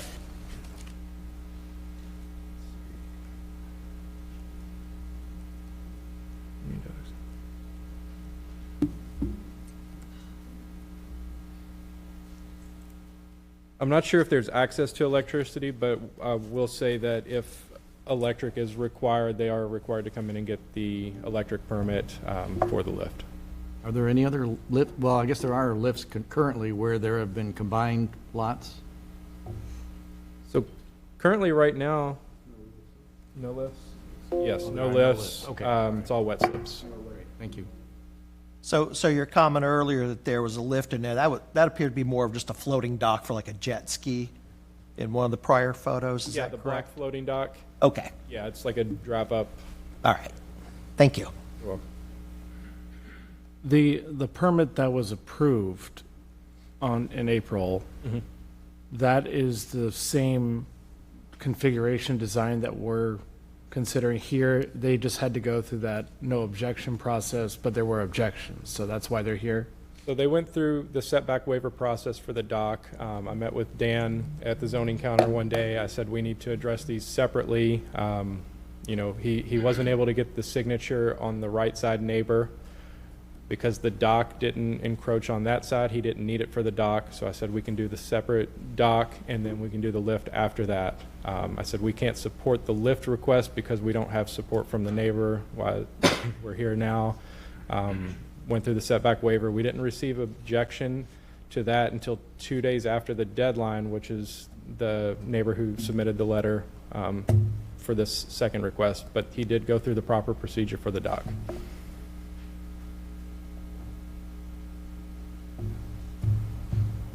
Other questions for staff? Commissioner Flynn?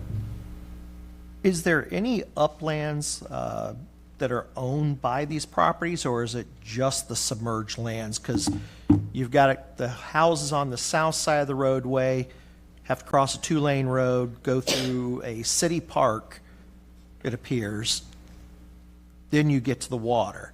So they are only owning the submerged lands, or do they own the seawall? So the lot 3 and half of 2 is, there's a new single-family home across the street. They own that one. Lot 4 is not associated with a house or a property across the street. Lot 5, 6, and 7 is across the street, and Lot 8 is also across the street. So 1, half of 2, and then 4 are not associated with the property. But as far as you've got, if you go to the aerial with the red and blue and green, showing who's in the approval and against, you have that on the overhead. Okay, so lot 4, which is in yellow, that's the property that we're talking about. Correct. Immediately at the south end of 4, is that seawall a privately owned seawall, or So that is any of that land? That's city property. It's Grandview Park. Okay, so they only own the submerged land, the water area. Correct. Okay, so if there was a need for electric, they'd have to actually put it in City Park for a meter? I would assume so, and it would, I would say, require approval from additional city departments. Okay, thank you.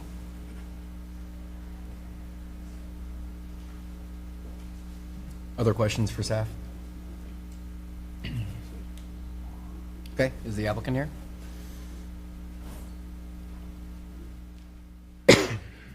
Hi, my name's Dan Moore, and I've been sworn in. Oh, I didn't have that. Need your address too, sir.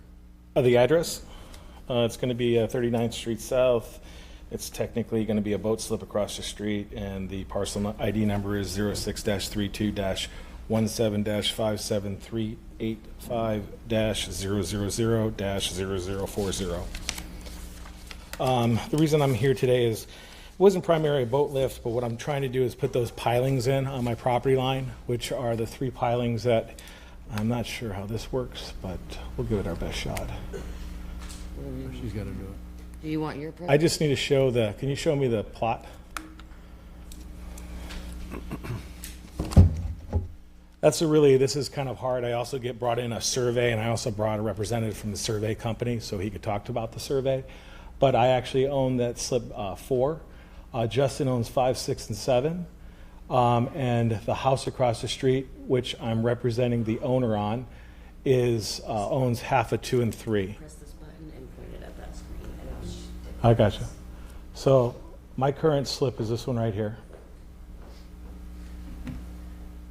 The house across the street, which I'm representing because I'm a general contractor as well, actually tied into the house across the street here. And there's a dock permit with a setup for a boat lift already in the county and was approved by the city of St. Pete. The one that owns this one, half of 1 and 2, she's actually owns that property, but it's not tied to anything across the street. 5's not tied to anything across the street. 6, 7 is tied across the street. So what I'm looking at doing is the dock was approved. It was approved by St. Pete, and it's in with the county right now getting reviewed. And that dock, the way it was set up, they got 3 pilings on against the dock, and I was going to set it up on 3 pilings across the street, or on the property line. Sorry, not across the street, but on the waterway on that one side. If we can get to that picture, I can show you what that looks like. Just the dock. He had it. It was the boat slip going farther down. Not that one. It's the one that shows the dock. That one right there, yep. So what I'm really talking about are these 3 pilings right here that I want to put on the property line. do it. Oh, sorry. I got it one more time. Sorry. These 3 pilings I want to put in, which would be on my property. And I need that for a safety reason if you're not allowing the dock at this time, because I was thinking about doing a solar lift. But if I wasn't going to do that, I would need those pilings in so I could have tie-off for safety. I also own a commercial water business with the city of St. Pete down at the marina. And with all the storms coming in, how we tie our boats down, it's really helpful having the safety to be able to tie across side to side on that. So that's really what I'm participating in, is trying to get those 3 pilings in on that side. This is what we're talking about, right? Those 3 right there on that side. Right there, this one, and this one. That wouldn't encroach the property next to me, and it's in my property line. And for safety reasons, I needed to tie off a boat in case of storms or anything that comes up. The other issue that I have with the survey that you're going to see why the neighbor didn't sign off on it is the neighbor permitted his dock to the, we can go talk with him since he's going to come up and talk about it. So dock, at one time he owns 5 or 6 and 7, and 6 and 7 he permitted, or excuse me, let me look at that real quick. I think it's 5, 6, and 7.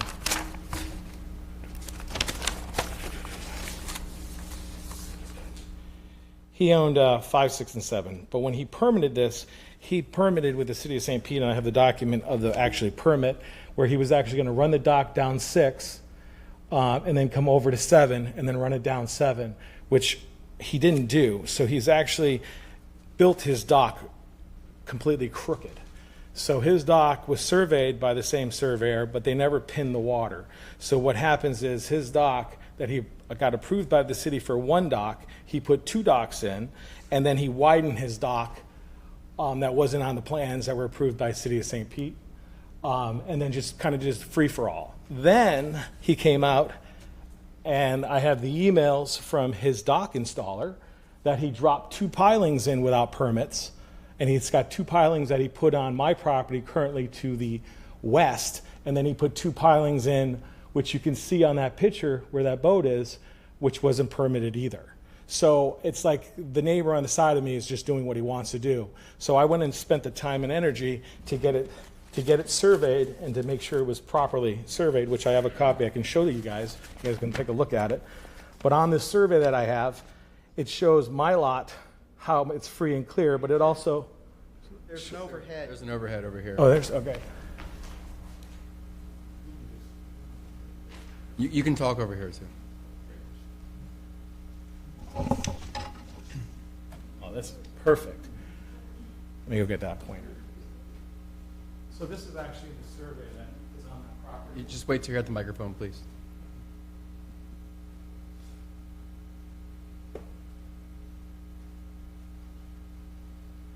Okay, so this is the survey that's actually of the property, so you can see what it is. So the neighboring property, he owns 5 and 6 and 7. When he pulled the permit originally, he only owed 6 and 7 when he bought the property across the street. And on that permit, which I can show that to you in a hot minute, is he was supposed to come up here, take his dock over, which was going all the way over to this property line here, and then come up and then basically put his slip in, which he was only approved for 1 slip. The floating dock was never approved. And I have pictures I'll show you in 2 seconds of what he actually did out there. Well, then he acquired parcel 5 here, and then immediately he called somebody, which was the same guy that installed the dock, who's a licensed dock installer, and he installed these 2 pilings right here, and just kind of went off of these 2 pilings and said, oh, I own those 15 feet, I'm just going to stick it out there no matter what, and never got a permit on that either. So that actually happened on that. So now he's encroaching into my slip, which I know that's more of a civil matter, but that's with the county and with the city right now. There's formal complaints put in there because you can't just put pilings in wherever you want to put pilings in without a permit. Also, there's 2 pilings that are actually over here as well that were installed that were never permitted as well. So I do have the email correspondence with his installer because I went out and got a bid from him, and I said, what are you going to do with these pilings? He goes, oh, if we have to move them, we'll just move them later. And I have that in writing as well. I can show you guys. But I'm just trying to get my safety pilings on my property line. So since the neighboring approved me to build my dock on that property line, my hardship is to secure my boat. I just want to secure my boat. If it's today, I've got 3 pilings, and if I was going to put a boat lift in later on and get a permit for a boat lift, I would do a solar boat lift if I was going to go that way. But right now, I'm really trying to get those pilings in just for security reasons. Let me grab the photos of the other things.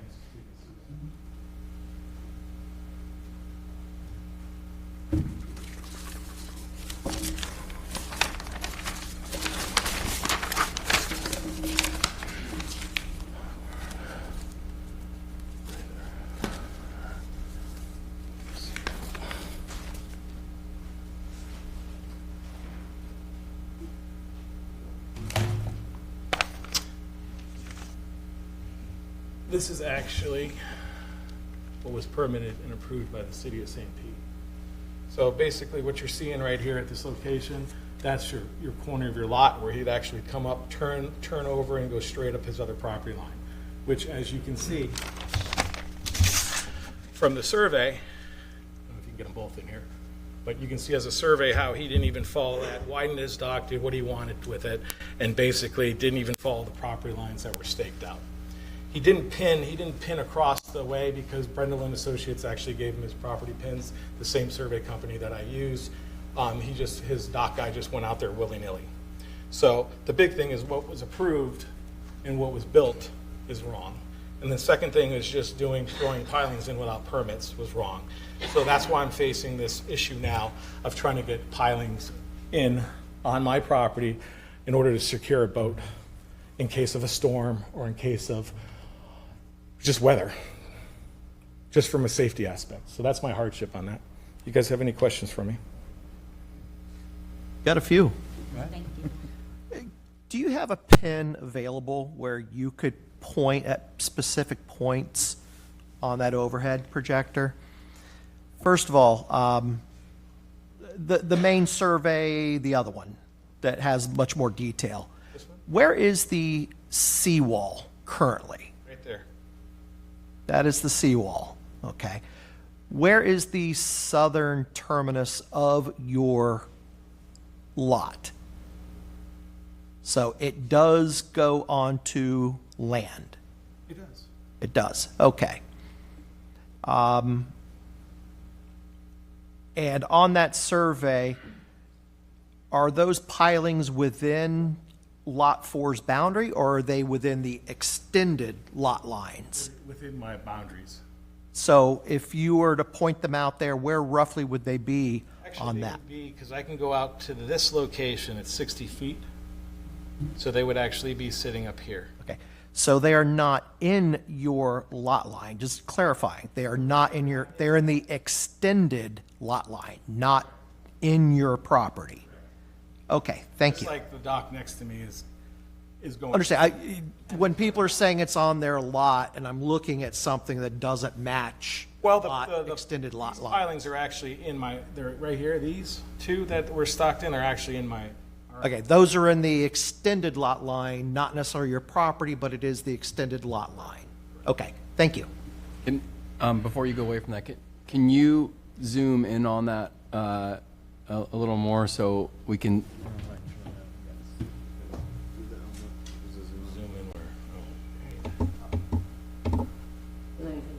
So isn't the lot line the black line, not the dotted line? That's your line that goes out. This line right here, and my surveyor can talk more in detail, but these are how the slips are located, but we can take them all the way out into the channel. Right. I'm not. And so that dotted line is just a dotted line where my continuous line would be going out. So if you slide that, I'm not worried about the water side like Commissioner Flint was. I'm looking more on the landward side here. Can you slide the image up? The southern. So can your surveyor come up, please, if he's here to testify? Yes. I need to clarify something right away. You're giving him the wrong. That's what I wanted. Yeah. It's the one that has the measure, the observed and. So, yes, this. Well, hang on. I do need you to identify, give your name and address for the record, and then confirm you've been sworn, and then. I have not been sworn in. Okay. Yes, I'm David Swaggerty. Hey, hang on, just wait. David Swaggerty. Do you swear or affirm at the evidence you're about to give will be the truth, the whole truth, and nothing but the truth? I do. Now you can give your name. So it's going to be a challenge because we're asking you to go to a picture, but you got to talk into the microphone. So if you can first go to the microphone and confirm your name and address for the record, and then can you identify for me the property boundary? I understand that there's some riparian rights of some sort, Yes. but The line here, this is a landward witness line because obviously we can't set corners out in the water. Okay. Out here. The point right here, see, we had a George F. Young survey. Luckily, George F. Young has been out there years ago and already had been out there and established this. We found the original points. This right here is, you can see me pointing, hopefully. This is a George F. Young LB21 nail and disc on this seawall here. We found our iron rod here. We found a point originally right here. We had found some original line points of theirs. So we reestablished that and found some points enough where we established enough evidence to reestablish this south line over here. Because it's obviously it's a 1922, 20 something plat to reestablish this south line of these water lots over here. So obviously when you go out in the water, we can't set iron rods. So we established a witness line 20 feet landward of this. So now there are iron rods of ours, LB 760, I'm sorry, 5/8 iron rods all the way across, all the way these lots, all the way out here. So they're well established, called a witness line. So Mr. Morin has calculated points that he thought this was his south line over here. It's actually over here is where it starts, and then it goes 30 feet to here because this is where the section line is per plat. Right here is where the section line is, runs through here. The platted line also is where the revised plat of the boat slips of WMS Merrill stops right here. That's where we stopped it also.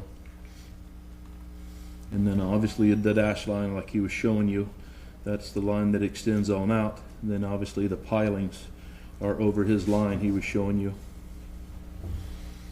So, Kayla, can you please pull up the aerial image from Mr. Larimore's presentation? I think I know the answer to this, but you can see how the docks do. it looks much messier on the GIS from the property appraiser here than it does on the survey. So, Very, so, very rough, yeah. so in your opinion, we should not be looking at this GIS? Yeah, the area was way off. Yeah. Okay. Yes, it was way, yeah, you cannot really compare it on the ground to the aerial, yeah, because it's definitely not Yeah, okay. comparable, in my opinion, no. Um, And, our survey, you know, for the record, our survey geometry has not changed. We have not adjusted our boundary or changed it, and we are in line with George F. Young from day one, so, you know, Okay. we felt very comfortable, you know, with where our points are on the ground, and we have not, you know. One other thing to add, we also, when we surveyed it, we surveyed the waterway from the, what else we did is we surveyed the waterway through the canal, and I had them actually go to the opposite side so we could see how deep, how far that canal was, because that would dictate on how long a dock could be built. And he has that information as well to just see more information for you guys. So wait, say it to the mic, please. So with the seawall there, how do you access, or let me ask the question a different way. The dock that you had approved, where does it end on the south? It ends on the other side of the seawall currently, like the other dock that's over there that's just right here. You don't have to jump 12. It's gonna be right here. Well, So our dock will end over here, it'll start somewhere over here and it'll actually start right there. Excuse me, right there in the corner. And it'll go over that and then go straight out. This is very similar to the dock that's currently here. And the new dock that's coming in on 2 is gonna actually be over here, coming from land, going out to the water. Yeah, that's not our purview, right? So we'll save that for discussion, but I think it's going to be important for the commission to, looking at this survey, figure out what we're deciding, what we're not. So my main thing is I'm looking to get. Just a moment, sir. I just want a clarification.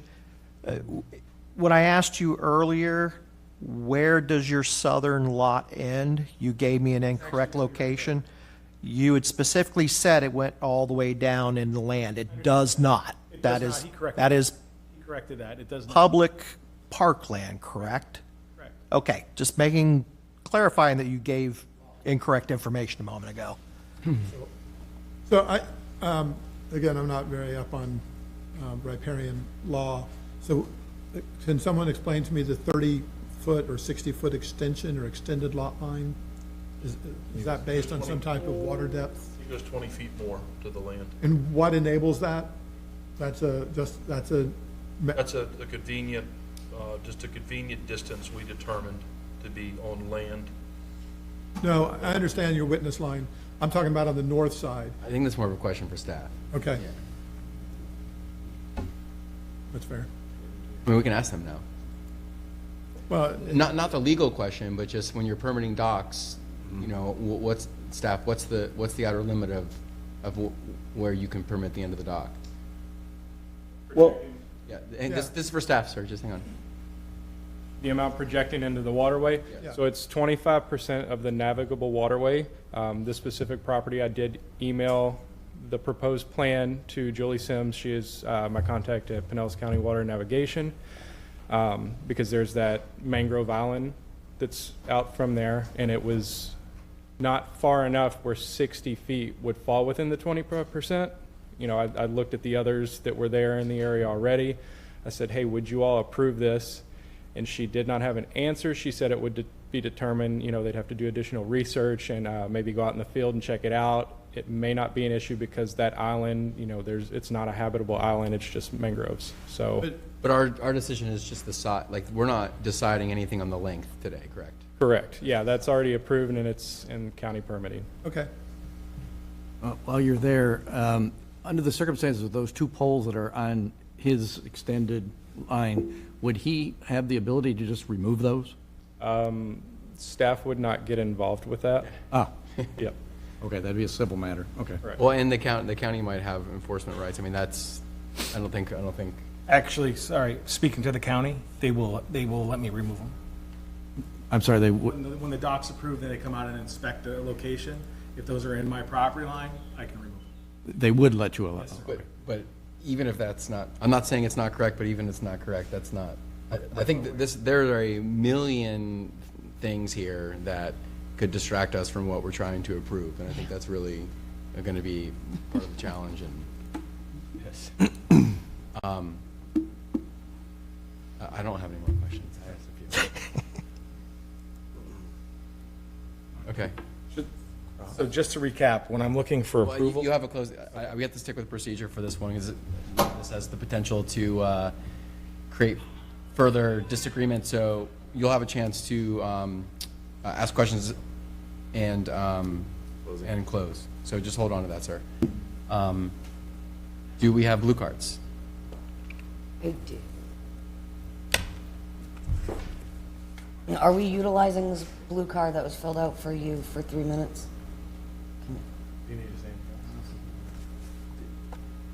What was the question? I'm sorry. The Was there a surveyor. question? We asked the surveyor questions. But he has a blue card as well. Blue card. Did you want to speak? No? Or we just answer? Are you just available for questions? Okay. Okay. Okay. And we're just confirming the procedure here. All right, so Justin Matthews. Yes, Justin Matthews, 329 21st Avenue South. The property question's the same, 539th Avenue South. I have been sworn. Thank you. You have 3 minutes. I had time to speak with Mr. Elmore, and I told Mr. Moore the same thing. I have no objection of him building directly on the lot line. It doesn't make much sense since they're only 15 feet apart to not do that because it doesn't leave you much usable space inside that 15 feet if you take somebody's setback away.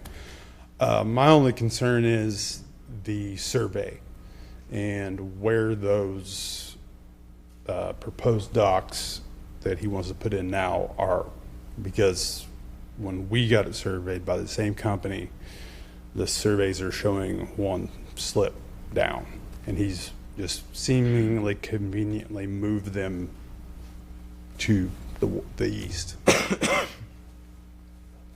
I have the original survey here from Brindla, and it's a completely different survey.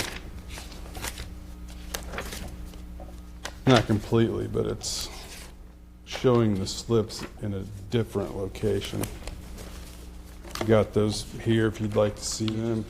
If you have one overall one, can you put it on the overhead, please? Yeah. And actually, before you go to the picture, because I suspect we might have some questions, do you have anything more to discuss? Because then we can stop you can finish your time, and then we can ask you questions so we don't get confused on timing. Do you have anything else to discuss? No, really I don't. No. All right, so can you put that up? I think we might have some questions. The overhead? Please, yes. Let me grab these.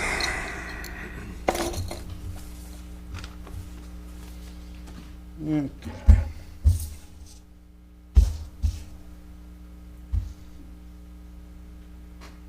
Can you, is north down here? Is that the road? North would be straight up.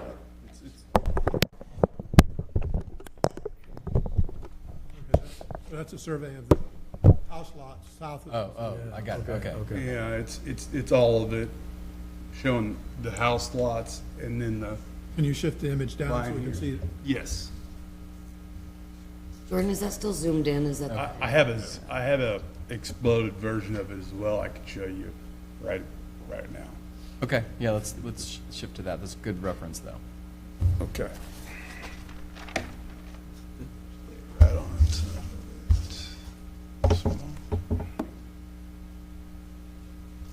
So that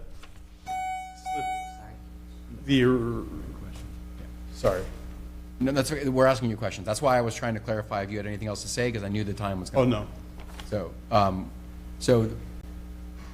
So then, in theory, slip 4 is not shown here. It's to the left. Yes. And you own which numbers? 5, 6, and 7. But this survey is done prior to Prior the to construction this. of your Yes, several years prior to. Yeah. And then it took us, I don't, one says- so far, I don't think this is inconsistent with the current survey.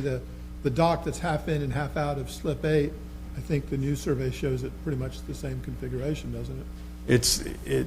there's a difference there's definitely a difference. I have that survey here. So do you have a survey from after your dock was built, of your dock, that it shows your dock after? Shows the dock? No, not, the only one that I've got after the fact is the one that Dan had created here that's So are you? new and different. survey. Can you put them side by side so we can see? Contention that the new survey is incorrect? Yes. Yeah. And there were 30-something months in between the survey and Okay, so in this survey, Shift it. the building of it. so we can see that, You have to overlay it a little bit. then, Tough to lay 'em. Maybe the other way? Put the other one on top. move that one to the far. That might work. Yeah. I see what you're talking about with. The only real reference point there is the existing dock at the east end of the property. And the lots look longer and narrower, but that's likely because that back line's not drawn, right? This north line is not drawn. Well, there is no north line shown. That's what I mean. That's just a crease in the, that's just that gray line that cuts right through the middle of the Right. No, 12 by 12 dock at the, and the bottom one is not a line, that's just a crease in the image. yeah. Sir, did I hear you right that you said if he built his, forget what the poles are called, right at the 0-foot lot line, you would have no objection to that, assuming you were able to hash out where the property lines are? Correct. Okay. Okay, Sure, of course. It's only fair. that's not for us to. Any other questions for Mr. Matthews? Okay, thank you, sir. Thank you. Any other blue cards? Staff, do you have any cross-examination questions? Staff waves. Okay. Applicant, do you have any cross-examination questions? Well, so there's closing and there's cross. I know the procedure, you have cross, okay, great, yeah, perfect. The survey that was done in 2022. This survey was actually completed in 22. And the survey that I just gave to you is the 24 survey in October, because I had a pin across the way. But they didn't pin across the way in 2022. So they just went out there and actually surveyed the land. So this is the one that was done in 2022 that. Well, hang on, who are you asking a question of right now? The question is, when he says that the survey that he went. I'm sorry, who are you questioning? Okay, Mr. Matthews, okay, thank you. The survey that Mr. Matthews showed me, that was a survey that was with the city, that first survey. I don't believe, and they could probably find that, but this is the one that was done in 2022. This was before he put the pilings in that would actually encroach into my property. You can see they're not there, because this is slip 4 right here. So you can see there's only 2 pilings right here. I'm not trying to be difficult, sir, but what is the question you're trying to ask? Because you're going to have an opportunity to say this. The survey that he went off of when he built the dock. Okay. Was that survey. Okay. Because the survey that he showed us is an old survey that came from the city. So, We had to pin the survey, something similar like this to get the survey in Mis- on those areas. So, Mr. Matthews, the question then is, do you have the survey from when you constructed your dock? Yes. Can you please put that on the overhead? Original one that my dad showed. That original one there. So that's the survey you used to build your dock? When yes. you went in for your dock run? Okay. Yeah, bye. Hold on, let me look at something real quick. I want to just look at the date on Sure, it. yeah, it's in 2017. Yeah, so 2017, that was the one that they did on that one. Okay. Okay. Thank you. Thanks. Any other questions? Okay. Staff, do you have any closing statements? Staff waves. And sir, you have 5 minutes for your closing and rebuttal. The only thing I have to say is what the hardship that I'm looking for is putting the pilings there so I can secure the boat. That's really what I'm looking for, is the 3 pilings that would be on my property line to secure the boat, based on a survey that would be approved, and it would be approved by the county to build the dock. I would like to put the 3 pilings on my property line. So the applicant, sorry, I'll let you finish, I'm sorry. If further down the road, if I wanted to put a lift on that, I could always do a solar lift. You don't necessarily need power for that, but I did reach out to Duke with that, and Duke can actually bring power over through the park. I would have to get an easement from the city because you already have power on the park, and that would be just my attorneys going back and forth because I know the neighboring property to the west of me is going to want to put power there. Water's not a problem. Mr. Matthews has water on the property. We can get water there anytime I want. That's pretty simple. But the power part that the question that you're asking is, yes, it can be done. At this time, I'm not looking to do it right this way. I'm just looking to get those pilings in. Thank you. So now I just want to clarify. Your intention, if this is approved, your intention right now is just to build those 3 pilings on the east side of your property. But the application is for 6 pilings and a boat lift. So you'd like approval of that today, and you'll do those, you might do those in the future. The 3 pilings that are on the dock side, The west on my side. property, so that I can put those in. Those are on the drawings. It's the 3 pilings that are on the property line. So you say 6, I'm saying I'm looking only at the 3 because the other 3 are fine. I can build those all day long. They're on the drawings and they're in the county right now. But they're not, is that true? Because I thought they were less than 5 foot from the property line. Yeah, his original dock plan did include the 3 abutting the dock. And those So- are already- So those are with the county. Got it, okay. But you are asking for approval for these 3, plus an approval of a boat lift, which you don't intend to do now, but you might do in the future. I might choose to do, you were asking about Right. power, I might choose to do a solar one. And I just want to clarify what the application, though, what we're approving. Okay, thank you. Or not approving. Well, so that's a good segue, though, as we go into executive session, and I don't know if this is a better question for staff or for council, but there seems to be a dispute on survey, seems to be a dispute on pilings out in the waterway. We are not resolving either of those disputes, correct? Correct. Correct. Okay. And so the question that we have is do we support the variance for the 0 lot line on the east side? Correct. Okay. Okay. So I want to narrow to that because, and I'll start just because I'm already confirming that, but, there's, first of all, I'm glad we had the survey because if you look at the GIS, you don't know what you're looking at. But that's not uncommon, right? The GIS is not a survey. But, I have other questions related to access. I have questions about ownership but those are all out of our purview. And so if the city and the county are willing to permit it, our question is, are we okay with these slips being close together? And frankly, I look at this and I think that that's exactly what was meant to happen here. Yeah. And so while I do think, we're just a bump in the road of figuring this out, it's a unique lot because it's meant for this purpose. It's meant to have a 0 lot line, it seems. And so I can support the variance, though I don't know that that's going to fix everything for the parties that were here today. It doesn't appear that abiding by setbacks would leave any usable area for a dock. So it seems like providing a variance for the setbacks makes sense. It almost seems like it would work better without setbacks. Yes. Commissioner Flynn? Yeah, I don't have a problem with the pilings to secure the boats, because, yeah, it'd be unusable essentially without. My concern would be, I'd be against a lift out there.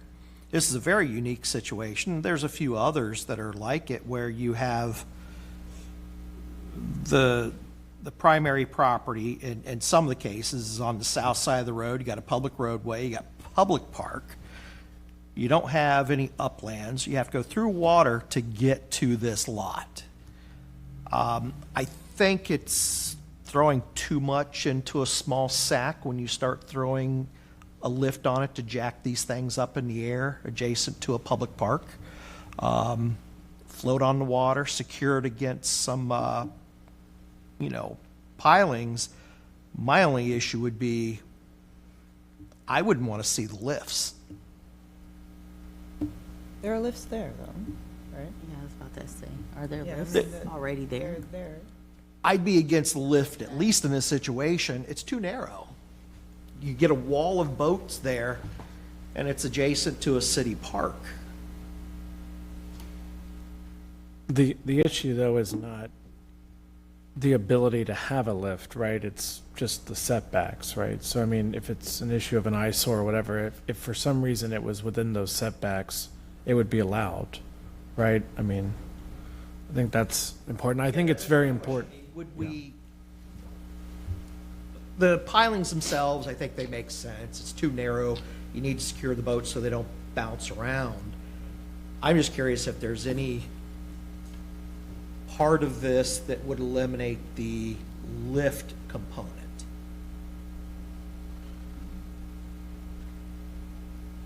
Question, if we weren't here for this variance, based off his question, would he be able to have a lift in this space? If the neighbors signed off, yes. Okay, thank you.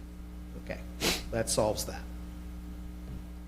And it sounds like both neighbors are supportive, you know. Well, but he didn't, but not, it didn't meet. Right, he didn't didn't. meet the criteria because he didn't sign it. He didn't sign it because they have a dispute over the lines and what's what, but that kind of weighs pretty heavily on my judgment, because the fact that the neighboring dock owner is okay with it, I tend to want to support this.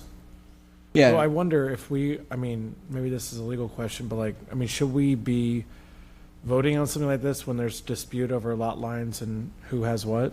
I mean, should we be deferring this until they figure that out? Well, I don't think that they would figure it out if they didn't have the ability to build, right? So it's a chicken and egg situation. Yeah. Does it still have to go to the county? The county is We supposed to talked about the approve. filing, so regardless of what we say, still has to go there. County will issue the permit. Okay. So it can't go to the next. Yeah, so actually, that's a good clarification for staff. So you actually sign on the county permit, right? You don't issue the permit? Yeah, the box to the bottom left is where we stamp, and then send it off to Pinellas. So this is basically a request for you all to sign off for then the county to process the permit? Correct. Okay. Overall, I'd be fine with, the total is 6. If they're allowed by right to do the lift, it is what it is. But they have to hash out their own civil issues as far as. Yeah, and they got to get power out there and not, Yeah, that's a whole separate issue. yeah. I think I'm sensing we're winding down the questions. Does anyone have any more questions? I'll entertain a motion. I move for approval of a dock variance to allow the installation of a boat lift. Second. Subject to staff conditions of approval. Black, Yes. Scout, Yes. Simpson, Yes.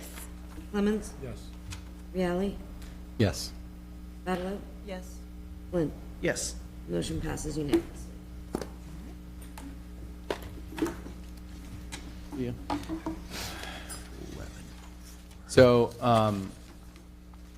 we have what, 6 now? 1, 2. So, for everyone in the room, we are losing a commissioner now. So going forward, we have 6 members for voting. So the way that the rules of procedure work in our city is that you have to have the 4 yes votes. And so when you lose a person voting, it doesn't mean that you're just going with majority. You still need 4 yes votes. So when we don't have 7, and sometimes we have as many as 10 people here, but it just varies from time to time. When we don't have 7, you do have the option to come forward and